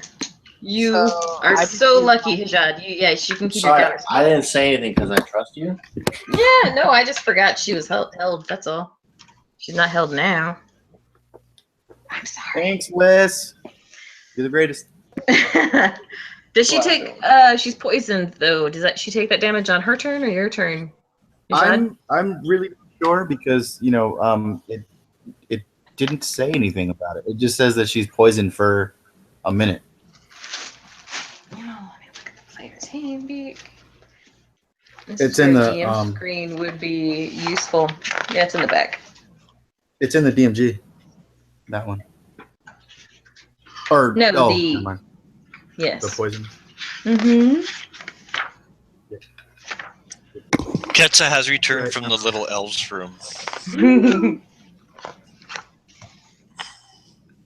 How was it? Do they have like one of those really cool hand Bathroom jobs? attendants. Oh man, that's dope. And the best part is Towels, sir? they're halflings. Oh, What? They're disadvantage on beneath you. attack rolls and ability checks. So, thankfully, not her saving throws. What? Right, What happened? so- He just has disadvantage? yeah, on attack rolls. Oh, Who okay. got whatted? The blood hag was poisoned. Oh, So nice. that's top of the initiative order. It's gonna be Blind Michael's turn. Let's Blood see. Michael's brother. Do Titania's favorite. He's a gang member. And there's Crit Michael. I think this should be less of a fight and more of a Dance off. intervention. Interpretive dance. So Hajad, No, intervention. you Yeah. are no. Let's see. Hajad and Grognog, please. Odds or evens? Critical 20. No, odds or evens. Pick one. Even. Evens. Okay, well, you both picked the same thing, but since Andrew said it first, he's even, so he got an odd. Hajad, please make me a charisma saving throw. As Blind Michael points one finger at you and a stream of energy jumps between you and him. Critical 20. No, roll it now, not the save that you, not the die roll that you made before I asked you to roll a d20. I'm not happy. It went from a critical 20 to a 2. At least there's a 2 in it. All right, so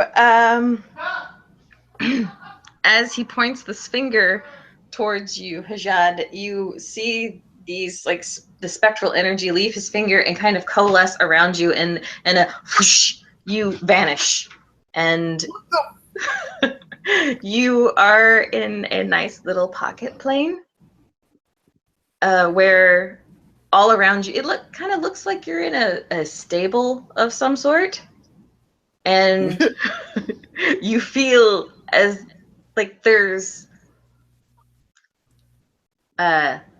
you have hooves now, which is weird. What? But yeah, you're trapped in a nice little pocket plane, and that is Blind Michael's turn. You can make another charisma check on your turn. Okay. So next up would be Ketsa. You are How far away is Ketsa still?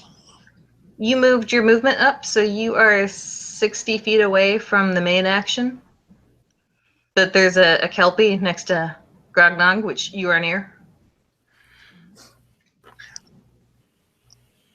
That's what I'll do. I'm gonna go get this Kelpie from distracting Grognog so he can get to the important business at hand. So I come padding quite swiftly in my half-plate armor, my great sword in both hands, and again I do a lunging attack where I just about dive, my feet leave the ground, and I swing at this thing, and depending as of whether or not I hit, because I'm gonna do Great Weapon Master here on this sucker. Okay, here we go.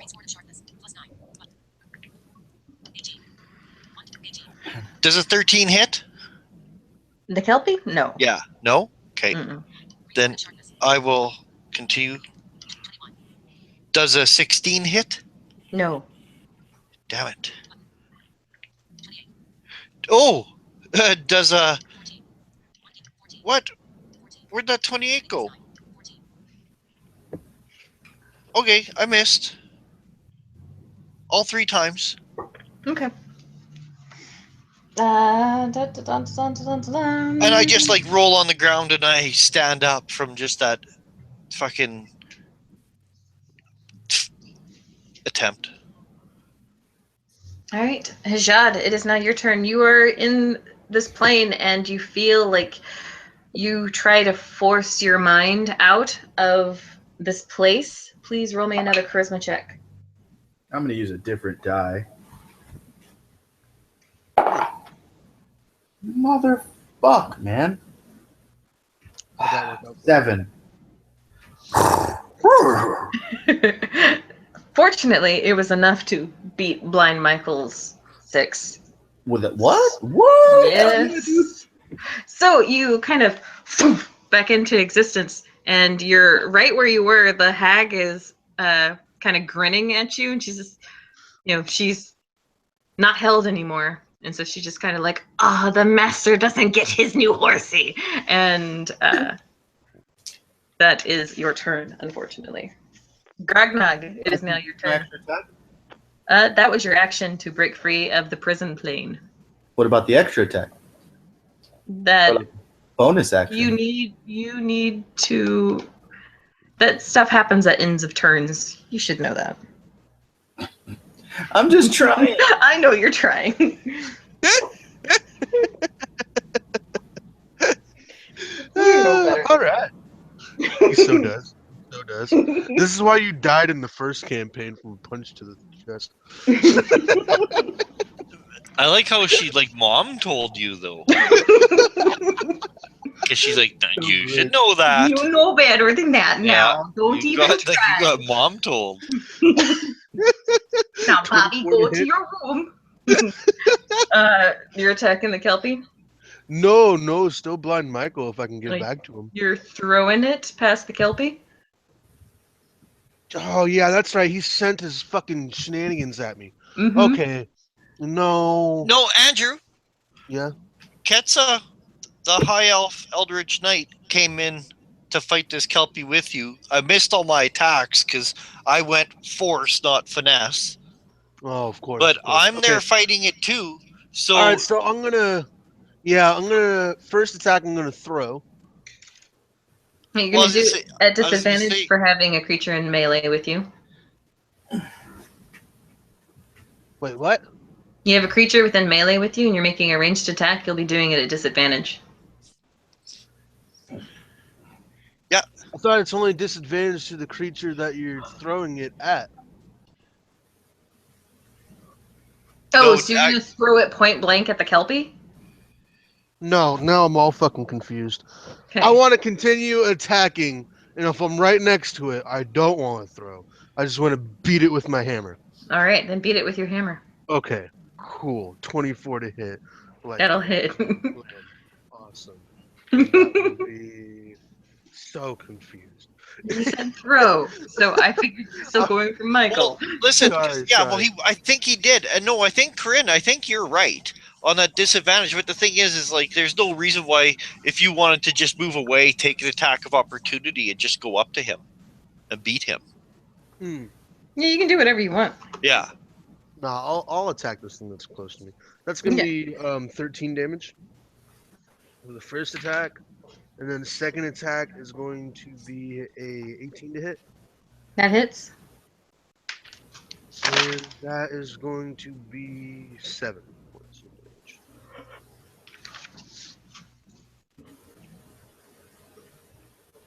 All right.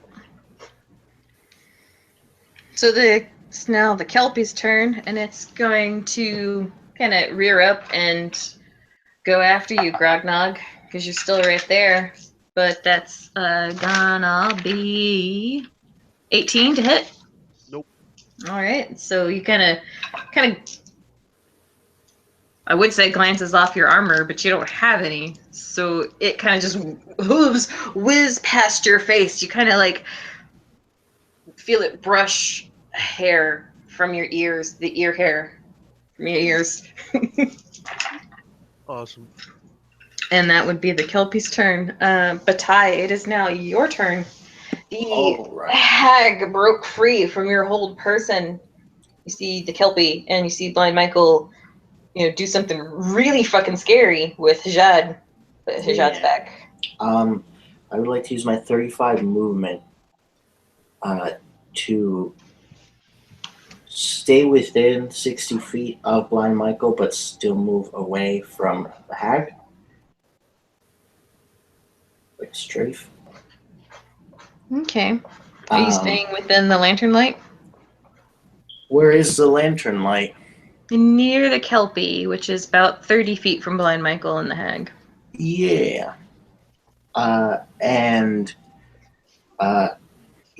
As I'm running, I say, like, the hag was getting off the horse, was like fleeing. Let her flee. And I take my. No, she just dismounted, basically. Yeah. All right. I stab my staff into the ground, Mm-hmm. and a wall of thorns erupts from underneath Blind Michael in a cylindrical shape. What's the radius on that? It is a circle that is 20 foot in diameter, 20 feet high, and 5 feet thick. The It's like a blood cylinder. hag was only 10 feet away. You will get Hajad in that. Mother. I remember him doing backflips willy-nilly, and all those people make a dex. Okay, so that's a dex save from Blind Michael, the blood hag, and Hajad, please. Bruh. Bruh. We have to have a talk about this on Monday. The fucking moment. This is like fighting a lich. Yeah, a lich at level 7. Thanks. I don't know what you're talking about. That's 16 for Blind Michael. He will use one of his legendary resistances to make that save. All right. Yeah. Well, he'll still take damage. So That's fine. And then the blood hag is going Roll to that. probably fail with a 14. yes, gotta be an 18. Mm, Puppy Chulo. All right, and 26 for me. You'll still take half. Here we go. He'll take no because of uncanny or uncanny whatever it is, the rogue thing that he has. You have that right at level 6. Yeah. Awesome. Hey, I knew it. It's on Expertise. for you, dude. So it's 78. 78 D, Yeah. the letter D, not 78. And here we go. 8 plus 7 is 15. 15 plus 6 is 21. 21 plus 6 is 27. 27 plus 5 is 32. 32 plus 4 is 36. Full and 18 half. So 18 for Blind Michael and 36 for the hag. Okay, and I'll say that Hijad, you managed to kind of backflip out of the way, and you are not trapped within the wall of thorns. It also, I mean, there's the movement part of it, but they're in it, right? Yeah, they're in it. Cool. Okay. Do I re-roll again when they try to move, right? Yes, because I think Okay. it's a different set of damage dice, if All I right. remember properly.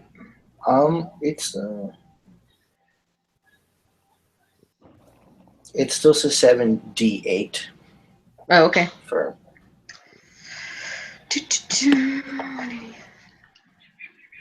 I can only hold this up for so long. Everything's a concentration spell. All right, so Batai, that was your turn. Zevram, what would you like to do? Blind Michael and the Blood Hag are now surrounded by a giant wall of thorns, and you were near Grognog, right? No. Where were you at? I was moving down into the fray. But you weren't quite there yet, No, right? I'm not quite there. Yeah. No.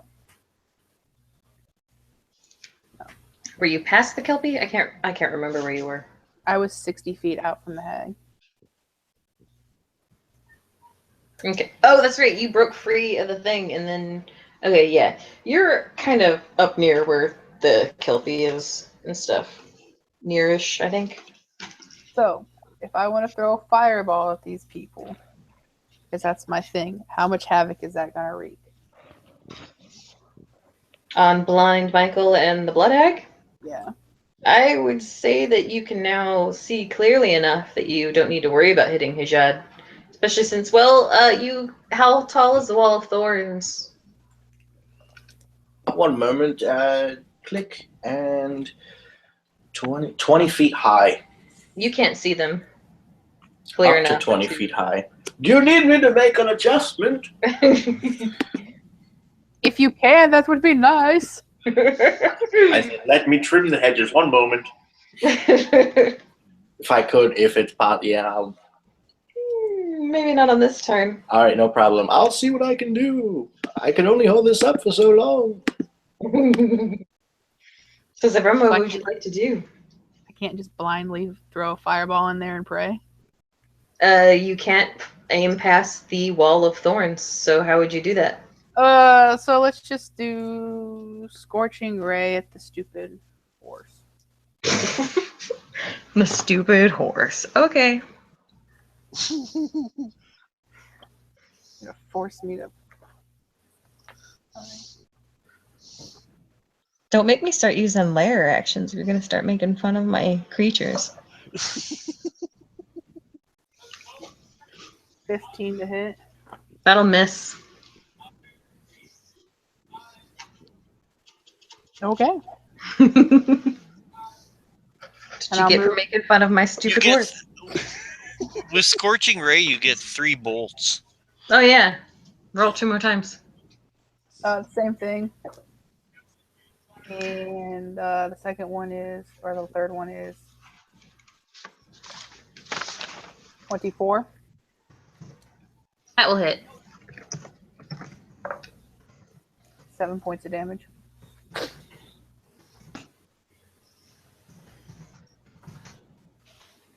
Hit 7? Yes. Okay. Alrighty, so it is now the Blood Hag's turn, and well, she can't see past this wall of thorns. So let's see. She's going to.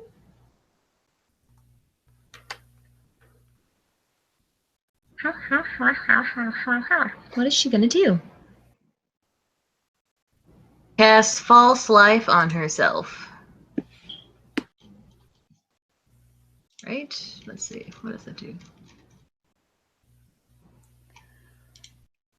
D4 plus 4 temporary hit points. Lasts for an hour. Yes. And it can increase depending on what spell level you use. 5, 7, 9. Alrighty, she will cast False Life on herself, and that will be her turn. Let's see, and I will need odds and evens. I need all of you to call it out. Odd. Even.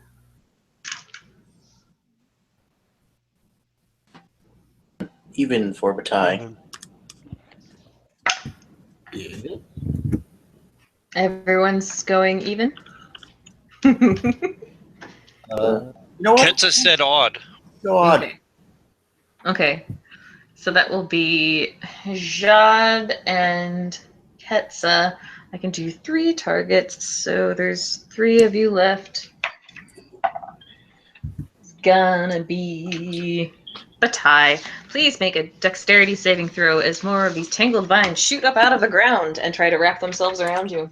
I have advantage, and I'm within the Yes. lantern light. So Oh, you need to be within 15 feet of Kasai to take advantage of the saving throw. So that would be nobody. Oh, okay.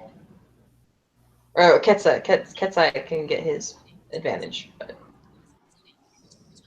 So what am it's I not a doing? 30-foot Okay. deck save. All right. Deck save with advantage. I rolled a 20. I roll a Alright. 20 as well. No modifiers right there. And Hijad? Wow. Okay. You said deck save, right? Yep. That is going to be a 20 modified. Alright, you're all fine. These twisted vines kind of shoot up out of the ground, try to wrap themselves around you, but they're just kind of blindly feeling out for you. So you just kind of, calmly sidestep them. And so that will be end of the initiative order. Back up to blind Michael, who, well, can't see anything because of the giant wall of thorns. And let's see. This sucks that I have him and her right next to each other.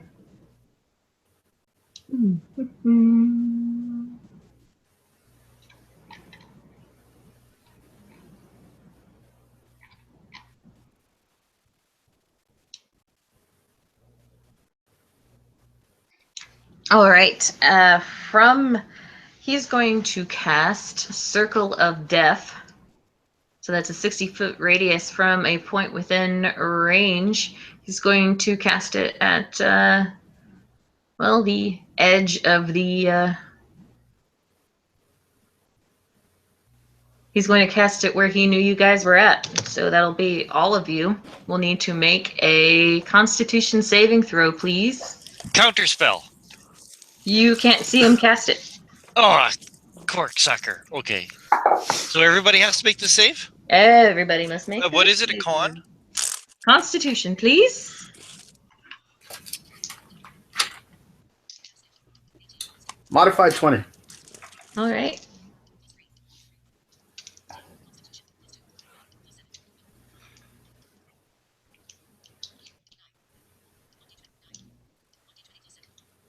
What are you making with that?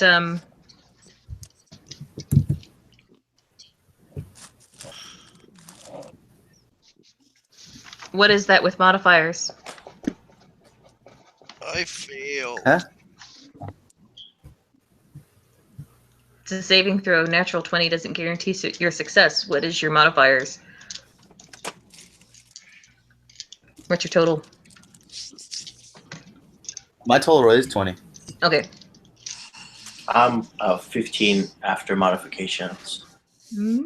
Okay. I rolled 11. Okay. Grognog? Zevram? Yeah, 17. 17? Yeah. Zevram.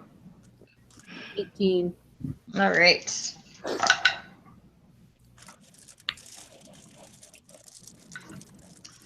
So this sphere of negative energy kind of ripples out in between all of you, and actually will hit the Kelpie. I just realized. Fuck, it might fail. Don't make fun of the horse. 20, Bad. 22. Yeah, it's gonna fail. It's going to be 22 points of damage to you all. God damn. Huzzah. Uncanny Dodge.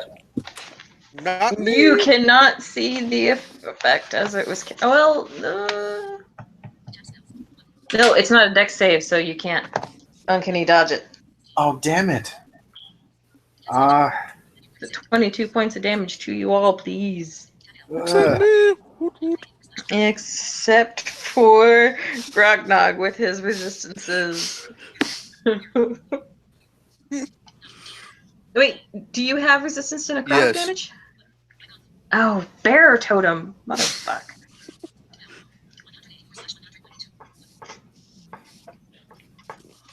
Do I have resistance to everything? Yes. Oh, it's not me. I have a dog that needs a bio. Well, it's your turn. But go ahead, hurry. Are you resistant to emotional damage? No. I I mean, I'm speaking as You couldn't fair. tell that he is actually emotionally damaged. It's the only thing he's not resistant. Now you know where to get him. DM. Yes, you can hurt Grognog's feelings. Blind Michael calls your head stupid. Oh. Oh, he might. I have Blind- No one has ever heard of you. Oh. Actually- Hey. I need a concentration check, please. For me, because I took damage, Mm-hmm. concentration checks are it's just a constitution save. Constitution check. So roll a d20, Okay. add your constitution modifier. All right. That's pretty good. That's a 17 on the die, plus 1. You're fine.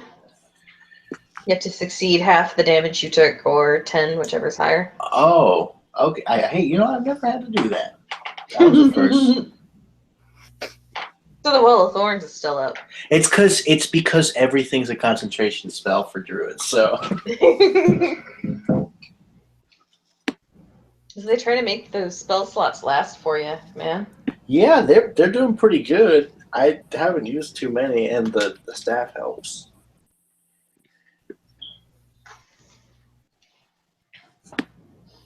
I also haven't been invoking my thunder very rareness of my staff, but I plan to. I'll be back in a minute.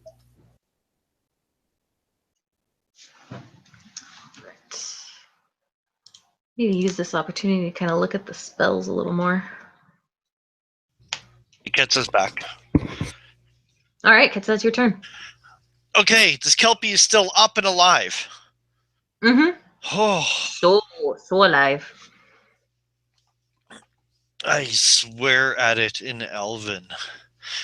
In Sylvan. I swear at it. It actually understands you and looks angry. Because with my background, I got one language. I thought, well, that makes sense. So I just took Sylvan. What was I going to do? Oh, yeah, attack it. Okay, so this time, it's much more impenetrable than I thought. So I'm not going to Great Weapon Master. I'm just going to attack it normally. Mm-hmm. 22. Will hit. Okay, that is 16 points of damage. My second. All right. 18. Will hit. It just hits. 16 points of damage.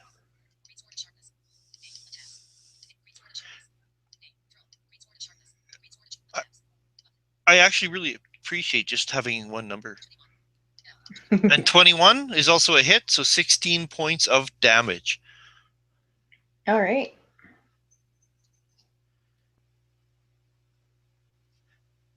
And really, that's it. So I'm done. Okie dokie. So Hajad, you backflipped out of the way of this wall of thorns that sprouted up in front of you, but now you can no longer see Blind Michael and the hag. And so you kind of look around, see Batai behind you, and you see Ketsa, Grognog, and Zevram kind of wailing on that bloody horse behind you. What do you do?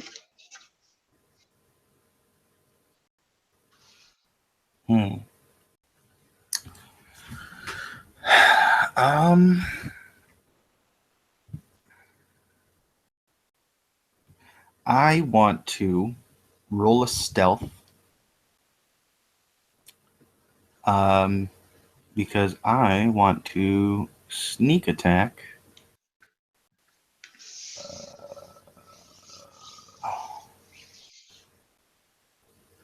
I want to sneak attack Blind Mike. All right, so you don't Can you roll a stealth if you're still within line of sight of another creature? Who am I in line of sight of? The Kelpie. Is he not paying attention to the people that are fighting him? Okay, yeah, I guess so. Go ahead and roll your stealth. Okay.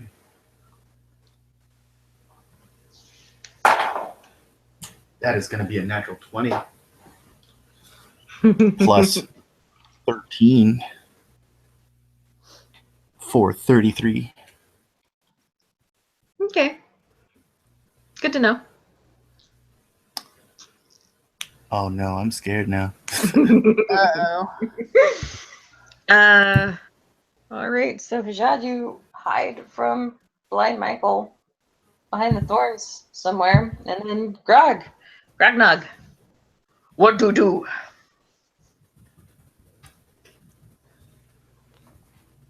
Free action, unmute microphone. All right. I'm going to this Kelpie thing's still like right in front of my face, yeah? Yeah, Yeah. So that's gonna be a 26 to hit that'll hit. and 12 points of damage. And then suck crush. Yeah. What? That will be a oh shit, what is it? 27 to hit. That will. Oh, let me check. Yeah, that hits. And that will be a 12 points of damage. All right. It's now the Kelpie's turn. He's gonna kick his little horsey hooves at you for a 25 to hit. And he's gonna do 17, 11 plus. Oh, shoot. I've been forgetting that. 21 points of damage from his little hoopy hoosh. Whew, all right.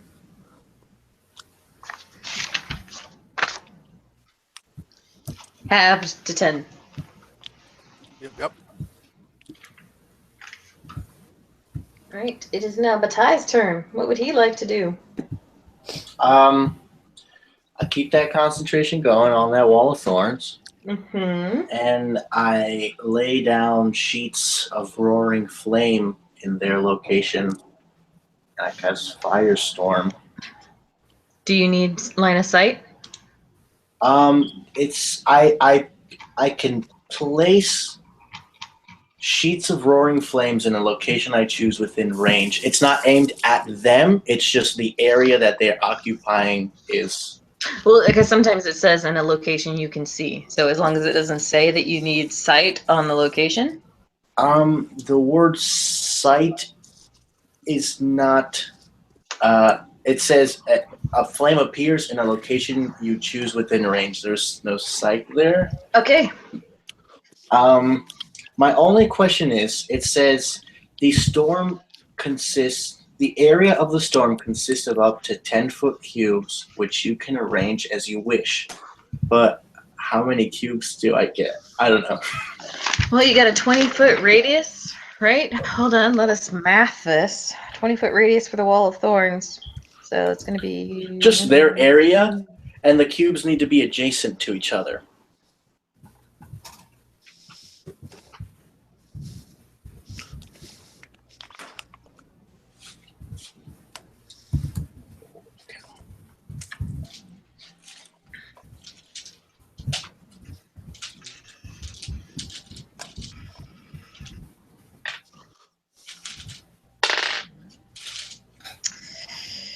Dude, why do you gotta make this hard on me? There's definitely gonna be more than 10 squares of Is it stuff in there. to get them? Well, not being able to see them, you're gonna have to roll me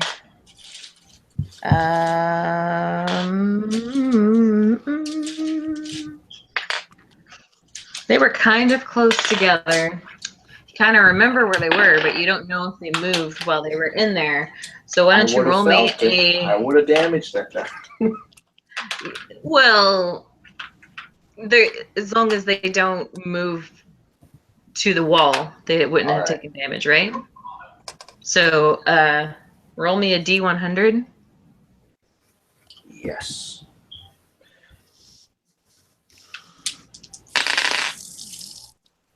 That is a 96. So you cast the spell. You're not sure if you hit them though. May I use the logic of they're in that 20-foot area Mm-hmm. and I can cast it where I know my wall of thorns is?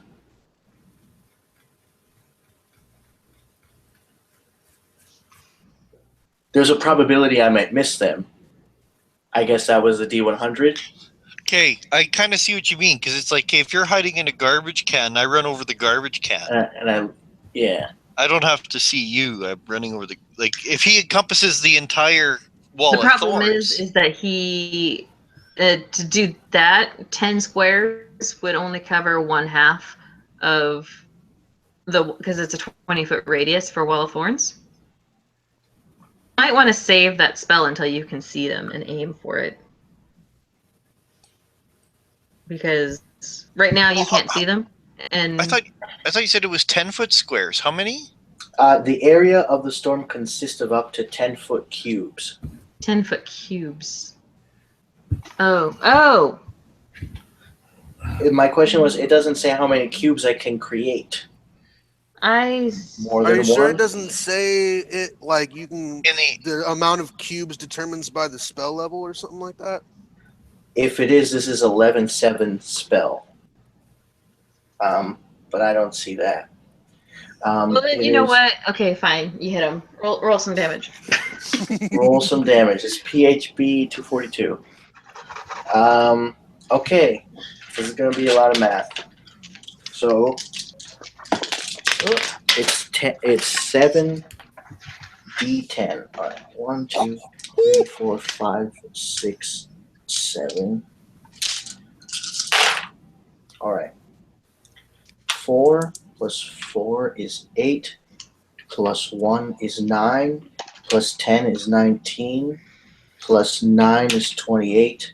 Plus 6 is 34.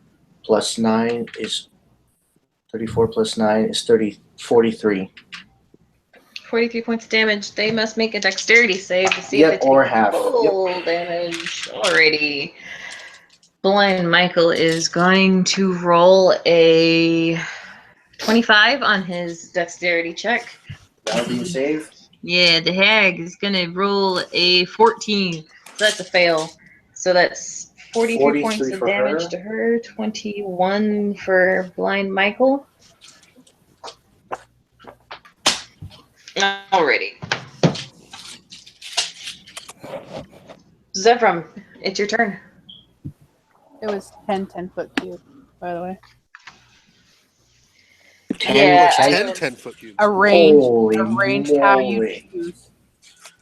Holy Yeah, I don't moly. know how many 10-foot cubes would be in a 20-foot radius, so. All I would need is 2. Hmm? Yeah. Oh, I see. Okay. It's because one was written and one was numerical. All right. That's why my brain was like skipping it. I guess I'm gonna move up and attack that really nice horse that's mean to my friends. And for the druid, 10-foot cubes, it says. Thanks. Yeah. Up to 10-foot cubes. So I guess that would be bigger than a 20-foot radius, yeah? I don't Yeah, that's Who knows? However he wants to range, so he could stack Yeah. them all on top of each other if he wanted to. I don't think you can do that. Again. Well, the I moment guess- has passed. yeah, technically you can, but they can't make the same. They can't make 10 saves. It's one save or the other, so there's no point in Yeah, attacking it. yeah. I mean, really high wall of flame. Yeah, I think she meant you can build it vertically. Oh, I see what you're saying. Yeah. You can Minecraft it. It's like, yeah, totally like Lego blocks. Yep. Stack them how Yeah. you want them, as long as they have a face adjacent. This is why I probably. Okay, we're never doing level 16 again. Oh, that's okay.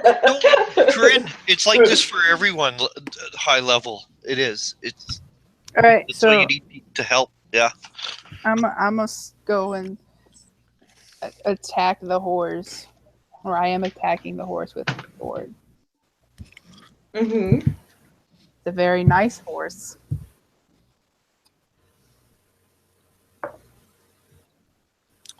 $18. That'll hit. 17. That'll miss.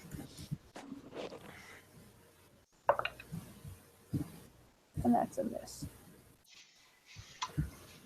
Roll your damage.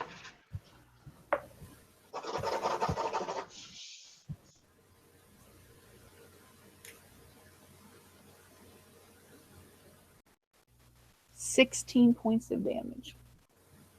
Alrighty.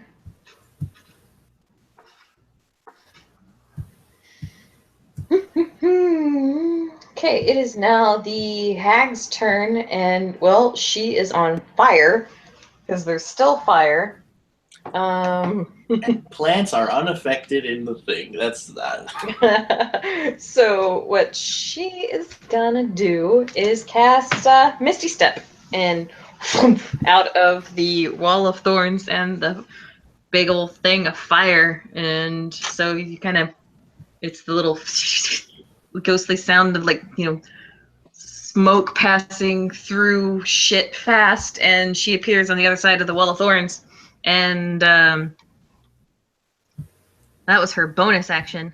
And so as her action, she is gonna look and figure, well, the only one that could have cast a spell of that type and level would have been the druid, and so she's going to cast Feeble Mind towards Batai. So that will be an intelligence saving throw, please. Can I counter? I want Grognog to get that spell cast on him. Yep, you can counter. No. That'll be you need to do an ability check. Roll a d20, add your intelligence modifier. Well, I said, well,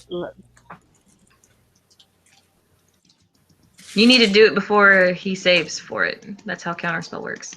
I know. Okay. 21. Okay. So she points her finger and begins to cast this spell, and Zevram starts going, nuh-uh, nuh-uh, and the spell fizzles, and a little bing, spark. Yay! Little Eldritch Knight high five. And for a second there, I feel invincible in my. I'm keeping up this thorny inferno. Oh, I am the lord of the underdark. Like, thank you. Alrighty then, and so now it is Blind Michael's turn. And well, he doesn't have Misty Step, but he does have Dimension Door, and so he will and do the same thing, because fuck fire. But that will be his turn. He's casting Dimension Door to get out of that. Ketsa, it is your turn. Okay, and this stupid fucking Kelpie is still up. Yep, it is. Okay, I want it to make. I'm gonna cast the cantrip Poison Spray. Mm-hmm. So it will have to make. I'm just looking to see.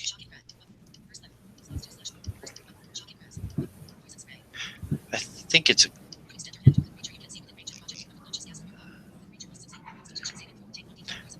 Constitution savings throw of 15, but it has disadvantage because I'm an Eldritch Knight and I hit it last round. It has I have Eldritch Strike, so it has disadvantage to the savings throw. Okie dokie. So that's gonna be a 10. It fails. And I step so I don't puff any of my companions in the face with it. But and 22 points of damage, of poison damage. Mm-hmm. And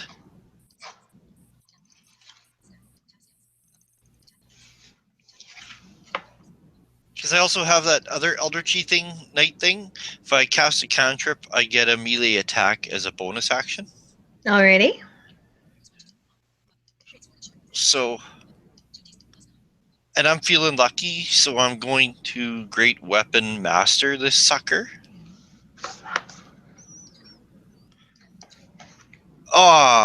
15. I bet you that doesn't hit. Nope. Okay, well, I'm done. It takes 22 points of poison damage, and that's it. And I am done my round. Alright, Hajad, remind me what your stealth roll was?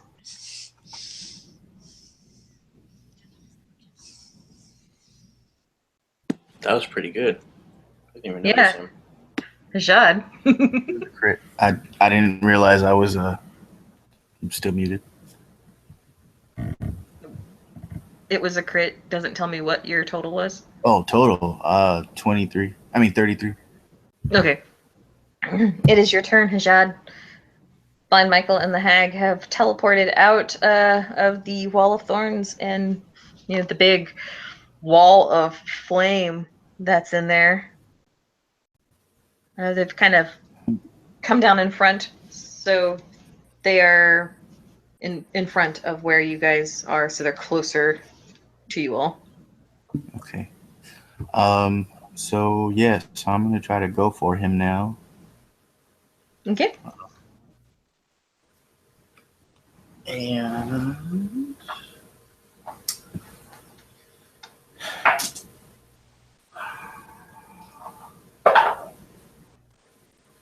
that is 7 on the die plus 8 is 15. That will miss. That will miss. Okay. And you kind of whoosh past him with your sword, and he kind of turns and looks in your direction, and you see the flash of red light behind the skull mask. He is now up in your grill. Okay. And you miss. And I'm going to use my extra attack.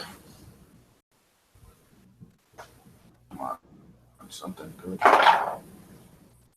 And I miss again. All right. With a 3. Grognog, it's your turn.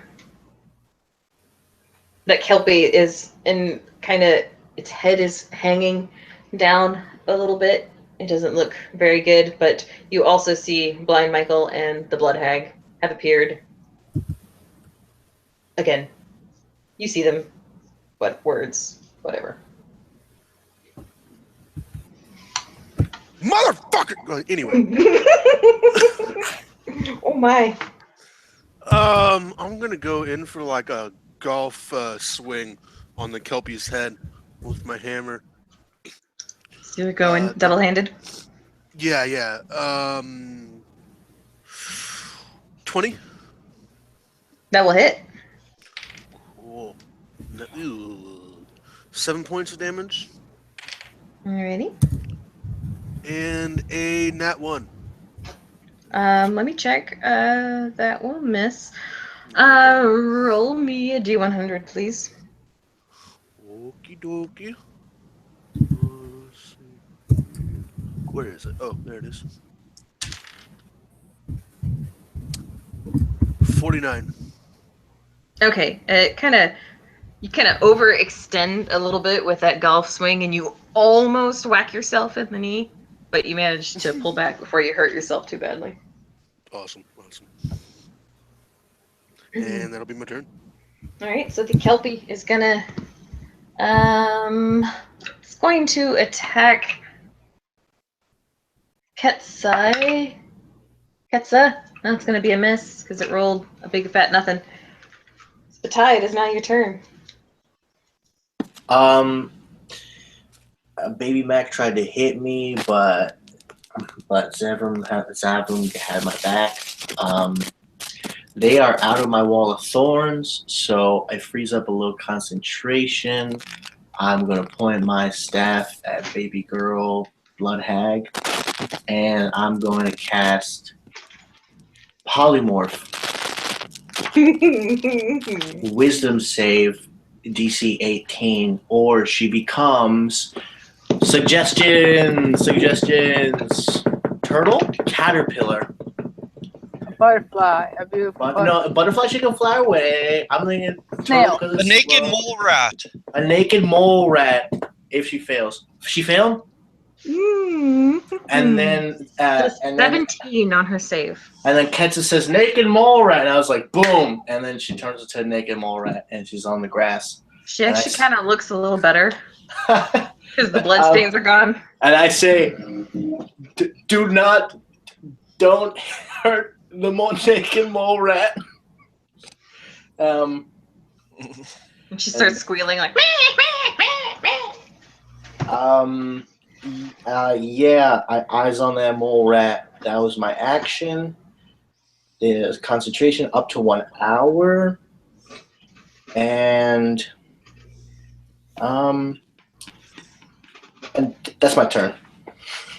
As a legendary action, because legendary action, I've been forgetting to do this. Blind Michael is going to pull his sword and strike at Hajad. That's going to be a 23 to hit. Yeah. It's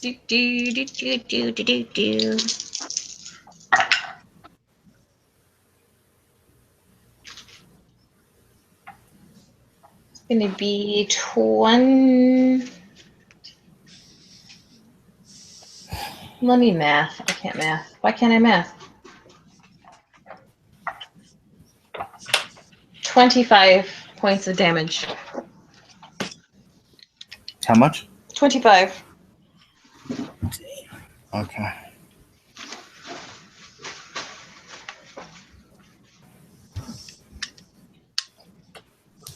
Zebram, it is now your turn. I would like to attack the horsey. Okay. That's gonna miss. 16 doesn't hit, right? No. That one. Roll me a D100.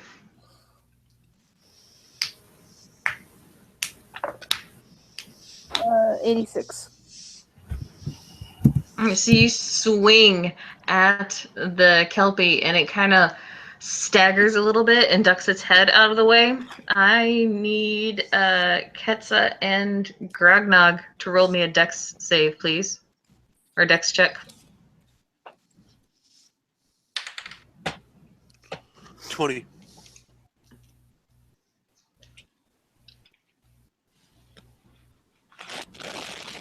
Ketsa? 10. Okay, 10 so, dexterity. Check. all right, roll me damage, Jade.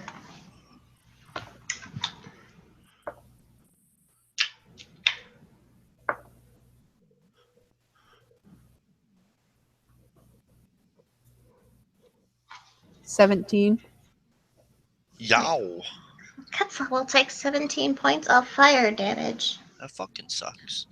Well, no, only 2d6 of that would be fire damage. But No, pierce, slashing, and fire damage. so 9 of it's fire damage.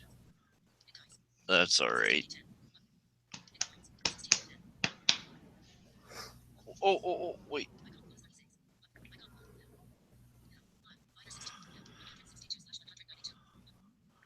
$17, hey? Yeah. Wow. Yep. All right, it is now the hag's turn, and she's now a mole rat. And so She A naked mole rat. naked mole rat. She could. No, wait. Your wall of thorns are probably gone now since you cast Yes. wall of fire. It was firestorm. Oh, that Yeah. one's not concentration. It is not. It is instantaneous. And it's like Wow. 7th level. That's crazy. Yeah. So she doesn't have anything to injure herself against. So I guess she'll just run away. Run far, far away. So, She's like that for an hour if I don't break concentration.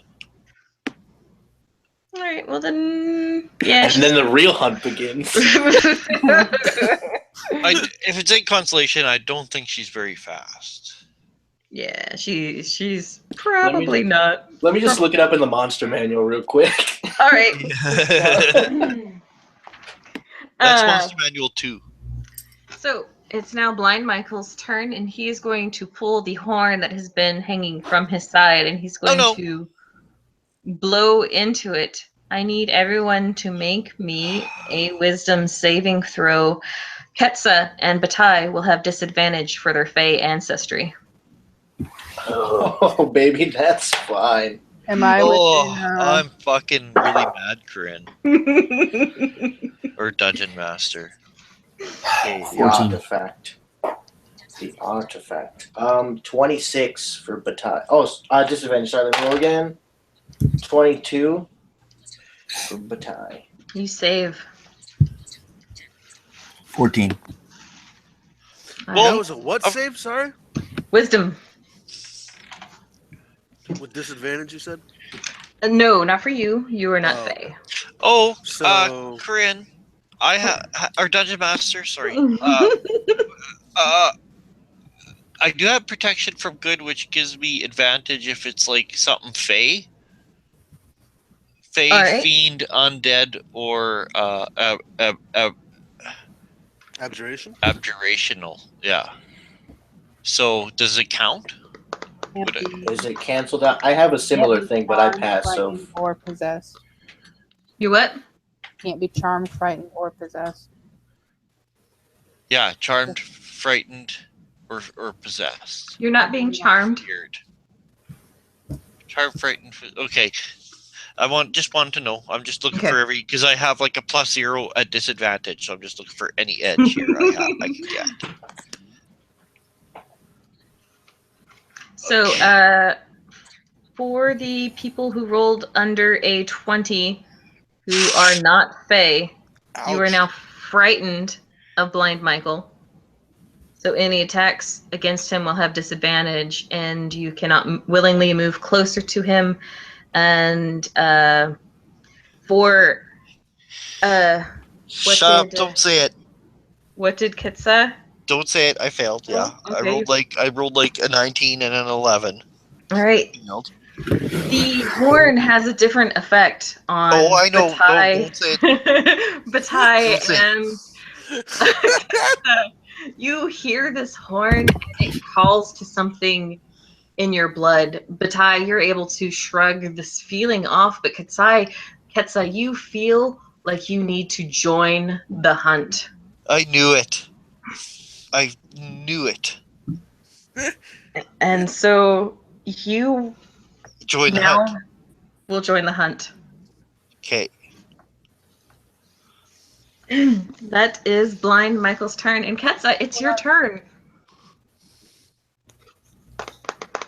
I need to know if my protection from good and evil keeps that from happening to me. Oh, yeah, you can try your fright. He was trying to frighten you, so yes, you can roll again. No, it just says that I can't be frightened. It's not an advantage against saving throws? Nope. All right, then you're fine. Okay, who is nearest me? That would be Grog and Zevram. Grog is frightened, yes? Yeah. Okay. Grog is frightened. And Hajad, what did you get? 14. All right, you are frightened as well. Okay.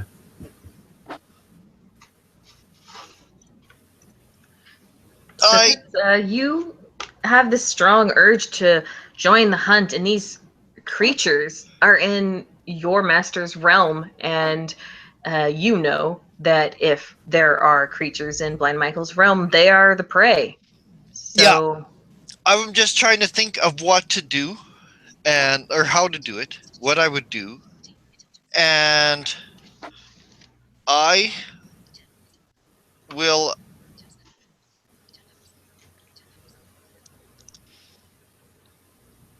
I'm sorry. What's Jade's character's name? Zavram. I look at Zavram with a gleam in my eye that now seems even more sharp and vicious than the edge of my greatsword. And I come in. I apologize, but this is kind of neat storyline. Okay.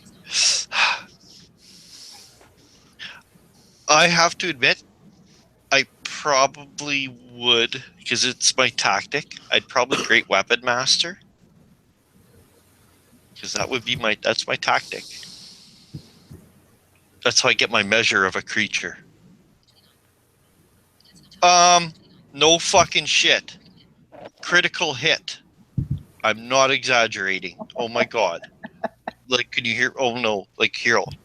You can hear my phone say it.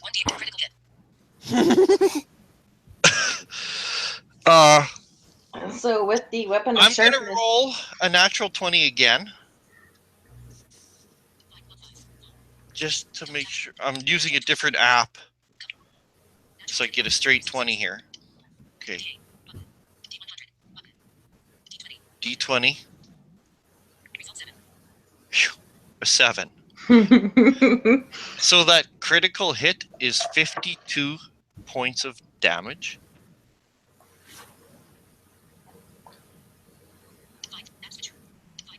I'm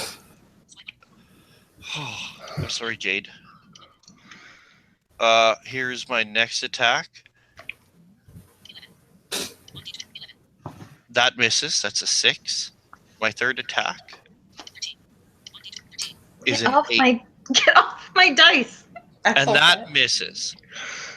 But what I do is I will use my action surge right now. And I have arcane charge. So I like Misty Step over to Grognug as he's like turning to flee. And I will give him a full round of attacks with using my action surge. Oh, that's only a 5. Oh, I'm rolling just terrible here now. I totally missed. I didn't roll higher than 11 that time. And that's it. I'm done. One big hit on Zaphram, and that's it. I use my action surge, and I'm done. Jad, it is now your turn. You are frightened of Blind Michael as he blew this horn basically in your face, and it chilled you to your soul. Mwahahaha. What do you do? Because you were up in his grill. Yeah. I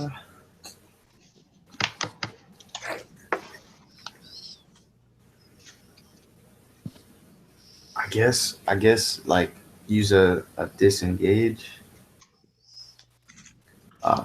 to. You can still attack him if you want, since you're. But I would have disadvantage, right? Mm-hmm. All right, I'll do that, and then I'll disengage and attack again.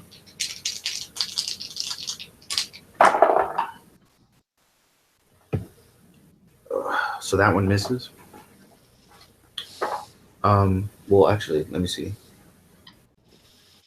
7, 15 misses, right? Mm-hmm. I disengage, move back about 25 feet, and then I'm going to attack with my bow. Do I still have disadvantage or no? Mm-hmm. Yep. Okay.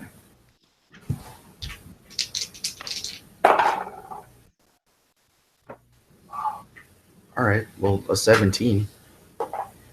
We'll miss. I'm sorry. A 17 on the die Oh. plus 8. Oh, well then, yeah, that'll hit. You want to tell me 17? Yeah.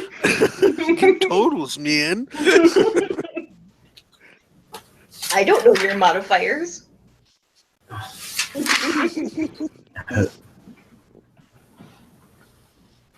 Okay. All right. 1d8. Plus 1d6. Oh, wow. I just realized. Plus 3d6.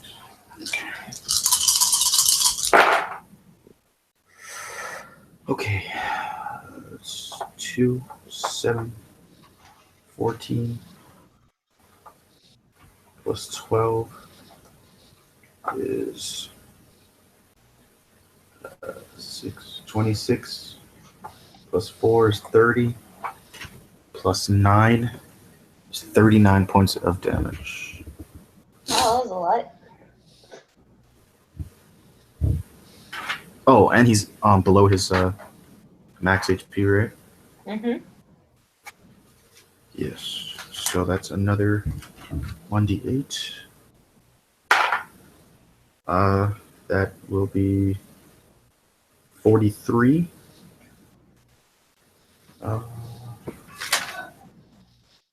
Alrighty.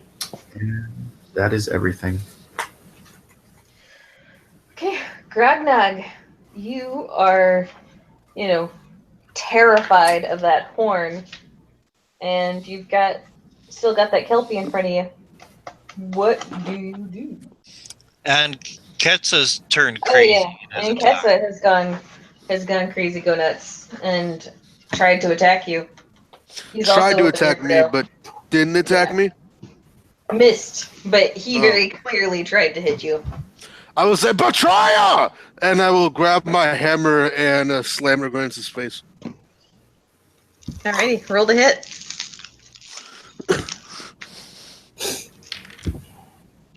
That is going to be a 24 to hit.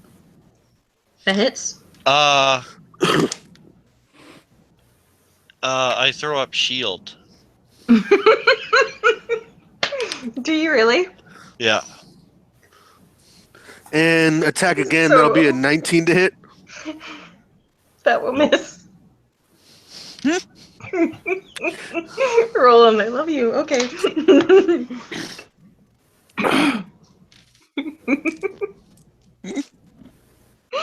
So the Kelpie is going to attack Grognog. For a 17, that isn't it. Nope. So it is now Batai's turn.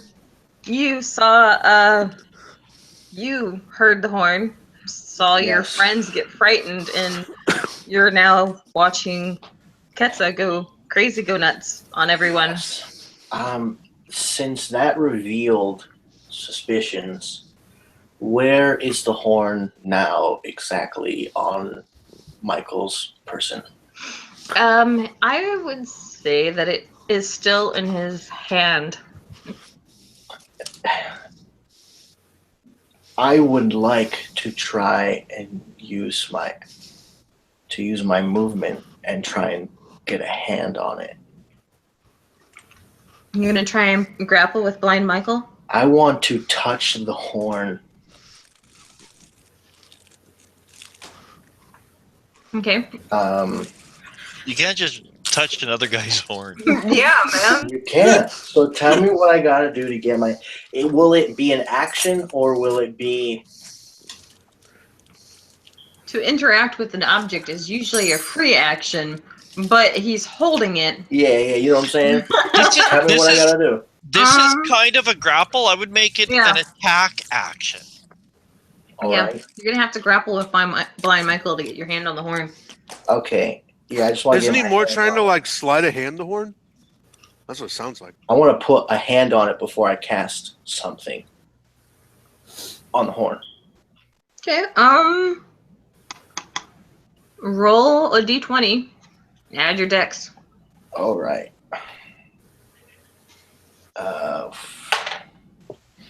And that's a 13 plus 3 for 16. Do you have a sleight of hand modifier? Do I have a sleight of hand Are you modifier? proficient? It's the same. I'm not proficient in Okay. it. It's the same. Yeah, I'll say you can get your hand on it. It's probably a lot easier to touch his horn than it would be to get past his armor. So go ahead. That's what I was thinking. Mm-hmm. And with my action, I plane shift the horn.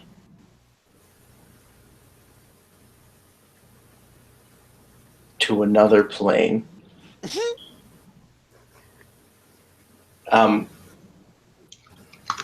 Roll me a wisdom check. Yes. Is it just? It's a check, not a save. Okay. Yep. That's That's your spell casting ability modifier. my spell casting ability modifier. Yes. Okay, that's the big one, right? Sorry. Yeah. Spell attack bonus. Go ahead. Okay, that's a 15 on the die plus 12 for 27. All right. I will say yes. You have plane shift. Where do you shift it to? It specifies here elemental plane, and I want to shift it to the city of Brass on the elemental plane of fire. Something I, as a druid, have a link to. I would say with that wisdom modifier, you could shift it to the prime material plane if you wanted to. Oh shit, then yeah. Because just a different plane of existence. Go Yeah. hog wild. Yes. Do I know where my alabaster lily's at? I would say yeah. You probably met up there. Then there's like Phil is sitting at his desk and this horn appears there.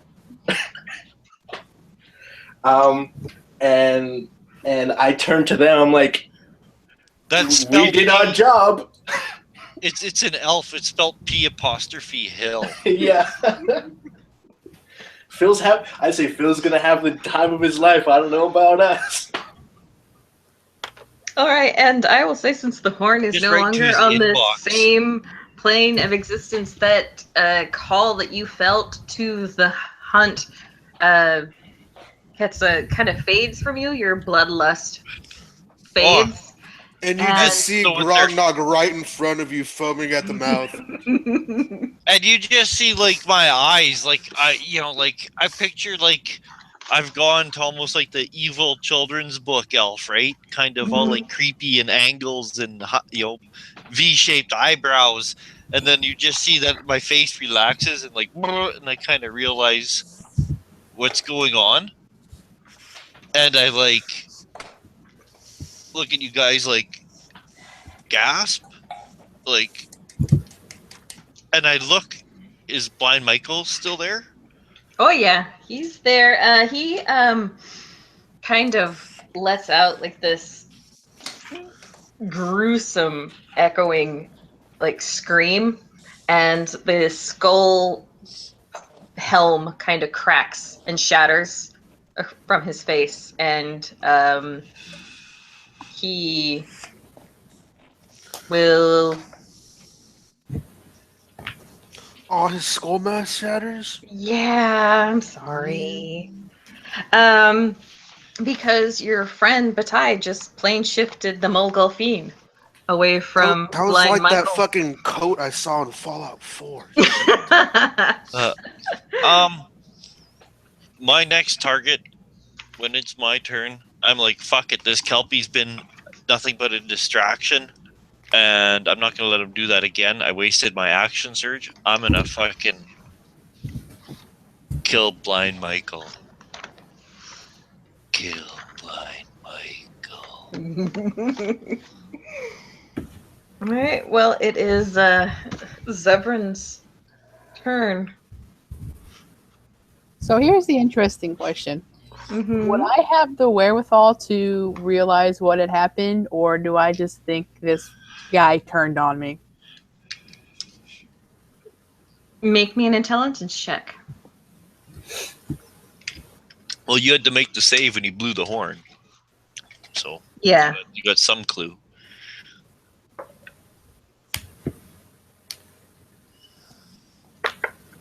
Five. That motherfucker just fucking hit you for no goddamn reason.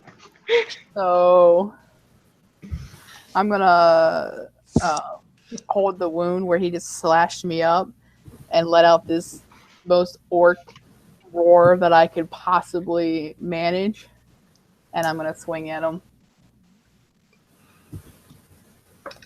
If I hear that roar, I'd have to join in to my blood.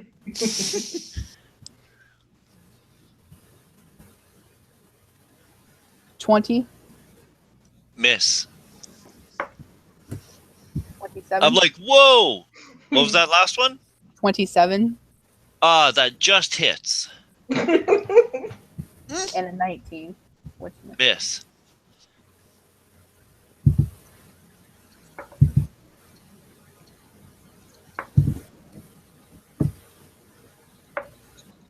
$10 points of damage. Fortunately, I rolled really low. I'm like, kind of like stumbling back on my heels, kind of trying to defend. I'm like, whoa, whoa, whoa, whoa! It's not what you think. And then I'm gonna bonus action second wind.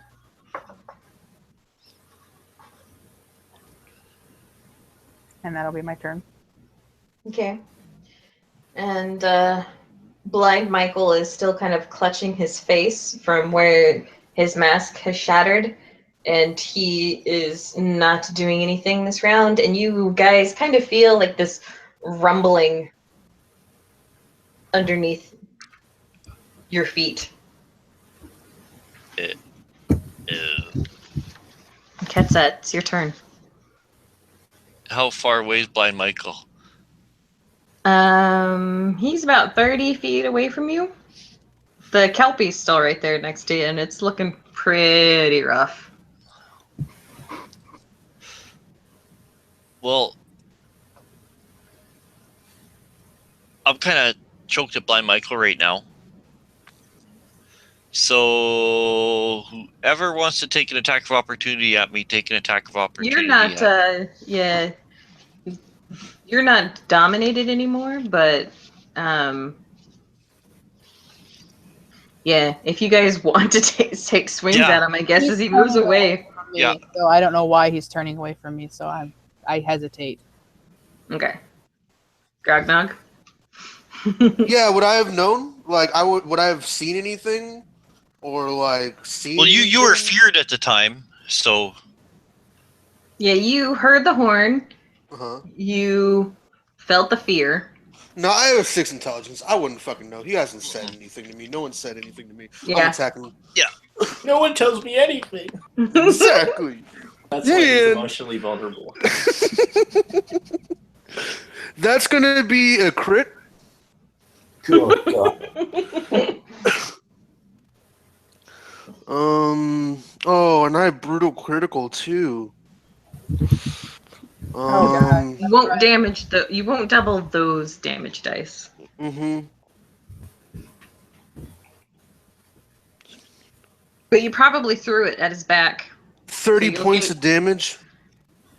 All right. I would say that you threw it. Did you roll the extra d8? Oh no, I didn't throw it. So then 40 points of damage. Okay. Fucking half works. Face me, betrayal! Oh, my head hurts now. So Tessa, you got hit in the back with the hammer. Yeah, I just swear in Elven. I know what's going on. I get it. Like, You should have said sorry, friends. But you didn't. Yeah. Yeah. I don't know what came over me. Yeah, so really, I there's no time to discuss about it now. I'll have to use my persuasion skill after. Patch things over. Okay. I come in at him and I'm just gonna attack normally. I have respect for his magical nature. I assume he's gonna be pretty tough to hit, so a 24. Will hit. So that's 16 points of damage. A 16. Will hit now. Oh, that's another 16 points of damage.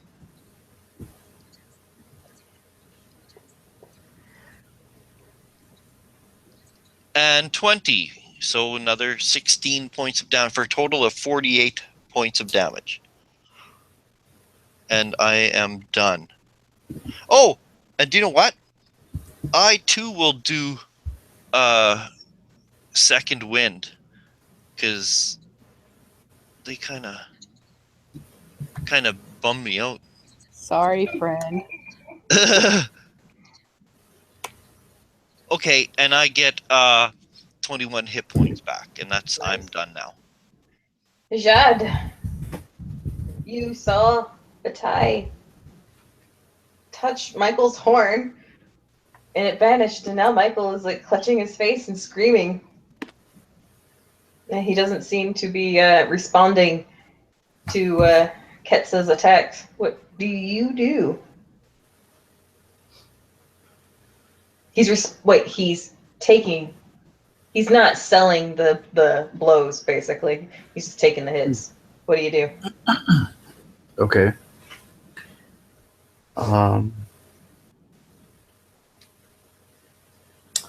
I want to.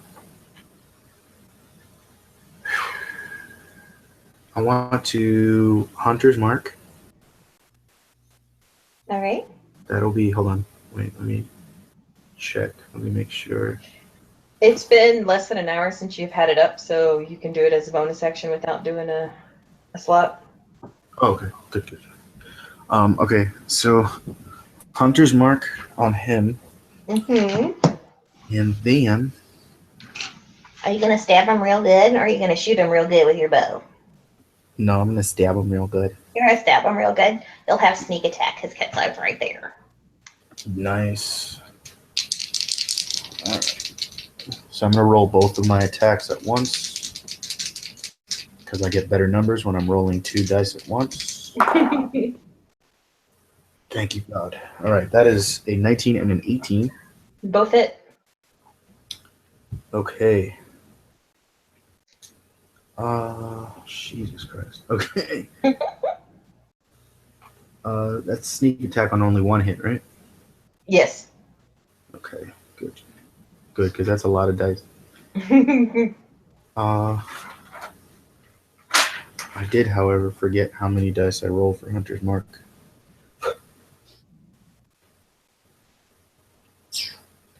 Of course, I closed my fucking app.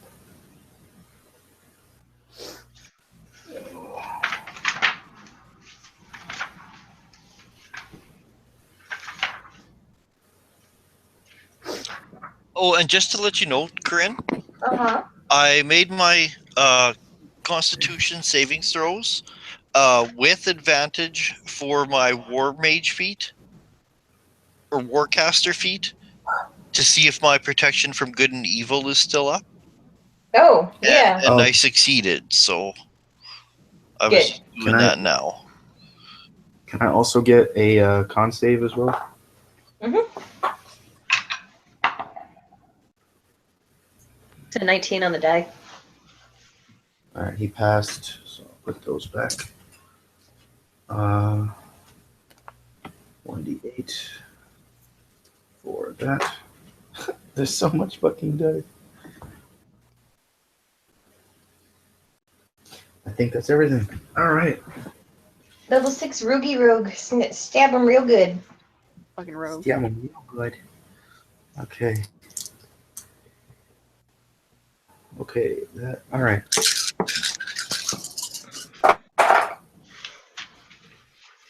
Wowie.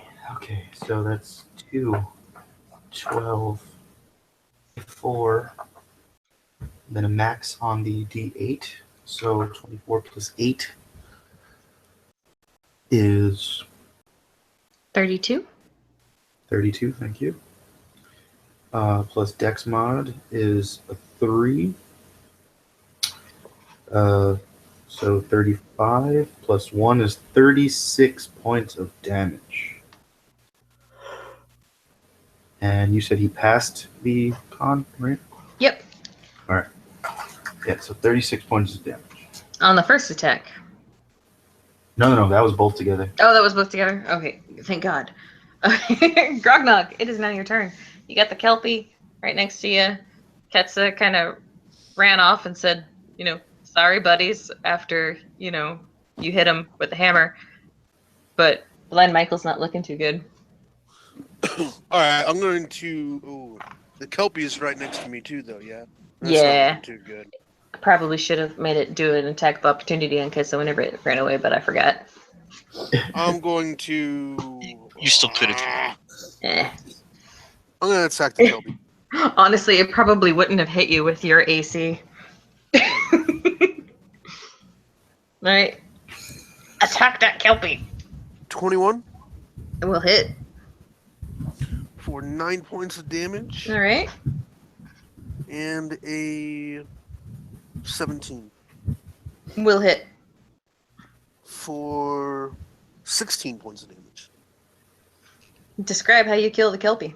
Oh, awesome. I take my hammer, and you see Grognog swing overhand right at its neck. As you hear this loud crack, you see Grognog throw his hand into its chest. Do I feel a heart in there at all? Oh, Feel a yeah. heart? Oh, yeah, awesome. All right, grab the heart, rip it out of its chest, and take a huge bite and start gnawing on it. With his fist. With his fist. Right? Or did you just break into the chest with a hammer? No, with my hand. Like I palm striked into that shit. It's almost as bad as doing it with a spoon.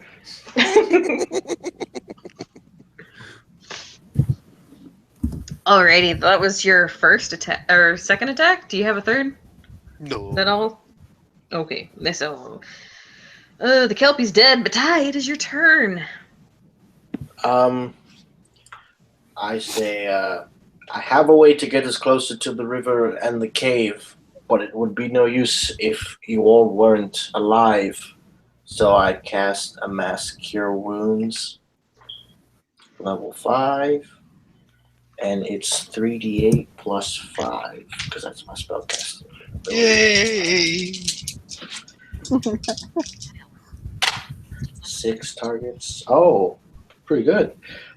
7. Let me do this. 6 plus 6 is 12. Plus 7 is 9. Plus 5. Sorry, is 19. Plus 5 is 24. Wow. Nice. Cool. HP for the gang. And I say, let's get out of here. I use my movement to move to. I mean, it looks like Blind Michael's preoccupied. I say out loud, so I run for the tree line. I look for a large tree, a thick tree. I'm going to look at all of you and just say, I'd rather die in battle. Run if you must. Wait, why are we running? The deed is done. This realm will fall apart without the horn. Kill him. Zevram, you hear your druid friend say, let's get the F out of here, but you clearly don't want to go. So what do you want to do?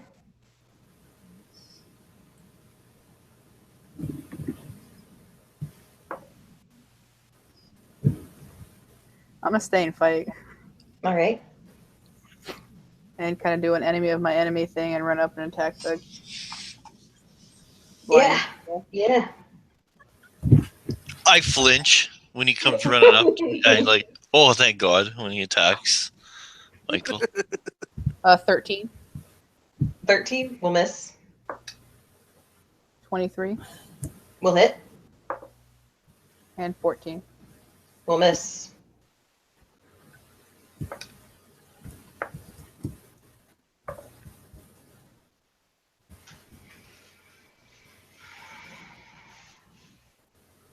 $17 points of damage.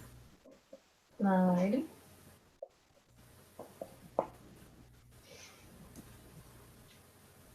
And then it's now Blind Michael's turn, and he kind of like has been kneeling there, clutching his face, and not really responding in any way for you guys. I mean, wailing on him, but he is going to kind of look up at. Let's see, who did the most damage to him? Well, I guess that would be Hijad. And he's going to Take a cast. disadvantage on attack. Oh, thank you. How to say that after you pick the person. Test treasure, sure what he wants to do. Well, my heart says Finger of Death, but I think he's going to cast Disintegrate at Hijad.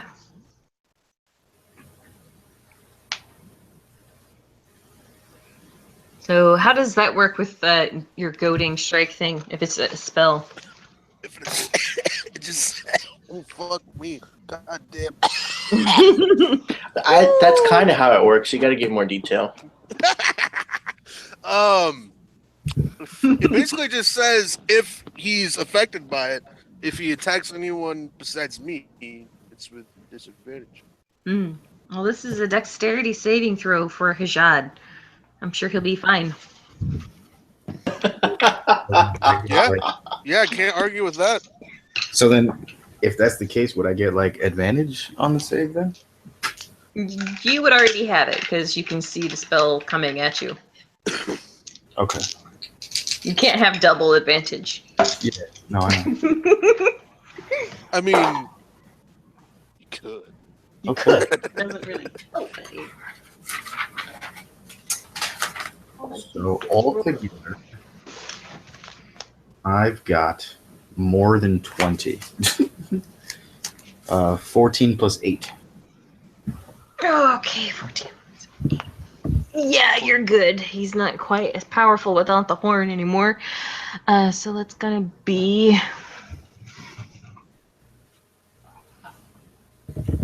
on a failed save. Blah blah blah blah blah.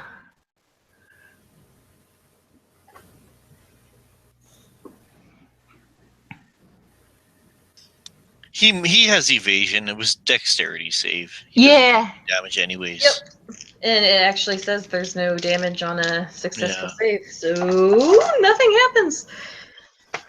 Woot. Woot woot woot. And so that will be.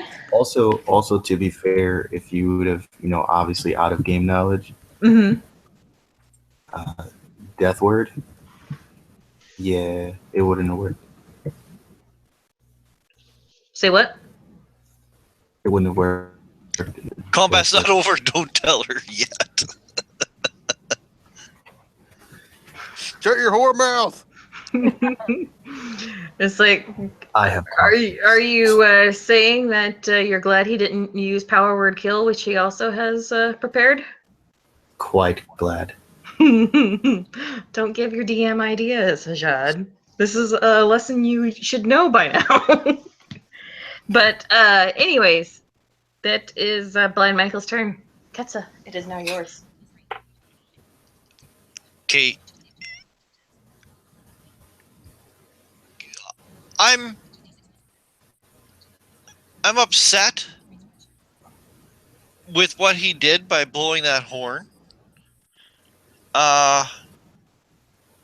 especially because like I am from like the Order of the Alabaster Lily, we like to think of ourselves as intellectual and above most.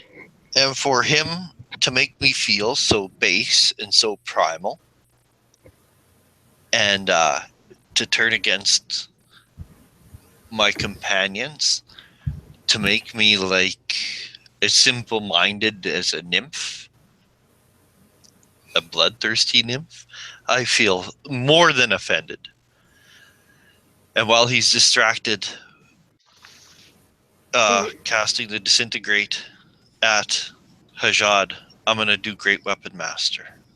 Triggered Ooh. and offended. Ketsa swings at Blind Michael. Yes. Okay, here we go.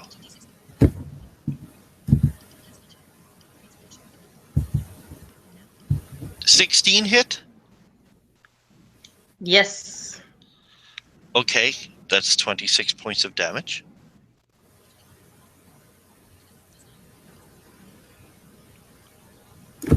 Is this going up every single time? Pardon me? Is this going up every time you do it? Oh wait, no, because of the Yeah, Great Weapon Master. I'm smart like that. Okay. Okay, that one misses because that's a 13. Okay. Oh, damn it! And that one missed. So I hit him once for the 26 points of damage. And that is really it. I am done. Jad. Damn right. I'm gonna stabby stab. You're gonna stab him? I hope you have all your dice ready. Fuck. Did you put them away? I keep putting them away. I'm so glad that you said something though, because I'm going to keep it out this time. All right. Well, I missed with one, but I crit with the other. Okay. All right. So I double all of the dice, right? Yeah, if it's a dice you're rolling, you double that and then add your modifier at the end. Okay. And do I get sneak? Oh god. Yeah, because I'm fighting him with you. Yeah, cat on keyboard. You get it. Sorry. Okay. Fucking hell. All right. You're the only guy I heard that bitches that you gotta roll too much dice when you roll damage. You should be Yeah. like, yay! A million dice. I'm gonna kill him. Yeah, I have like This is all so- of these like dice ready for some of these spells that someone counterspelled. Oh, DC save, please. Oh, DC. Ooh, hold on. Con 13. Oh, nice. Thank you. Okay. Then we got the D8, and then I feel like there's something missing. All right. So the D6 for the sword, 3D6 for sneak, D8 for the Colossus Slayer, 2D10s for the poison, and yeah, I think that's it. All right.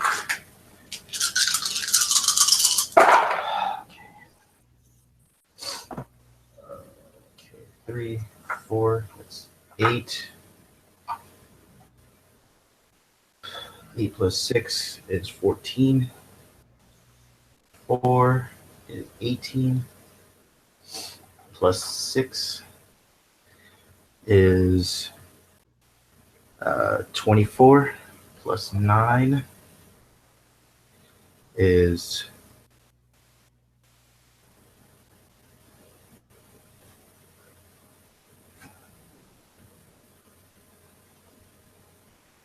13. 33 times 2, 6.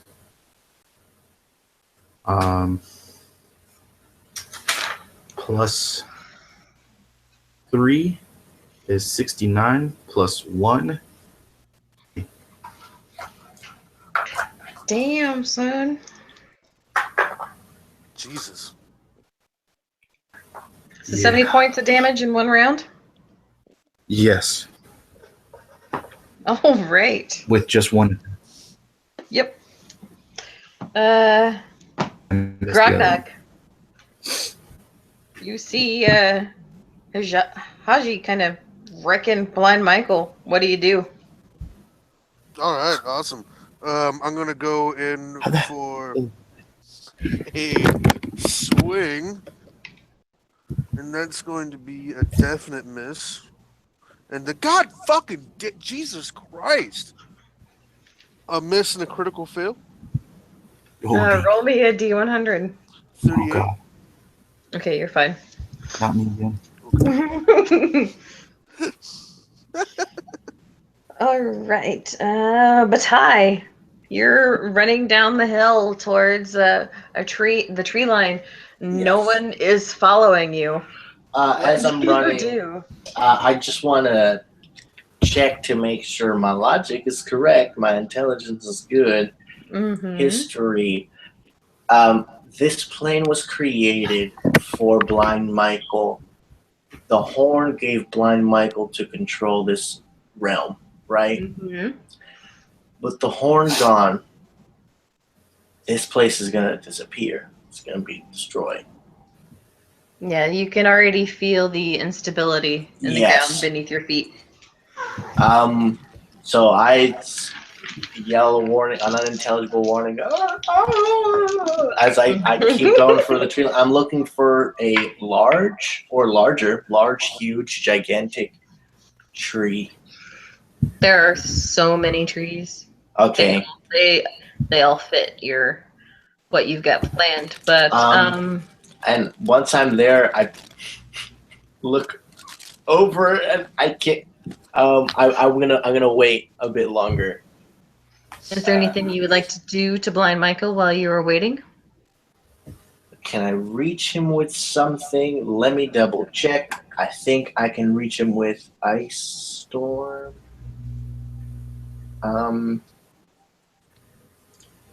How far away is he? 90 feet. Oh shit! Yeah. Okay. Yeah. Ice Storm can go up to 300. And it's instant. So Miss Piggy's still mouse naked mole rat. And plane shift was not concentration; it was instantaneous. And neither was mass cure wounds. So I will remind you that you have Yeah, all of your friends. allies within a 20-foot radius of Blind Michael. perhaps it'll serve as encouragement, since I gave him a bunch of hit points. To get the F out? Yeah. If that's what you feel Batai would do, go for it. So 20-foot radius, 40-foot high cylinder. Each creature must make a dexterity saving throw, and I will roll damage while you guys do that. It's half on a success. 17. Michael got an 18 on the die. 15. Oh, I tied with Michael. Oh, no, it. 18 I save. failed. Because there's still more. It is 30 if you. It is 30 hit points of damage. Well, I guess this will matter. It is 10 points of bludgeoning damage and 20 points of cold damage. That's full. Half if you succeeded, Michael and Haji. Oh, it gives me die rolls for you. Say again? It says 2d8 bludgeoning and 46 cold in my book for Ice Storm. Yes, that's what I Yeah. did. He already rolled. Oh, He's just I did it while you Oh. guys. I did it while you guys were saving. So how much for the save? I'm sorry. It is what it totals to is 10 bludgeoning and 20 cold damage. A total So- of 30, but I know Gran has probably has resistance to the bludgeoning And cold. and the cold. So What's your spell DC? What did it have to 18. be? 18. Oh, nope. Okay, cool. I can't. All right. Can I So I have get pelted. uncanny dodge? Yeah, it is a dexterity one. Yep. Wait, I actually. How much? It was 10 bludgeoning, 20 cold, or other way Yes. around? Correct. Okay, I'm gonna cast Absorb Elements, which gives me resistance on cold for the 1 round. So that'll remove 10 of the damage. And anyways, because it's a reaction, but I do that. Okay. Zevram, you're up. Get And out of there! I'm gonna take the hit and I'm gonna start running. Okay. Michael's gonna get an attack of opportunity on you with his sword. That's gonna be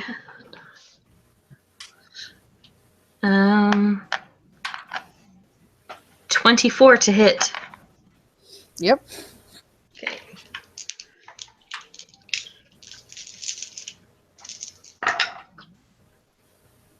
I rolled garbage.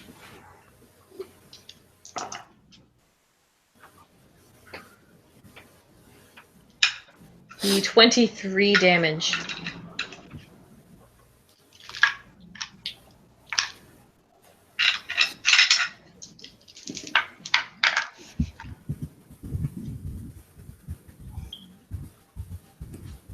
I'll double move out. All right, so you're 60 feet down the hill. You got 30 feet to go.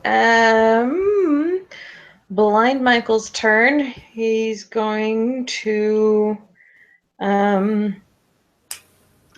attack Grognog because why not? And roll a natural 1.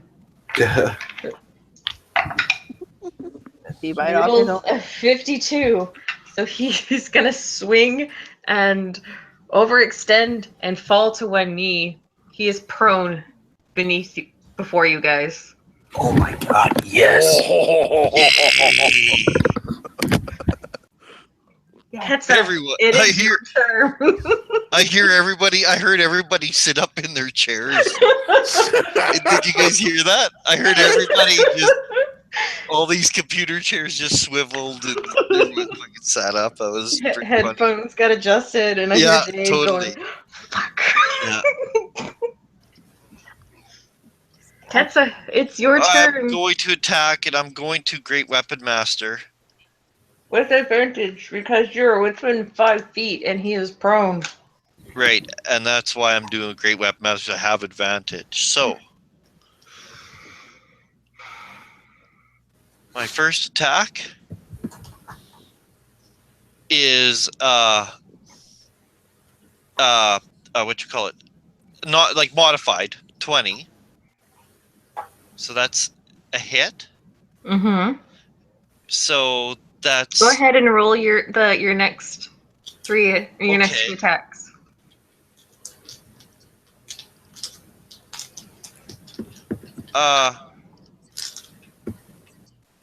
That one missed. AC's 15 right now. Oh, then it did hit. Describe how you kill Blind Michael. Motherfucker. He's kind of like prone, as he's kind of like prone. You know how he kind of like would sit up and raise his head a bit? My sweeping attack where my feet leave the ground, like a football player reaching for a far pass. Like I just leap and I just put all the weight on my sword, and even a flash of like cold energy goes into him too with that absorb element spell. He even takes a little bit of cold damage, and I just land flat on my belly, just like a big fucking cheese cutter. I just land flat on my belly, and his head just lolls, and a gout of blood just sprays in a giant rooster tail towards the sky. And that is how Ketsa, Eldritch Knight of the Alabaster Lily, slayed Blind Michael in his realm. Woohoo! And Now at this, let's plane shift out of here. I wish, would that it were so simple. Alright. So you guys are out of combat. I'm gonna go find that naked mole rat. Yes. Make me a perception check. Might have to get one of the ranger on it or something, but Oh yeah, then I'll help you. I'll help you with it. This I'm is the gonna real make one. hunt. This is why we played this game, for this moment. That's what she had in mind. She was playing on this. I rolled a 13. But Hajad, You With it, don't see her. no. You can make your own hijab if you'd like. Sure. There's not really much you can do to help another person I'm see just better. muting. That's true. Right there. It's right there. I don't see it. Get your finger out of my face.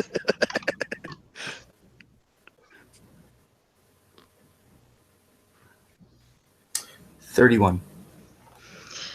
You look around, and I will say that your true sight's probably still up from the last time you activated it, because it's been probably a little bit less than 10 minutes since all of this started.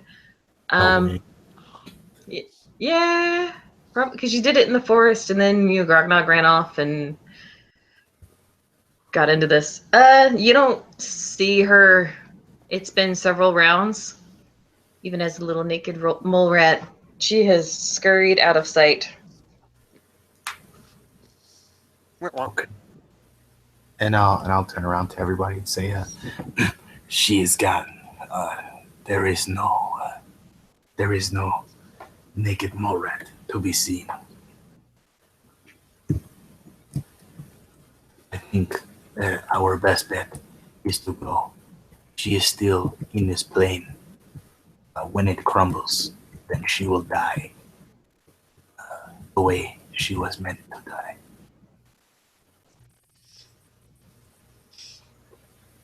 Well, it's true.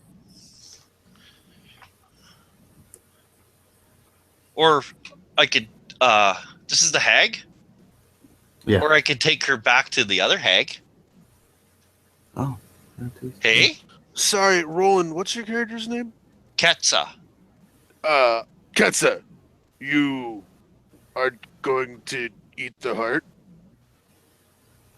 Of have the to kill. mole rat? Oh, No, of Blind Michael. I just say, motions my hand, be my guest. Oh, well, thank you.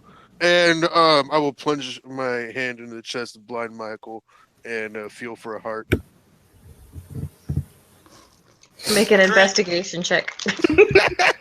Corinne, that's what I suggest, that we take this naked mole rat / hag back to the Oh! other hag who helped us. With my horrible investigation skills, still 15. Yeah, the heart is right where you expect it to be, so it wasn't hard to find it. Awesome. So yeah, I'm gonna remove the heart and eat it. It tastes like chicken. Awesome.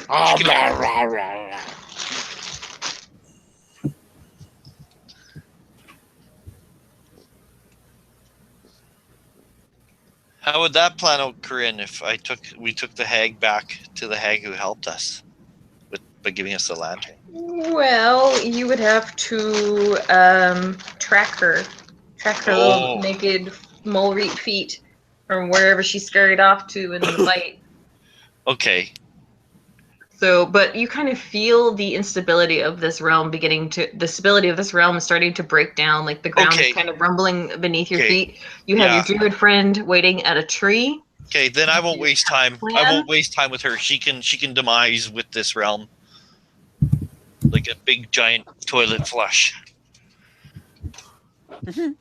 And I'll fucking start heading over to the druid.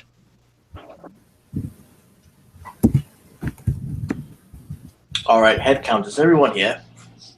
I will follow as well. Yes, I'm there. All right.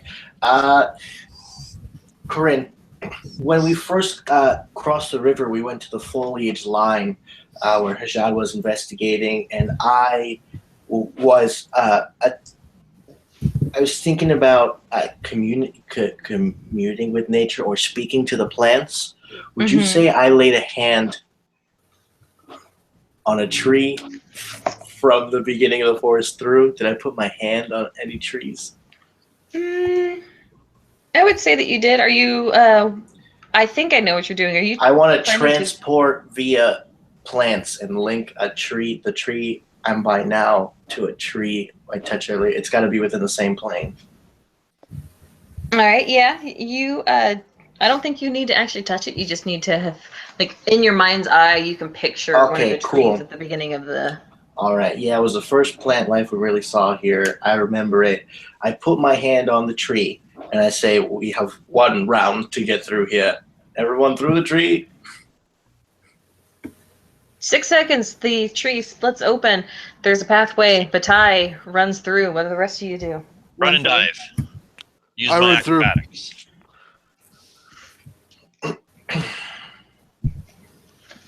All right. We end up back near the river. I say to Hajad, "This place is crumbling. I'm not sure about the skeletons, but just to be safe."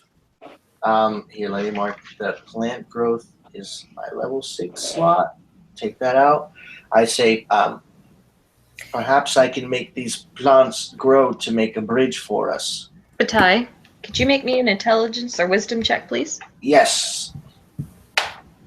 That's a 13 on the die plus 5 for 18 total. Do you have another 7th level spell slot or higher? No, I don't. Okay. Then you're wanting to do plant growth and do what? I'm sorry. Build a bridge, and Hashad, could you investigate to see if there are skeletons while I build this bridge? It might take some time. Absolutely. And how's my true sight looking? The river looks the same as it did before. So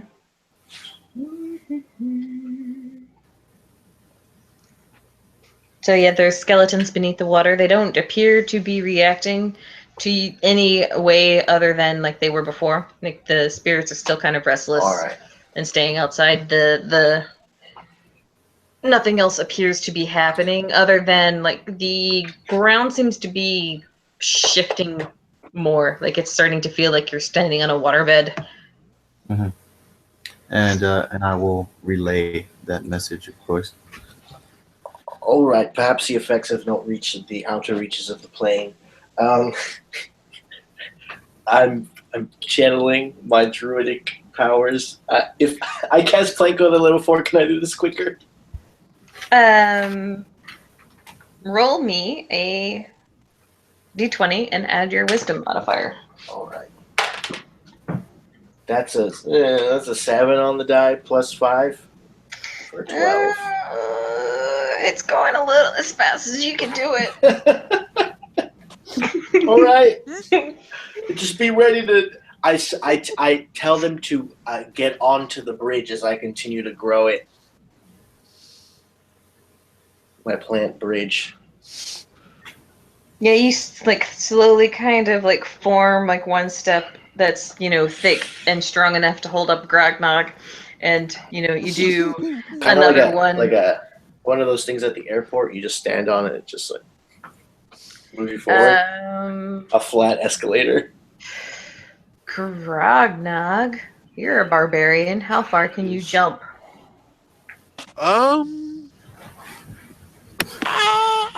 I can jump pretty far, I think. I don't know. I think that jumping thing that you're thinking of is with fighter though. Okay. I can throw people really far.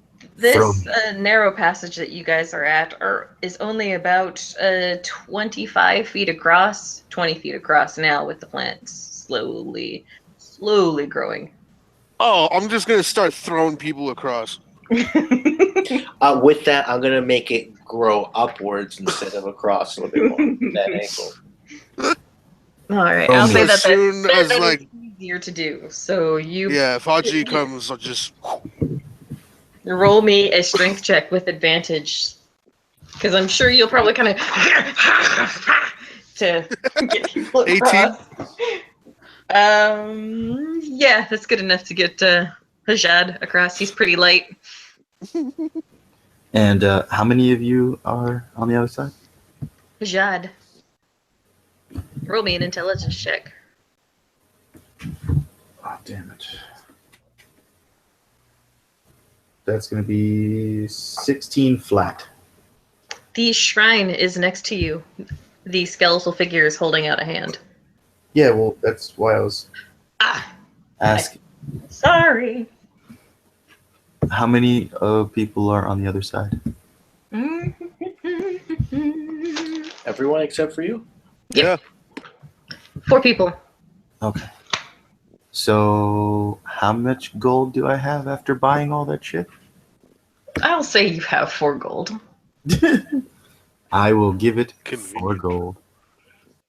And the water splits and passes quickly as it did before. The way is now clear. And I wild shape into a motherfucking giant eagle and I fly across.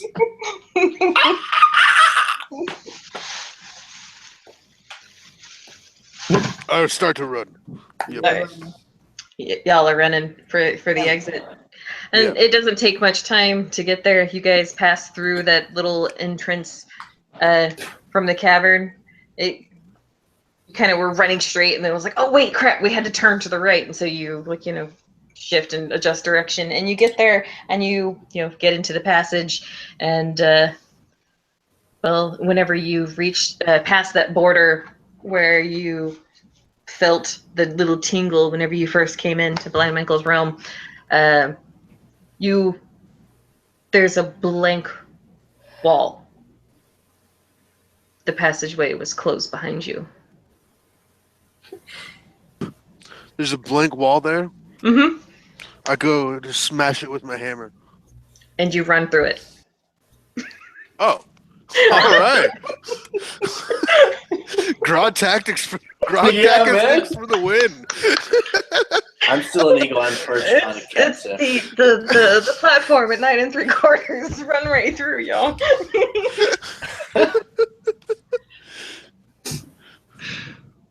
So yes, you guys escape Blind Michael's realm. You've defeated Blind Michael, and the Mogul Fiend is within possession of the Knights of the Alabaster Lily. Yay, y'all did it. Still an eagle. Well, that's pretty excellent. That was awesome.